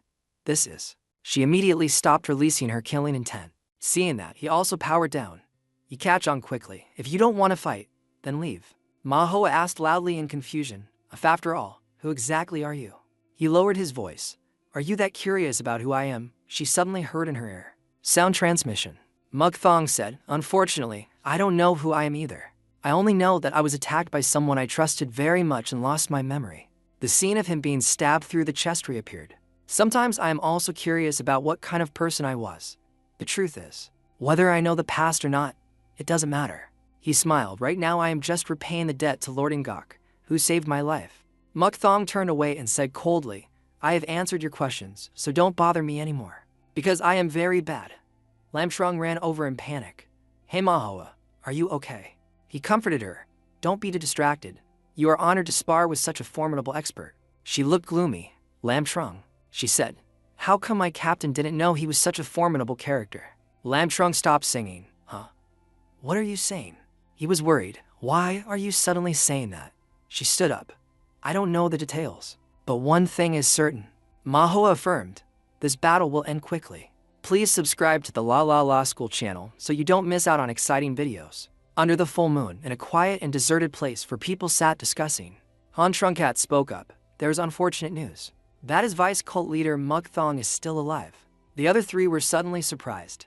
Mukthong, that's impossible. One of the four spoke up. According to the results of my investigation, after receiving a fatal wound, he was saved by the son of General Ingaken-chan. Currently, he is called Cook Kwang and is a member of the Hookfang escort team.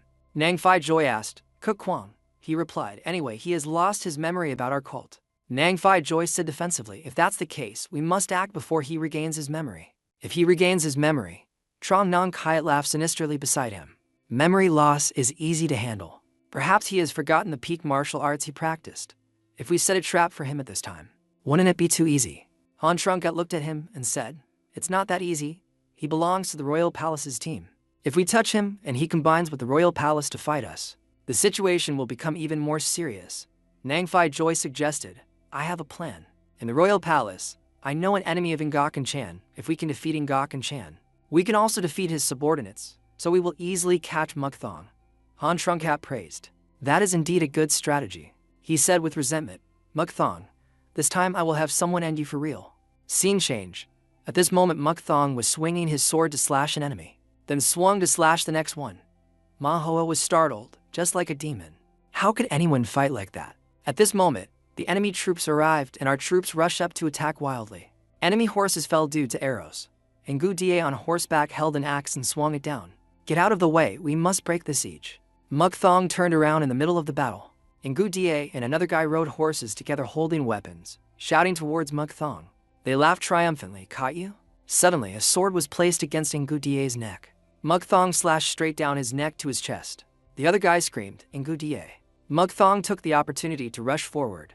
He used his sword to deflect an arrow aimed at him. He swung his sword a few more times. The arrow flew in the opposite direction. The other guy panicked the trajectory of the arrow. Before he could utter a word, the arrow flew straight into the middle of his forehead. Refreshing. I didn't expect a warrior like you to exist. A large man in heavy armor appeared. He introduced himself. My name is Thit Tranthin, the great leader of Mongolia. What is your name, warrior? I am Cook Kwang. He used the name given after losing his memory, taking a stance as he spoke. Thit Tranthin growled, we will have a thrilling contest. Then, let's duel. Keeping his word, he rode his horse charging towards Mukthong. Thit Tranthin swung the large saber in his hand. Mukthong was ready to fight with two swords. The saber slashed down at him, but he managed to block it with his swords. Mukthong looked at the large saber. A sword made of bone? Thit Tranthin smiled with satisfaction. As expected, good block. If so, how about this? Thit Tranthin unleashed a stronger move. Manhua retreated, he's being pushed back. Ngakhan worried, we have to help the captain. Mukthong shouted at them, don't come here. Coming will only hinder me. Thit Tranthin steered his horse to jump up and swung his saber down with a ferocious look. The killing intent of the two was palpable, tense.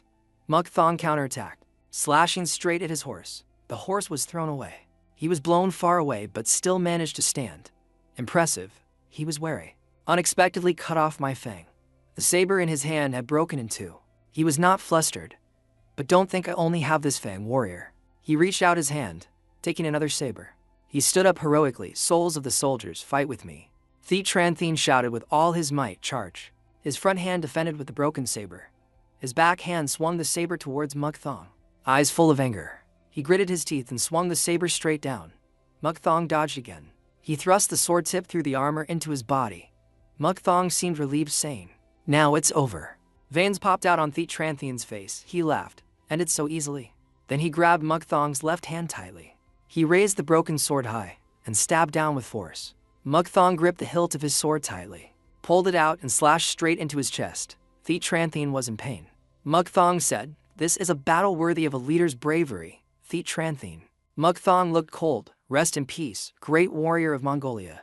On the vast battlefield, Mukthong stood tall amidst piled corpses, gripping his sword tightly with a cold expression, thinking finally. He looked into the distance, a hint of thought in his eyes, hair blowing in the wind. In his mind, the scene of soldiers shouting loudly before battle appeared. The sound seemed to echo endlessly. The Mongolian expedition ended thanks to our victory. The general, to prevent Mongolia from gathering strength again. He reflected more, ordered the killing of all tribes. But I don't like slaughtering innocent people. I hid a small tribe from the general and let them return. The flashback ended. Mukthong sat down on the cliff, pouring a small cup of wine, gazing at the quiet night sky. He spoke softly in a calm voice, but couldn't hide a bit of fatigue. The merit of this war was accepted, and the royal palace rewarded us greatly. Sitting alone, he sipped wine, relaxing in the peaceful space amidst the sound of wind blowing through trees and the trickling stream. A glass of wine like this is the best. Suddenly he stopped speaking. His expression sank.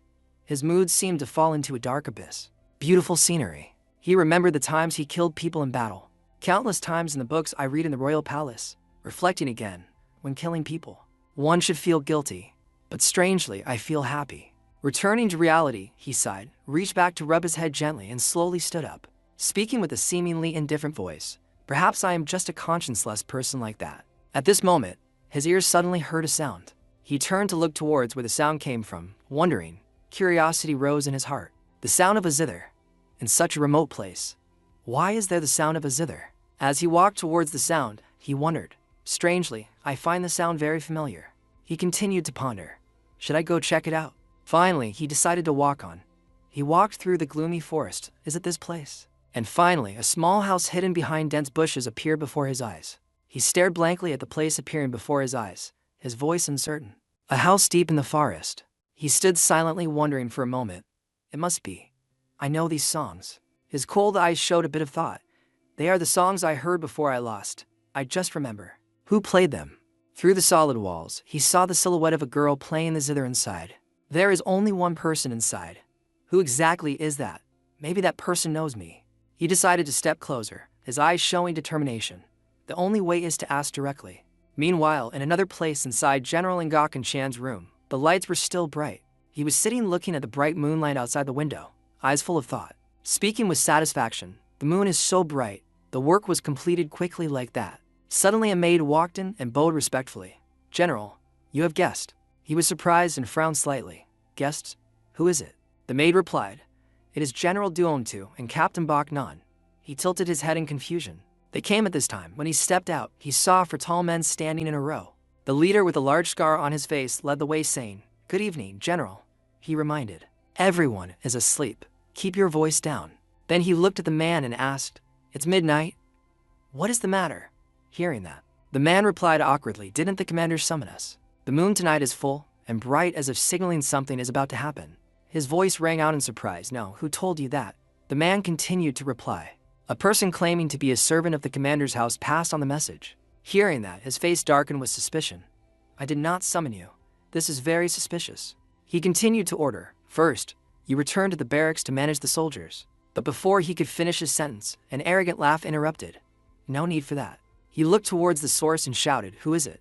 The person replied, "There is an imperial decree, Lord Ngakunchan."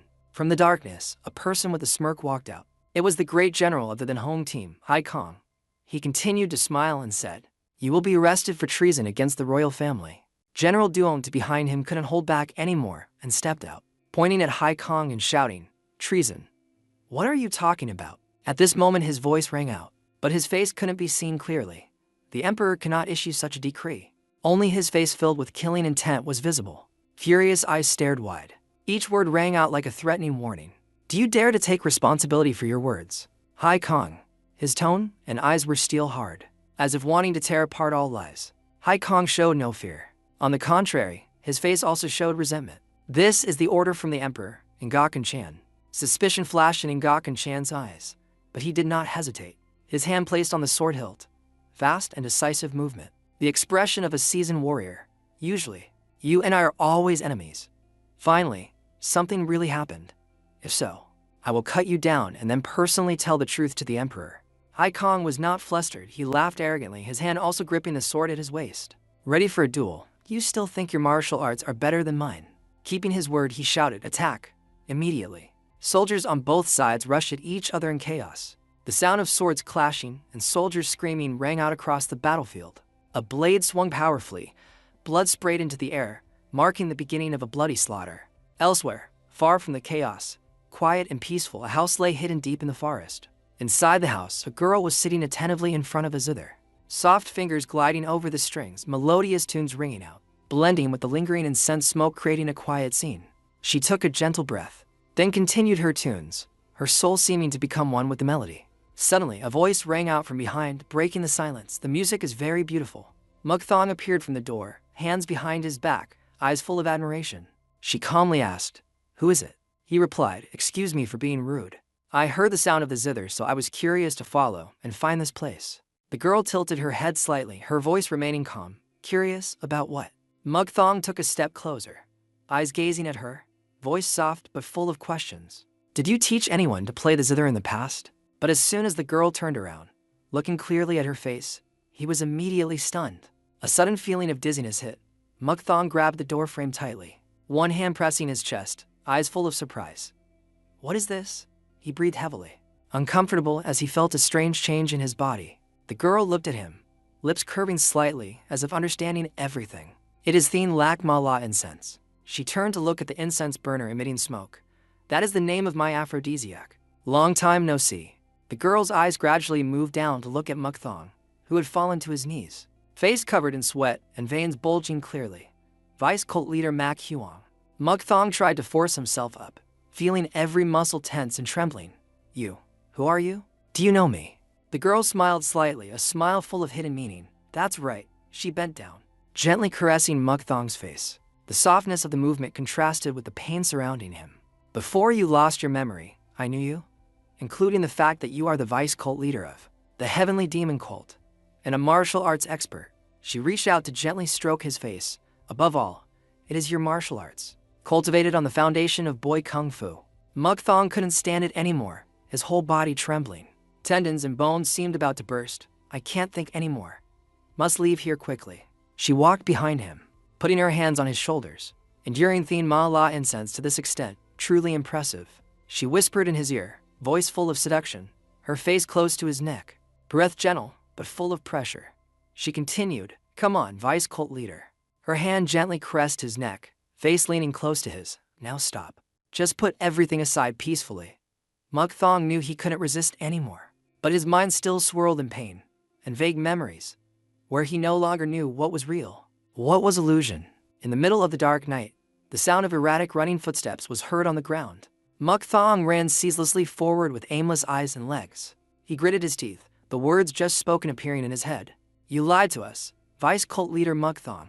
He recalled the woman's words. You lied that you mastered boy kung fu. Muk Thong, half naked, scratched his face and spoke up. You are the one who heard false news. I must investigate the truth of this matter. Please subscribe to the La La School channel so you don't miss out on exciting videos. Muk Thong was suspicious. How much of what you said is true? Is it true that I am the person named Muk Thong? The woman replied, correct, because I taught you to play the zither. Although you are the vice cult leader of the Heavenly Demon Cult, you were punished by the Heavenly Demon Cult itself. The woman said while clutching the shirt over her chest. But I don't understand how you still survived. Then the Heavenly Demon Cult will act one more time to eliminate future trouble. The man spoke with satisfaction. You are easier to talk to than I thought. The woman smiled slightly and replied, because I have completed my mission. The rest must be left to others. Still others, the woman smiled. Here there is only me, but a general in Gakuen Chan's house. It must be a scene of bloody rain and wind right now. In the front yard, the general was kneeling on the ground, hand gripping the sword planted in the ground to support himself. Hai Kong stood opposite, laughing happily. Surrender, General, just give up. General in Gakuen Chan was furious. Hai Kong, do you know what you are doing? Colluding with the demonic cult to come here. He had gradually lost all his strength, sweat beaded on his face, breathing became heavier. Still telling himself, I cannot give up. His hand gripped the sword tighter, heart full of determination. At least I have to tear this Hai Kong apart. Hai Kong stood looking at the struggling figure in front of him, laughing even louder. And Gakuen Chan shouted angrily, you shook hands with the demonic cult. Great choice. Hai Kong, with a smile still on his face, asked back, did you lose your memory? The general continued, like you sterilized yourself to become a eunuch, to escape life as a man. His face stiffened. You? And Gakuen Chan closed his eyes and spoke softly. No matter how fast your sword dances, it's hard to defeat this old man. I wondered why your sword dance was so fast. The general's eyes opened, staring sharply at the opponent. It turns out it's because your lower body is too light. Hai Kong gritted his teeth in anger.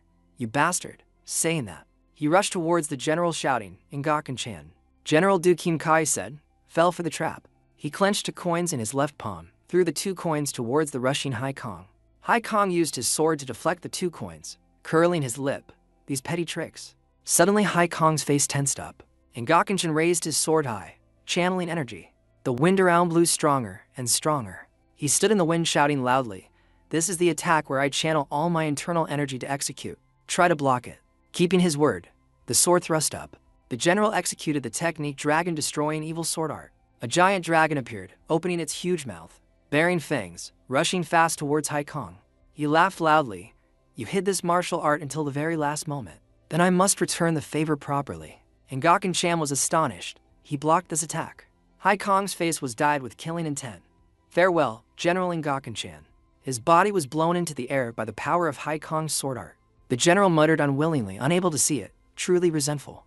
A loud sound rang out, the ground was torn apart, and Gakuen Chan lay motionless on the ground, no longer breathing. Lang Fai Kwai stood behind praising, Eunuch Hai is truly talented. Hai Kong turned his head smiling happily, as if responding. Lang Fai Kwai took off the hood covering his head and continued. Even the best expert in the royal palace might not be able to match you. Saying that, he turned to the guards standing nearby and shouted orders. You handle the remaining members of the Hook Fong team in the inner camp. Do not let anyone survive. Yes, sir. Hai Kong smiled, eyes closed, saying, thanks to Vice Cult Leader Lang Fai Kwai, I was able to kill Gakuen Chan. Lang Fai Kwai politely replied, we are the ones who should thank the eunuch for helping us handle everything easily. Hai Kong asked, and what about that Cook Kwang you guys are targeting? Lang Fai Kwai sighed and replied, he is not worth your concern. Our cult has already handled it. Suddenly, a loud sound rang out from behind the building, interrupting their conversation. The sound came from where the chaotic battle between Muk Thong and the soldiers was taking place. Only the sound of a sword cutting through the wind was heard, then quickly taking lives one by one. The wind blew across Muk Thong's face. His face was filled with hatred. Lang Fai Kwai gritted his teeth, speaking in disbelief. Impossible. Why is he here? Hai Kong stood beside, smiling with interest. Doesn't look ordinary at all. Saying that, he turned to look at Lang Fai Kwai. Looking at your reaction, it seems he is the one the demonic cult is targeting. Lang Fai Kwai was still stunned. Did Thi Tran Thien fail? Muk Thong walked step by step closer to the two. Eyes widened. Seeing General Ngok and Chan's cold body lying on the ground, his eyes became even colder. He spoke up, I don't care about that. Whether the me of the past hated you people or you plotted to murder me. Because the important thing is myself at this moment. I just need to live my life well in the present. But in the end, you killed the person I escorted. Lang Fai Kwai's face became tighter. Hai Kong kept the same smile as before. Muk Thong pointed his sword at them. Then you are also ready to receive my sword. Lang Fai Kwai shouted. What are you still doing? He is just a person who lost his memory. Everyone rush up and kill him. Soldiers wearing different uniforms rushed up one by one into the air. Lang Fai Kwai pointed and shouted, kill him right here at all cost. Death flashed in Muk Thong's eyes. The sound of metal clashing mixed with the soldiers' screams rang out. Muk Thong pierced through the crowd of soldiers fast as lightning. No one survived wherever his sword passed. Suddenly a sword tip appeared just inches from Muk Thong's face. It was Hai Kong's sword tip. Muk Thong quickly dodged. Worry appeared on his face. Hai Kong continued to attack.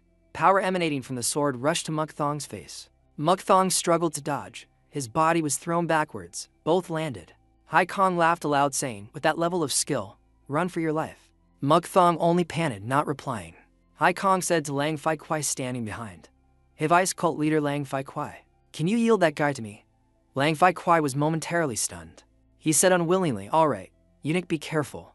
Although he is weaker than before, he is also a transformation realm expert. Hai Kong whirled the sword in his hand. That's exactly what I want. Saying that, he walked towards Muk Thong holding his sword. Muk Thong held his sword asking, can you fight alone? Hai Kong smiled confidently, whether I can or not, I don't care. Keeping his word, he swept a sword stroke. Finding a super swordsman like you is not easy. Muk Thong flew up into the air to dodge. The two began to duel directly. Two swords clashed, making sharp sounds. After a while, Hai Kong gained the upper hand. Hai Kong stood looking at Muk Thong kneeling on the ground asking, you're too hasty, aren't you? Muk Thong raised his sword high replying, my goal is not to spar with you. Saying that, he swung the sword in his hand rushing at Hai Kong. Hai Kong frowned. The playful look gone from his face. Muk Thong unleashed the move controlling sword with chi. Hai Kong confusedly dodged. Very quickly he regained his confidence. Your skills are admirable, but it's just a mess. Saying that, Hai Kong unleashed a move to counterattack. Muk Thong said, because that is just an illusion move. He appeared behind Hai Kong in a blink and attacked. He was blown away, hitting a large wall. Surrounding bricks and stones immediately exploded. The soldiers worriedly called out, General. Muk Thong stood in the wind observing. You have too many tricks. Hai Kong stared at Muk Thong and said. He stood still observing. An air cannon shot past Muk Thong's face. In a blink, Hai Kong rushed in front of him. Muk Thong retreated, carefully observing the opponent. He swung his saber using the move Wilderness Breaking Saber Flow. Hai Kong smiled, responding with the poisonous dragon mist. For black snakes with long fangs rushed out from Hai Kong's sword to confront Muk Thong's move. A large explosion in the air emitted blinding light. A strong wind blew carrying stone dust on the ground. Muk Thong fell sitting on the ground looking wretched. Hai Kong holding the sword in his hand raised his voice asking, end it already. Don't worry. I will put chrysanthemums on your grave. Muk Thong gritted his teeth, not done yet.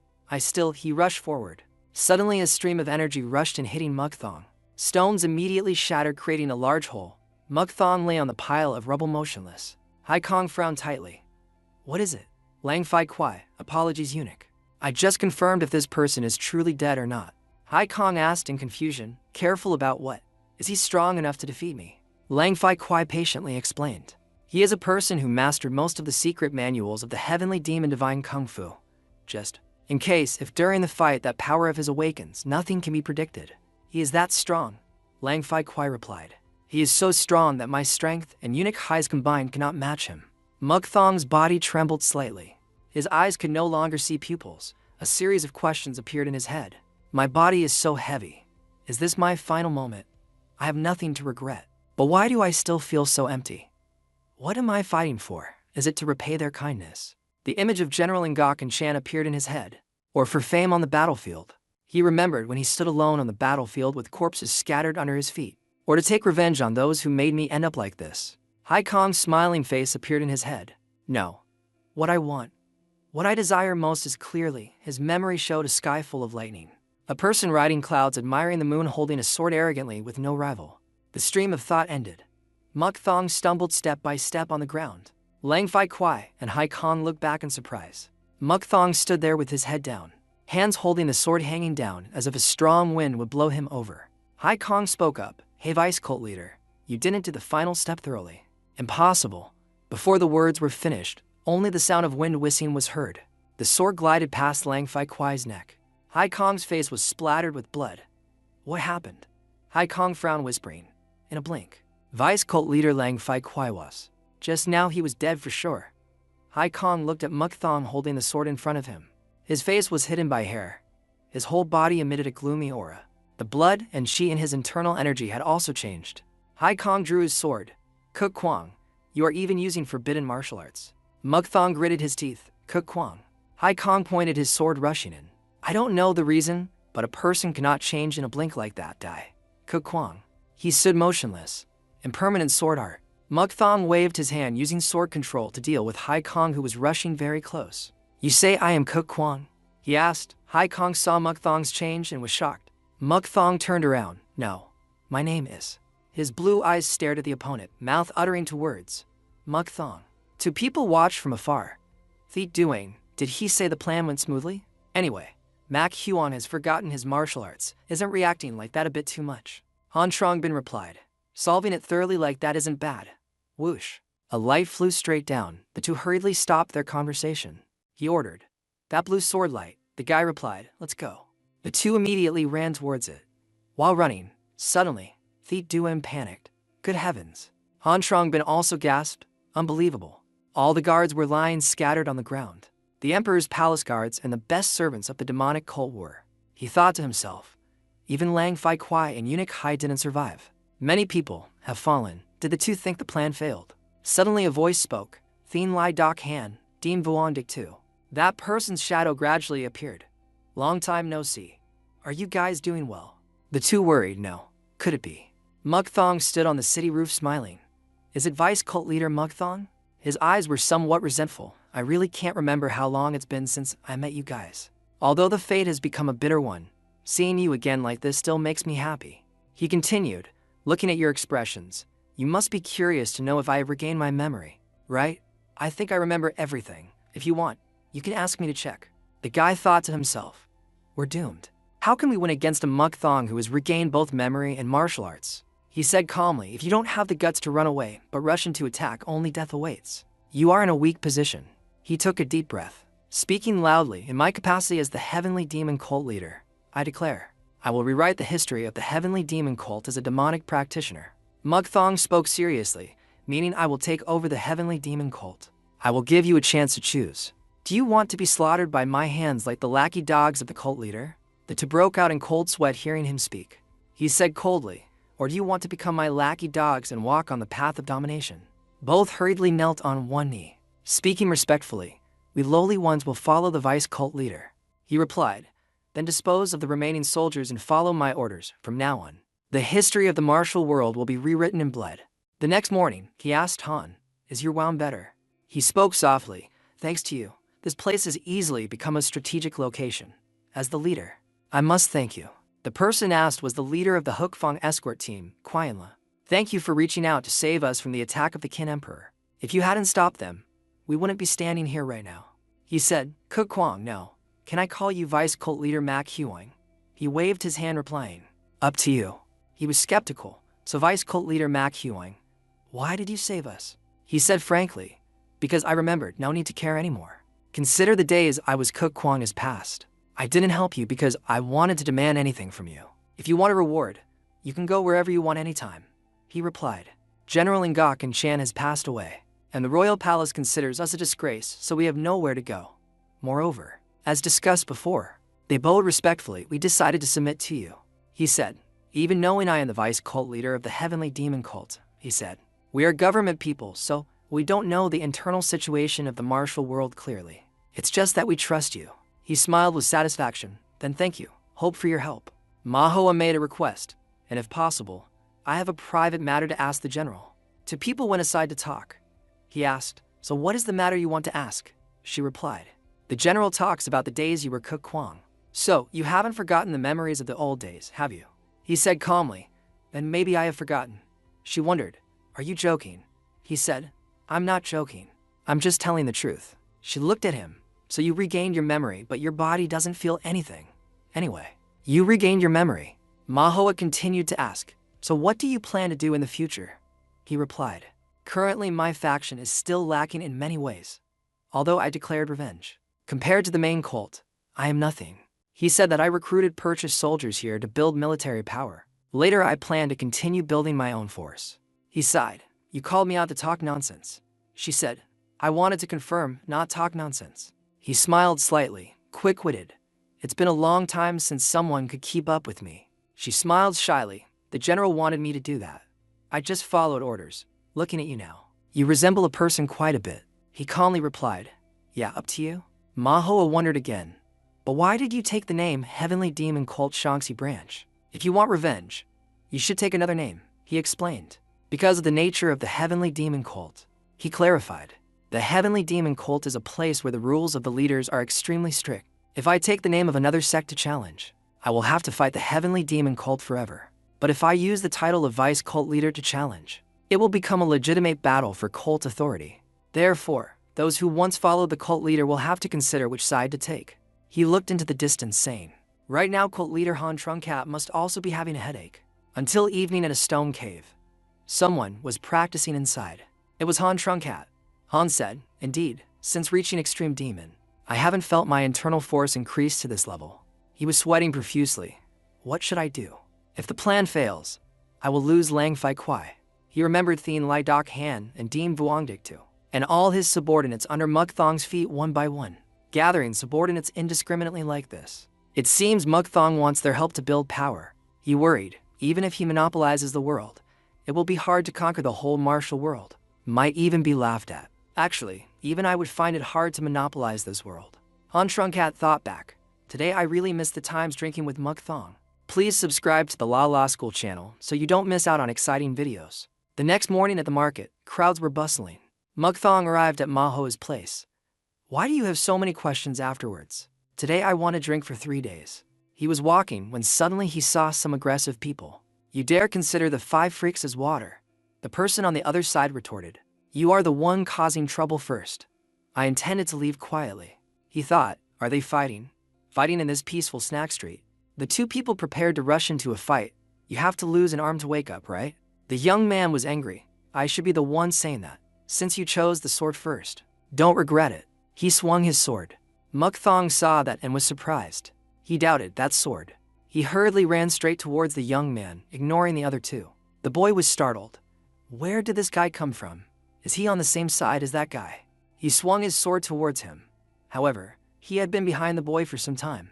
Muk Thong pushed the boy's head forward. He said dangerously, I will only ask once, so answer properly. He looked at the sword with raging killing intent. That sword. Where did you get it? He recalled the image of Lu Bak crossing his arms and continued. Its name is Miningok sword. It is the sword that my master, illusionary evil sword Lu Bak, often used. He warned the opponent, if you intend to use it for some dirty business then. Before he could finish his sentence, Muk Thong was interrupted by the opponent, his face becoming panicked accompanied by surprise. Ma master? He hesitated as if recognizing Muk Thong. Wait a minute, could the stranger be Muk Thong? Seeing the opponent recognized him, Muk Thong was startled. His eyes revealed a glint of killing intent. Under the beautiful sunset, there was an altar placed below, offerings and incense to show respect. It turned out to be Muk Thong and the man he just sparred with, both sitting upright cross-legged, in front of the tomb owner's altar. Sitting next to the man holding the precious sword of the master, Muk Thong asked coldly, do you dare to swear that not half of what you said is a lie? His question seemed to have broken the silence of both. Hearing Muk Thong's question, the man holding the precious sword in his hand quickly answered, I swear. Master Lu Bak taught me to use this sword when he passed away. Pass the sword down to me. Muk Thong continued to ask if you didn't know my name. This would be very hard to believe, right? Responding to Muk Thong, the man also replied, Master often talked about Senior. He said Senior was the best among the disciples. Muk Thong was surprised. He asked again, why did you know Master? The man sitting next to him quickly replied with a serious face, I met Master in a cave in manhwa. Master had some matters, so he was in hiding then. Hearing the answer, Mukthong thought to himself. Could it be because of me? That makes sense. Master was very close to me. The demonic cult must have pressured him. Suddenly he asked the opponent, did Master pass away peacefully? Sitting in front of Master Lu Bok's grave, the man only replied that he was very lonely. No medicine could make him better. As he told Mukthong, he recalled the image of Master Lu Bok enduring tormenting pain to the point of vomiting blood. That is the phenomenon of energy dispersion. At the time of a demonic practitioner's death, internal energy will dissipate. The greater the internal energy, the more painful it is. While speaking, he gritted his teeth in resentment, usually to reduce pain. The closest person will help that person die. A person from the Orthodox sect like you probably doesn't know. So it had to be that way. After hearing the story about his master from the man's mouth, Mukthong stood up preparing to leave. He said, you try to cultivate for a while more, then leave the martial world. I don't want to hear that Lu Bok's disciple was stabbed to death somewhere. Hearing Mukthong's words, the opponent could only quietly ask, where will senior go now? Ignoring the opponent still sitting in front of Lu Bok's grave, Mukthong turned to leave. He acted cold and said, I'm going for a drink first. Mukthong left, although acting cold and emotionless in front of others. Perhaps his emotions were more comfortable. He is also a person with emotions and many thoughts. Suddenly he remembered the memories of the two teachers and students. He reflected on the days he and his master laughed happily together, sitting and drinking wine under the poetic sunset. But now, under that sunset, only he remained quietly watching. It seemed he also loved his master very much. He watched the sunset and said, may you rest in peace. Master Lu Bok. In front of a stone cave entrance, there was a strange man with purple aura surrounding his body fighting with 3 swordsmen. Suddenly the person in the middle said to the other 2, he must still be alive. Brothers. The other 2, after hearing the order of the senior brother, said loudly in unison, yes. Eldest brother. Saying that, all 3 rushed up under the command of the eldest brother. Let's go. Sword draw. The sword moves of all 3 seemed to have hit the strange man. 3 flowers heavenly peak strike. The swords created 3 slashes straight at the strange man. The eldest brother, after seeing the strange man hit by all 3's moves, laughed loudly somewhat smugly and said, enough, he's hit. Keep up the momentum and finish him. But it seemed the 3 sword moves caused no damage to the rock-hard body of the strange man. The eldest brother panicked and was extremely surprised. He shouted loudly, no, impossible. Suddenly the strange man rushed up. One hand knocked one person away. The other hand grabbed the head of the other person, causing the situation to suddenly turn. The eldest brother turned back. Seeming to feel the pain the strange man caused his junior brother, he shouted worriedly, youngest brother. The strange man continued to crush the head of the remaining junior brother, only giving him time to scream in despair. The situation turned. The senior brother became motionless, dropped his sword and sat on the ground, muttering with fear and disappointment, impossible. The strange man continued to increase power, the purple aura surrounding him becoming thicker. He killed the remaining person, only giving him time to scream once before dying. This terrifying slaughter was fully witnessed by 2 people standing behind. Vice cult leader Trong Nong Kiat laughed smugly, saying, even the sex experts couldn't defeat a heavenly peak Jiangshi. Great success. The guy in green holding a fan next to him watched the scene of the Jiangshi, eating the corpses of the 3 brothers who just fought and praised. They are very sharp. What should I do with the captured sect members? The vice cult leader replied, ordering, take them to be bait for the heavenly peak Jiangshi. The fan-holding guy replied, everything is ready. Saying that, he opened the gate releasing countless heavenly peak Jiangshi. He said again, my lord has mobilized everything I have. My dream this time will definitely come true. Vice cult leader Trong Nong Kiat laughed loudly, saying, the dream of becoming the demon god of the heavenly demon cult. To rule the heavenly demon cult. Mukthong was surprised, immediately asking, what did you just say? An elder slowly replied, just like what you heard, vice cult leader Mukthong. All the elders knelt down about a Mukthong. He continued, all elders and subordinates under the time of cult leader Han Trung Cat will follow and assist vice cult leader Mukthong. After hearing the elder's words, Cook Kwang had thoughts in his head. Han Trung Cat is the cult leader of the heavenly demon cult. Vice cult leader Mukthong and the replacement. Why send subordinates away? Suddenly Mukthong transmitted sound to Cook Kwang. To obvious, isn't it? It's the oldest elder. While speaking, he revealed suspicion accompanied by a bit of anger. Suddenly he was furious, continuing to transmit sound. Why suddenly seek me out and say those strange words? Can I trust cult leader Han Trung Cat now? While speaking, he revealed raging killing intent. Seeing Mukthong become like that, the elder's face panicked, sweating profusely. He hurriedly explained, I don't know how angry the vice cult leader is, but we are only following orders. But we are just following the final order of cult leader Han Trungkat. Hearing these words, Mukthong wondered, final? The elder continued to answer with a darkened face. The cult leader said from now on only obey the vice cult leader, even if the person claims to be our enemy. Mukthong was still suspicious. He continued to wonder, why did he do that? What is the cult leader's goal? The elder, after hearing Mukthong's question, answered briefly. The cult leader only said that what needs to be done is the job of subordinates. In the dead of night at Han Trungkat's room. It's late at night. What is the matter? Vice cult leader Trong Nong Kayat. Trong Nong Kayat went with 3 more people, just smiling and saying, stop pretending. Han Trungkat keenly detected something. He asked, coming here to cause trouble. Trong Nong Kayat was extremely arrogant. He gave a compliment but was actually being sarcastic. Sharp, will you obediently surrender? Han Trungkat wasn't weak either. He smiled, saying, even if you get the cult leader's seat, you still have to face Mukthong. He continued to mock. Why is a person who only hides behind subordinates so bold?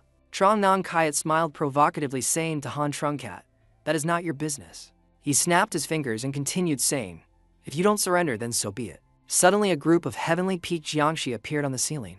They jumped down, preparing to deal with Han Trungkat. Han Trungkat displayed his power. A purple aura suddenly appeared on his hand, followed by a frenzied power summoning purple lightning. Seeing this terrifying power of Han Trungkat, Trong Nong Kayat suddenly changed his expression. He became more guarded. Han Trungkat used his power to directly crush the head of a heavenly peak Jiangshi. Han said, my ability is only inferior to Mukthong. I am clearly the cult leader of the heavenly demon cult. His power suddenly increased sharply. Even his hands changed. He continued to speak with a mysterious voice. Don't think getting that cult leader's seat is easy. Han Trungkat's power was truly amazing, directly scattering the bodies of the heavenly peak Jiangshi, the things that made all 3 sect experts fall in one hit. Han Trungkat laughed loudly, his hands still controlling that terrible purple power. Han said to Trong Nong Kayat, did you mistake that sitting in that cult leader's seat is very easy? Trong Nong Kayat smiled admiringly. Your martial arts are indeed very profound. Then he ordered the heavenly peak Jiangshi to stand surrounding Han Trungkat. He continued, but not enough to be hailed like that. Han Trungkat was angry. His hand gathered power, creating a purple energy ball. He unleashed the move while saying, it seems you don't understand my words. Saying that, suddenly his eyes filled with killing intent. Thick purple aura quickly surrounded his body. He continued, then I will let you feel it yourself. Han Trungkat released his power, flooding the room, causing everyone present in the room to be unable to stand firm. A large purple explosion appeared, blowing up the room. That was Han Trungkat's power. After the explosion, Han Trungkat's dark silhouette slowly appeared with purple aura. Han slowly said, now you understand, right? Han Trungkat had changed form. His body turned purple. On it were bright red auras like the color of blood. His eyes were more vicious and turned pitch black. He said to Trong Nong Kayat, those Jiangshi can't stop my steps. It seemed he despised the heavenly peak Jiangshi that Trong Nong Kayat brought. The group of heavenly peak Jiangshi stood close together, using their hard bodies to create a solid wall shielding Trong Nong Kayat. Trong Nong Kayat didn't believe his eyes. He wondered with that much power he could have escaped. But why did he choose to stay? Han Trungkat continued to reveal killing intent. Han stepped forward and mocked Trong Nong Kayat. All this time you have thought a lot, whether waiting for Mukthong's revenge or waiting for your insubordination. In the end, the only path for you is failure. He compared the opposing forces of Mukthong and Trong Nong Kayat.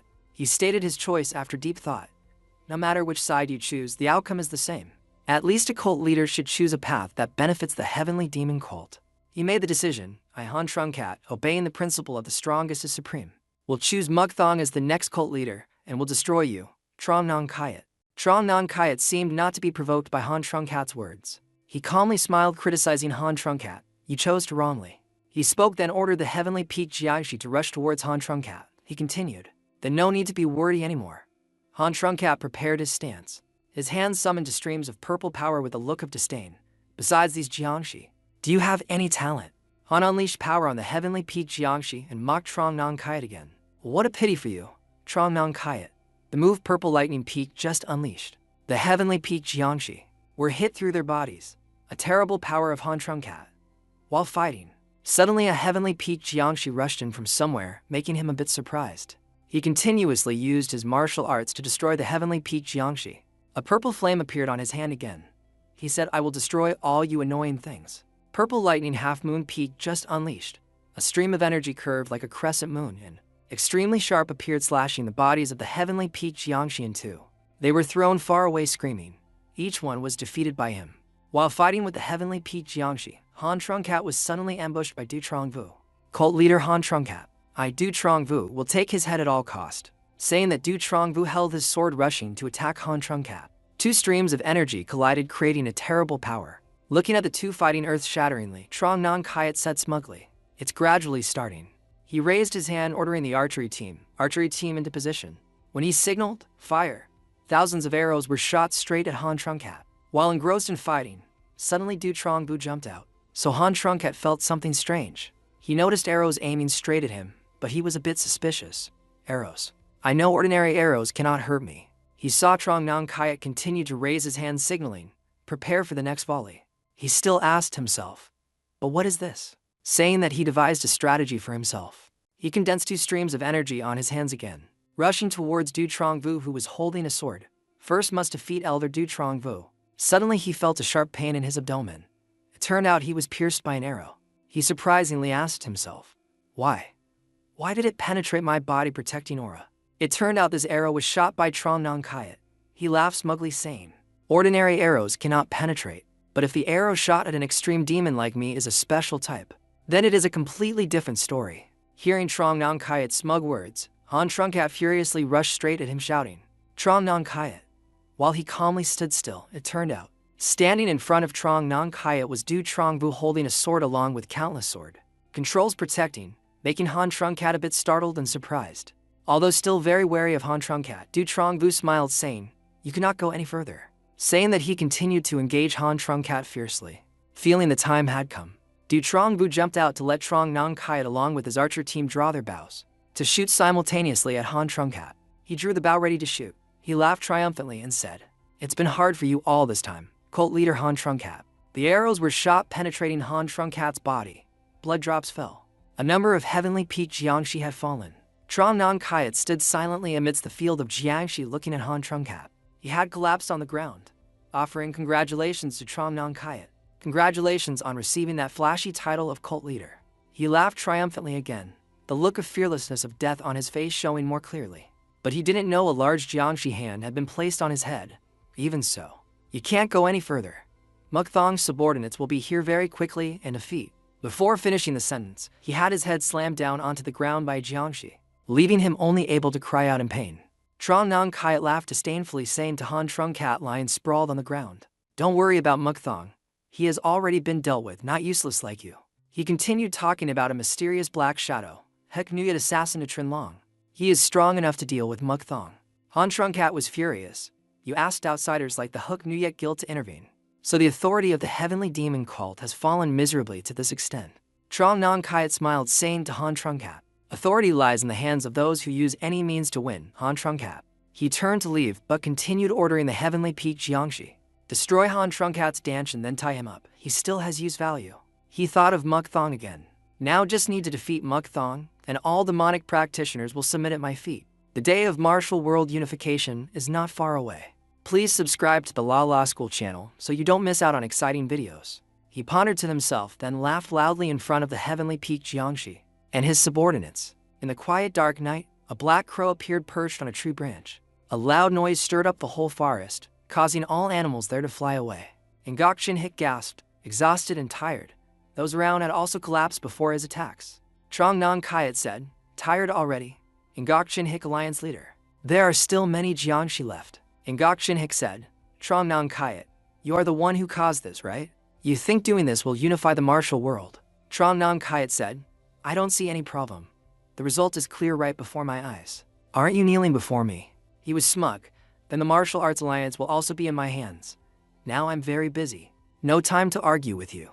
Then he ordered, "You guys destroy him for me." Ngok Hik was tense, wary of the Jiangshi preparing to rush him. At the same time, this elder was blocking a blow from Mukthong, causing the sword to break in two. He was helpless because the sword was broken and he couldn't fight back. While his people were detained by Mukthong, the group helplessly called out, "Sect leader." Mukthong asked, "Still continuing?" The sect leader replied helplessly, "What did my sect do? What exactly do you want?" Mukthong replied, "Temporarily support providing supplies for us." "Provide supplies? You intend to cause a war?" Mukthong sheathed his sword, replying, "The war has already happened. His face cold, he said, the war within the demonic practitioners. That same evening, Mukthong wandered alone to the pine forest. The moon that night was very round and bright. He exclaimed with satisfaction, indeed I still like the peaceful scenery here the best. Watching it many times without getting bored. He recalled saying back then, all sects around here are under my control. Preparations for the war are also going very smoothly. He was annoyed, but my mood hasn't improved at all. Could it still be because of that? Mukthong looked up at the bright moon sky, angrily blaming cult leader Han Truncap. Why did you betray me? If you had opposed me to the end, I wouldn't have hesitated to take revenge on you. In the distance, someone stood watching him in the dark. Then Mukthong ran off. The more he thought, the more annoyed he felt. Must go have a drink to relieve sorrow. At that moment, lights emitted from the darkness. Mukthong saw that, was alert and thought, arrows? He stepped back, then jumped down to a place. Mukthong used power to radiate all around. Suddenly, he noticed. In that bush, he saw it. There was a silhouette in the dark looking at him, smiling a cunning smile. Mukthong glared at him while wary of targets attacking from the front. Mukthong took a defensive stance. At the same time, he drew his sword. He carefully dodged while fighting back arrows coated with poison. No, those were explosive arrows. An arrow flew towards him and exploded. But how could that little thing trouble him? After dodging all those arrows, Mukthong angrily said, I don't know who sent you here, but do you think this little trap can trouble me? Just finished speaking, Mukthong continued to be alert. No one replied to him. Suddenly a strange air flew towards him. Mukthong quickly covered his nose thinking, this scent is Dream's soul drug. Using this trick again? It seems it is mixed into the smoke screen. He clicked his tongue, complaining, truly annoying. He said helplessly, you just keep hiding in the forest. Mukthong finished speaking and attacked the forest, forcing the guy to dodge. He angrily said, I will cut down all trees in this forest to find you. Then he unleashed a move. Attacking the forest, trees in the forest collapsed. Mukthong thought, where are you hiding? The anonymous guy hiding in the forest, after receiving an attack from Mukthong, thought, he is much stronger than the information in the letter. If prepared properly, I might still have a chance of winning. But I didn't prepare anything. So he used me like trash, he thought. Even so, a mission is a mission. An assassin who has set foot here cannot turn back. He revealed himself. Mukthong asked, are you hiding there? Mukthong swung his sword, running towards the assassin. The assassin took a defensive stance, carefully analyzing, thinking, although drugged, he is still the master of Makhun. Just stepping into his attack range means death. If so, the assassin planned to do something. He swung his sword out. He calmly thought, I'm forcing the pole into the traps on both sides. Exactly so, the traps on both sides activated. They were troubling Mukthong. Mukthong angrily thought, this guy, the Dream Soul drug makes me much weaker. The assassin said, falling into this trap, even the owner cannot escape unharmed. Although facing many difficulties, I have achieved my goal. While smug, suddenly something rushed straight at the assassin. A terrible power attacked the assassin before he could react. Perhaps it's too late to regret now. The assassin was not okay. That guy thought impossible. He can attack this far. Mukthong replied, I thought you wouldn't fall for the trap. It turned out to be a reverse trap by Mukthong. At the same time, he fell down the cliff, everything sinking into darkness. The scene before eyes appeared truly horrifying. The cliff collapsed, creating a giant pile of rubble, a group of people urgently searching. Both above and below around the scene.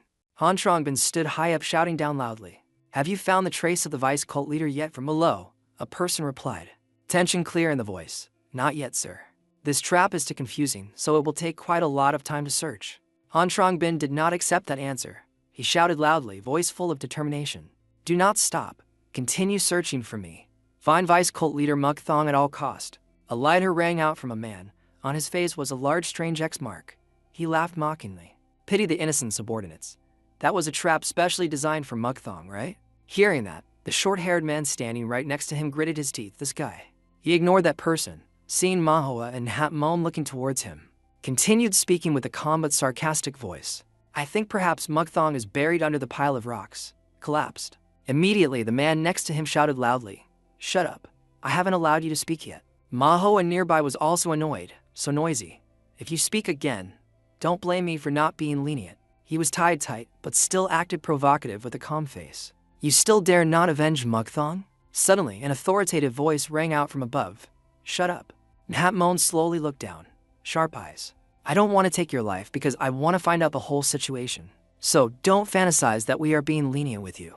He continued, voice full of threat, although not in a hurry. When the time is right, I will take your head. Being an assassin, but captured by the enemy as a prisoner. That's why you are so long-winded, right? He looked at him, showing no fear. Just curled his lip replying, so you think I will tell you? He raised his eyebrows, chuckled, just wait and see. Suddenly Manhua approached. She dealt a powerful blow to him. He fell to his knees coughing blood. He reminded those around, guard him carefully. Don't let him do nonsense. At this moment, from high above, another voice rang out unbeknownst to anyone on the ground. Indeed, Trinlong has not been killed yet. A voice replied. They also have brains. Probably won't be that hasty. Two people in black robes stood high on a tree mysteriously observing everything below. One asked, is there any more trouble? The other calmly replied, I don't care. I have achieved my goal. Scene change. Two mysterious people slowly approached closer, but their faces were still obscured by darkness. The first person continued to ask, should we still verify if Mukthong is alive or dead? The other answered coldly, I don't care about that either. Just buying more time for cult leader Trong Nong Kayat to control the demonic cult is enough. If the Shaanxi branch is destroyed, then even if Mukthong is alive, he is just a lonely person. What else can he do? His voice continued to ring out. Now the day the entire martial world bows down to cult leader Trong Nong Kayat is not far. Meanwhile, at the base in the 10,000 great mountains amidst the rolling mountains of the demonic cult, the round moon shone down on the rolling mountains, illuminating the magnificent palace. Inside, Trong Nong Kayat stood with his back turned by the window, voice deep. Trin Long played my role excellently, a person in a black robe bowed replying. Yes, that's right. Eyes looked into the distance. If this time Mukthong really dies, there's nothing left to worry about. But what I desire is still only my greed. The guy was full of ambition. All people in the martial world are about to submit at the feet of the heavenly demon cult. He turned around. Behind were prisoners with collars around their necks. One of them was Han Trungkat biting his teeth, trying to control his emotions. From above, a voice suddenly rang out. Why are you standing so majestically? The person continued, half in darkness, it seems you haven't changed your intention of promotion. He gradually stepped up. That is the supreme cult leader of the heavenly demon cult. Dak Thumadi Han Tieten. Are you hesitating? Trong Nong Kayat heard that and laughed loudly, pointing at Han Trungkat, laughter full of sarcasm. I have no hesitation, supreme cult leader. I just feel sorry for your son, so I'm a bit sad. Meanwhile, Han Trungkat still hung his head, his face hidden in the shadows, revealing no expression. Han Tieten stared at Han Trungkat, saying nothing. A tense silence passed. Then he continued, cold voice ringing out. The foundation of the heavenly demon cult is the strongest is supreme. I cannot call a person who withdraws from the battle a cult leader anymore. Trong Nong Kayat laughed contemptuously at his statement. Indeed, supreme cult leader. I didn't expect you to say that. Suddenly he continued, making the guy frown. But Hexat Mahdi, he is also like that. Mukthong. In a moment Mukthong's image appeared in both their minds. He pondered, then said thoughtfully, as long as the relationship with him is not troubled, then everyone just assumes a new person taking the cult leader position is a bit hasty. Trong Nong Kayat snapped his fingers, laughing loudly as if hearing an interesting joke. Just for that reason you still haven't acknowledged me until now. Suddenly from behind him, rapid footsteps rang out. A series of people approached. He couldn't hide the confidence in his voice. Then I thought too much. Behind Trong Nong Kayat was an elite army fully equipped, displaying terrifying momentum. As if wanting to swallow the whole space, he smiled. Mukthong's forces are about to be wiped out by the heavenly demon blood sword team. Right then, from Han Tieten, a powerful aura suddenly radiated, filling the space. Yeah, good. I will wait and see if he can climb to the position he desires. In his head, another thought passed, like a self-reminder. I will just watch. The aura radiating from him became increasingly terrible. Trong Nong Kayat and the whole army clasped hands and bowed respectfully. The guy suddenly glanced up at him, seeming to clearly feel the suppression. He pursed his lips to block emotions, but suddenly seemed unable to control, and gritted his teeth even louder. Trong Nong Kayat bowed, looking behind, voice deep. Elder Cao Duane Nien. Immediately go out and destroy the Shaanxi branch. The person respectfully replied, as you command. He gritted his teeth, thinking, not much longer. Trong Nong Kayat looked at the majestic chair high above. That chair will belong to me, if so. The adverse fate between you and me also ends, Mukthong. At this time, in a faraway place in the corridor of a house hidden deep in darkness, a figure was walking quickly. That person went straight to a discreet room and knocked. The door opened, Manhua stepped in, eyes following the figure sitting inside. Her voice gentle, but full of meaning. Is it okay to do this? Vice cult leader Mukthong. Inside was Mukthong wrapped in bandages, sitting on a chair. Mhatmon was standing next to him, and a person was tied on the ground. Mukthong looked at her entering, saying, "You worked hard, manhua. Thanks to you." All of them were deceived. The assassin looked at Mukthong, wondering, "How on earth did you survive to return? Didn't you fall into the trap?" Mukthong looked at him, smiling slightly. "I pretended to fall into the trap, and then quietly escaped. You think that lousy trap can deceive me?" Manhua glanced at Nhapmon, asking curiously, "When did you plan this?" He replied awkwardly, "The vice cult leader and I just discussed this." He began to recall the conversation with Mukthong. He asked him, "So Trong Nong Kayat's subordinates are monitoring the vice cult leader?" Hearing that, Manhua agreed, "Correct, just look at what the vice cult leader encountered to know." Then after hearing him ask, Mukthong replied, "But it seems he doesn't know that I have been discovered yet. I am very curious to know how he intends to handle this." He pondered, "Assassins sent by Trong Nong Kayat." Suddenly he cried out as if thinking of something. He said, "Or should we use them to trick Trong Nong Kayat back?" Mukthong raised his eyebrows. "Any good way." He continued, "We will be in a deserted place not too far from our base. Then Trong Nong Kayat's side will exploit that gap to harm the vice cult leader. Then if we pretend that the vice cult leader was attacked by an assassin," he replied with an interested face, "then that news will definitely reach Trong Nong Kayat's ears." He agreed. "Yes, then Trong Nong Kayat will let his guard down." Mukthong tilted his head, smiling with satisfaction. "Sounds good, I approve, do it." Flashback ended.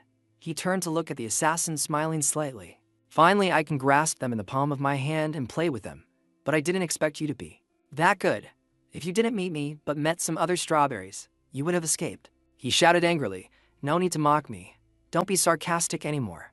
Kill me, then kill me." Mukthong replied calmly, "I'm not mocking, I really value you." Suddenly he smiled, pointing at himself. "So, things have turned out like this. You to join my side." He was stunned. "You intend to turn someone who wants to take your life into your subordinate?" Mukthong shrugged nonchalantly. "What's wrong with that? It's not impossible. Please subscribe to the La School channel so you don't miss out on exciting videos." He started to seduce him. "Think about it. If you keep failing, you won't have a standing in the assassin world. Mission not completed. Very likely the person who hired you will turn back to bite you." He continued, "But if you come under my wing, can't you take my life anytime?" He heard that and was startled. Mukthong looked at him, continued, "Then you will no longer be a loser who couldn't complete the mission, but will become an assassin with the ambition to complete the goal at all cost. How about it? Isn't it a mutually beneficial exchange?" Suddenly he said happily, "Many people, long time since I felt this happy. I need people like you to be less rigid." Manhua and Nhapmon heard that and sighed helplessly. Very familiar with this. Finished speaking, Mukthong asked, "Come on, what is your decision?" The assassin bowed down in silence. "I have no other choice, I agree. I will do what you command." Mukthong was happy. "Good. So your matter is considered finished here. Quickly prepare for the next trip."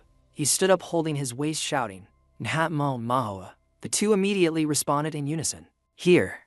He smiled with interest. "Time to go see the faces of those who keep targeting me. What are you waiting for?" At this time, a group of people appeared in the air. They saw a house and said, "Saw the Shaanxi branch. What should we do?" Suddenly the leader with the scarred face holding a sword shouted, "Attack quickly." The crowd behind him shouted, "Yes sir." Each person rushed fast. Suddenly they stopped, seeing outside the door furniture lying on the ground, scattered everywhere. The leader wondered, "No one here." A few soldiers went in to search, but found nothing. No one at all. Cao Duan Nguyen muttered, "Could they have escaped during that time?" He thought to himself, "Isn't there something very strange? If the leader Mukthong dies, the Shaanxi branch, including Hukfong escort team and Heavenly Demon cult, means it will split into two factions unrelated to each other anymore. Moreover, if they turn to fight each other, it wouldn't be strange." He thought confusingly, and he ran away like that. He predicted this. So, where exactly did he run to? At this time, at the 10,000 Great Mountains, a person wearing a mask holding a sword was standing guard. He silently looked at the oil lamp hanging on the pole. Suddenly he turned to the person next to him. "Senior, do you feel the ground shaking strangely? The movement of the torch also looks very unusual." The other didn't think so. "Sleepy already? It's just the wind blowing." The person continued, "Could the enemy be invading here?" The other teased, "You are truly a coward. The Orthodox faction always says they will turn this place upside down, but the 10,000 Great Mountains have never been dug up." Saying that, he looked up at the person next to him. "Stop talking nonsense. Guard carefully." But before he could finish, an arrow flew in. Immediately the person was shot, falling backwards. The other was extremely astonished. "What?" Thiet Duane, holding a sword, walked step by step imposingly.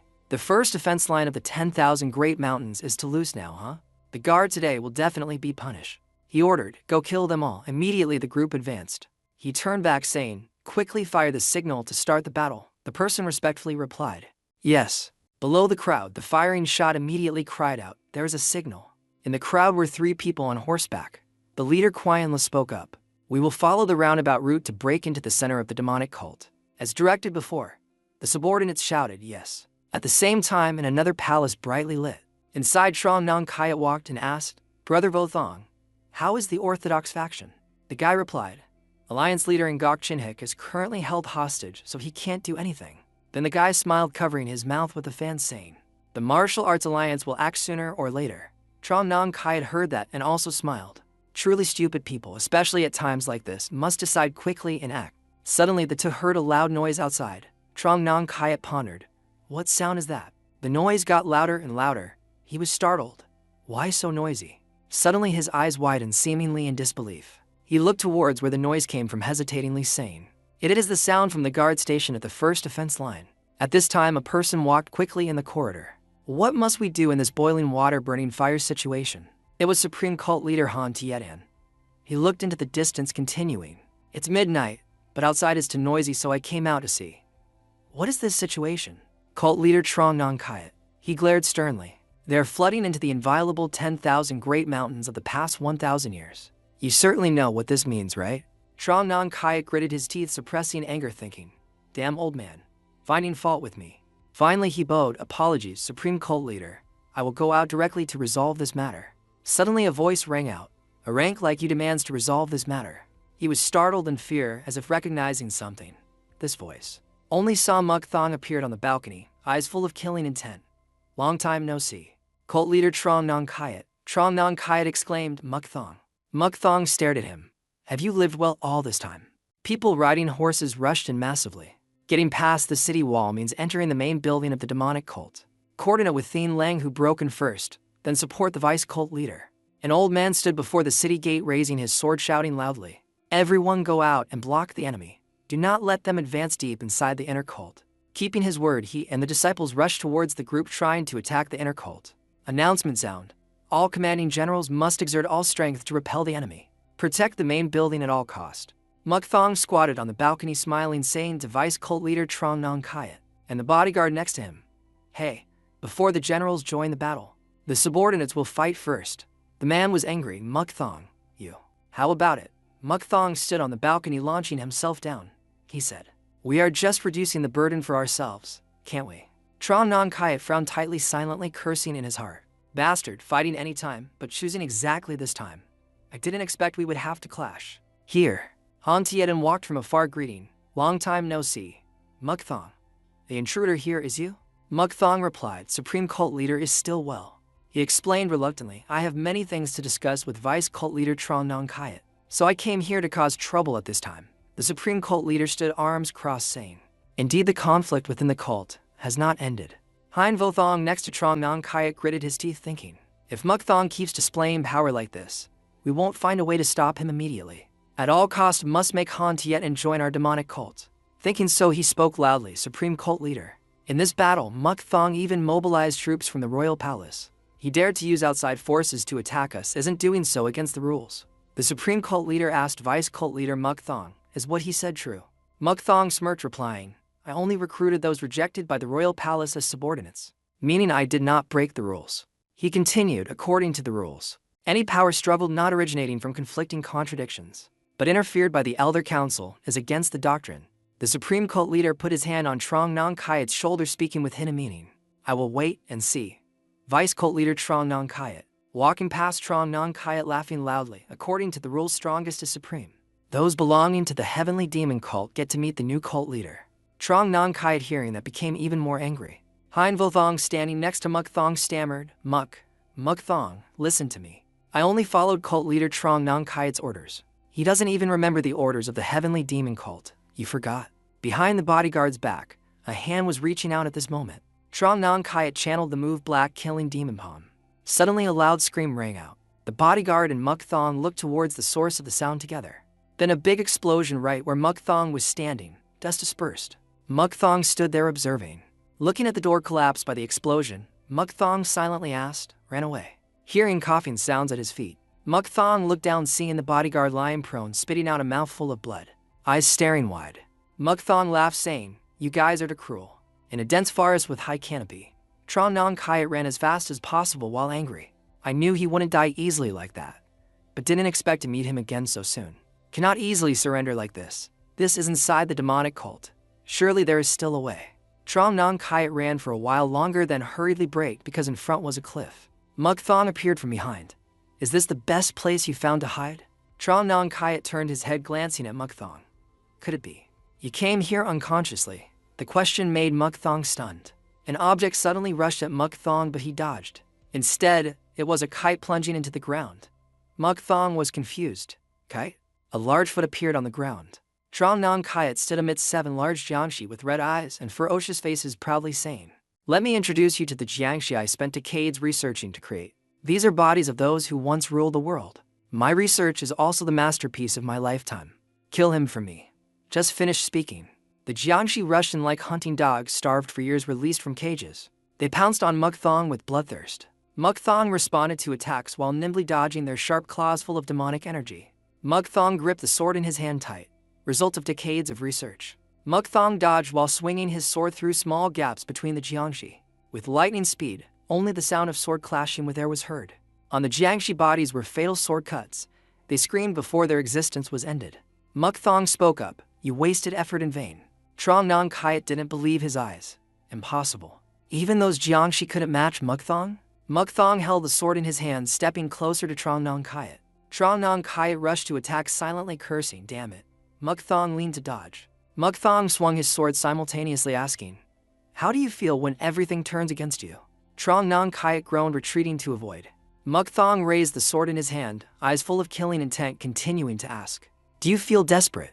In Muk Thong's head appeared images of many people's deaths. He continued asking, "Or feel helpless?" Simultaneously, his sword swung up, hitting Trong Nong Kayat's chest, making him groan, spitting out a mouthful of blood. Hon Thu's face appeared in his head. Muk Thong's eyes became sharper. If not, in his head appeared the image of himself falling into the deep abyss. Is it the feeling of free falling from the 9th heaven? Trong Nong Kayat's foot standing on the cliff trembled. The tall body no longer had the will to fight, standing near the cliff panting. Trong Nong Kayat gritted his teeth. "Why?" he screamed. "Why not me but you?"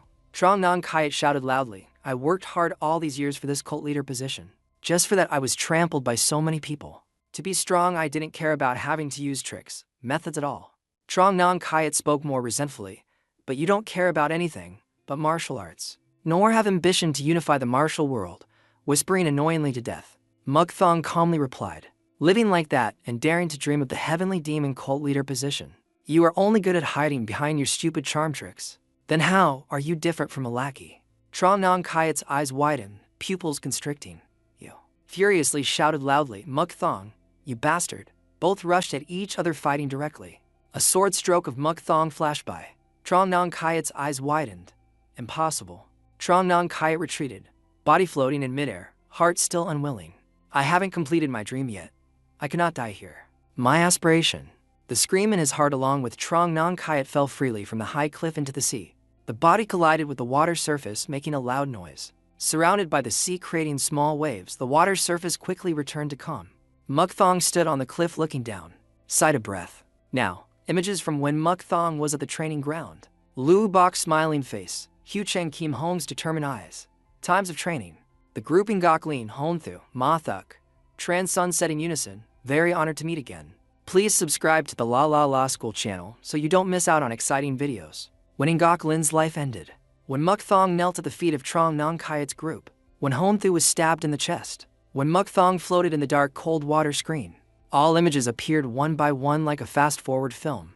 Muk Thong remembered those who accompanied him and nostalgic past images. He looked up at the blue sky, words like unloading all burdens. The long journey finally reached its end. Thiet Duane ran to his back. "Vice cult leader, so you are here." Muk Thong turned his head, replying, "Doc Han, how is everyone's battle?"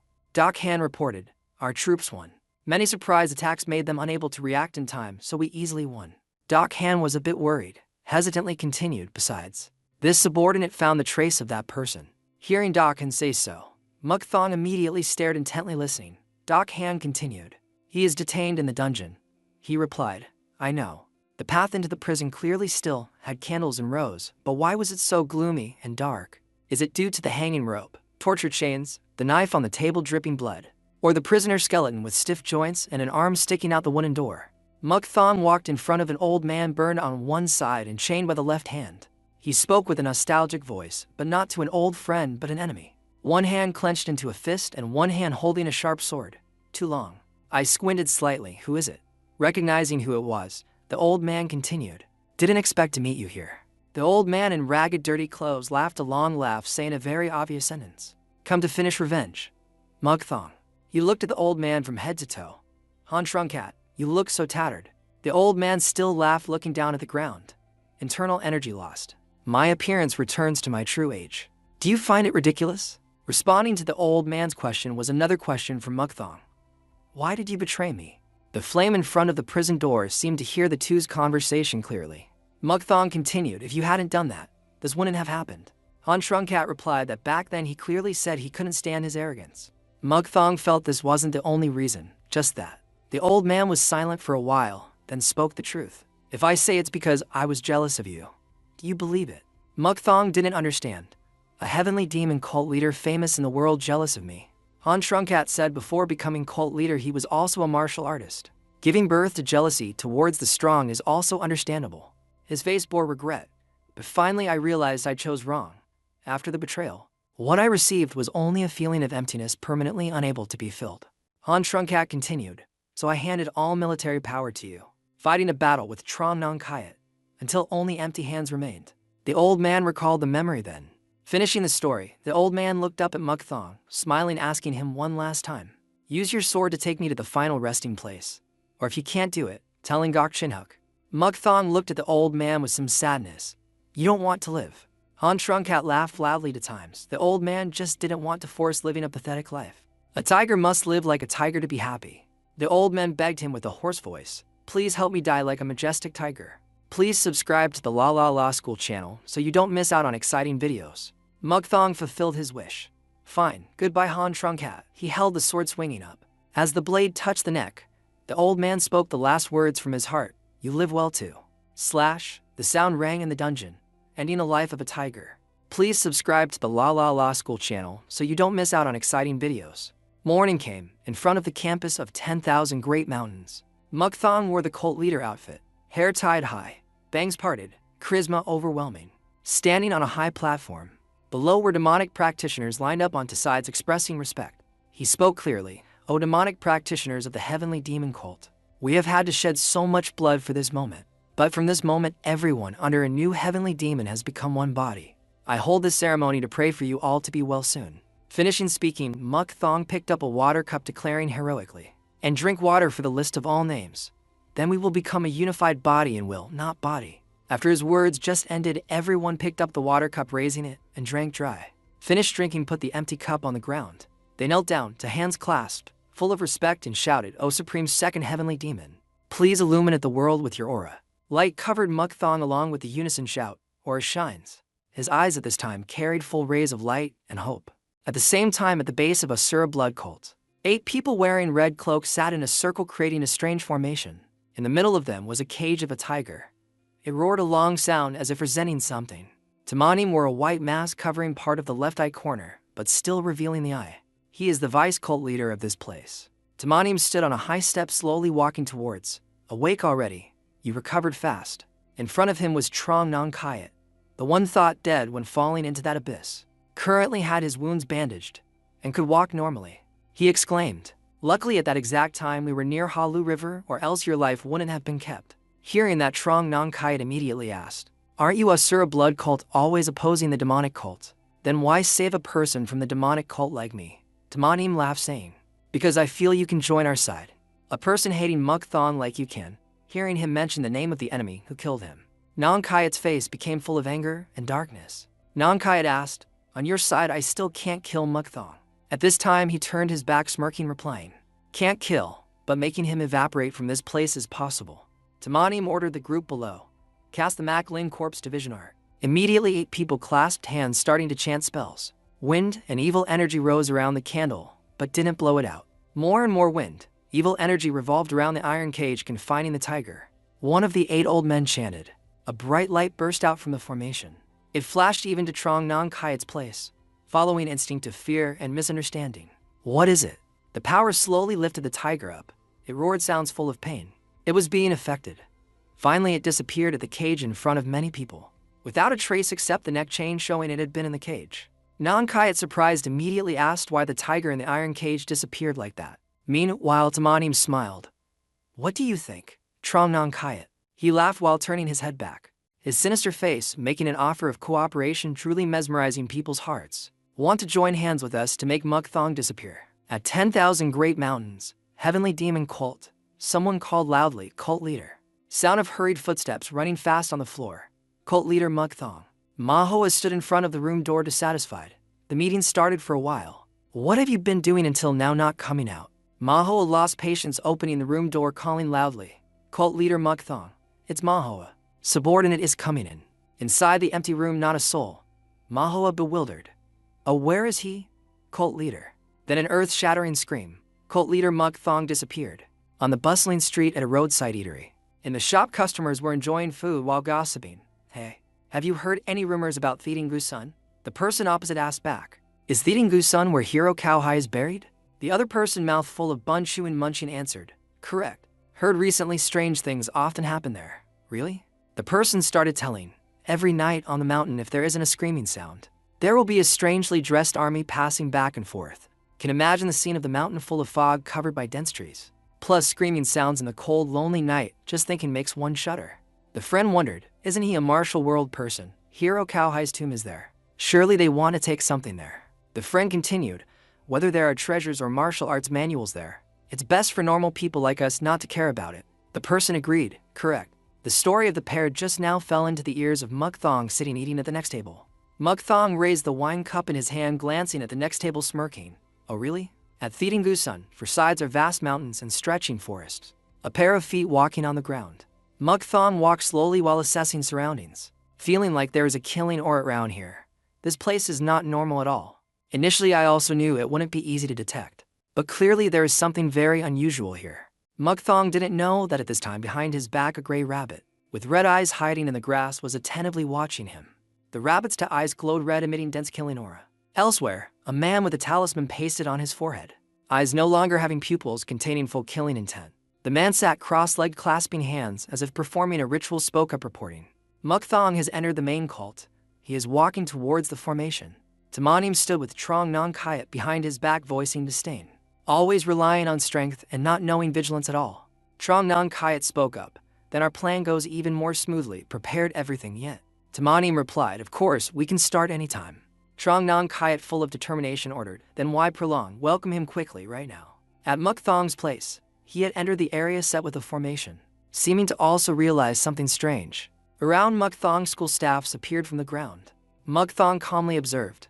The group in red is Asura blood cult. They had prepared waiting for him long ago.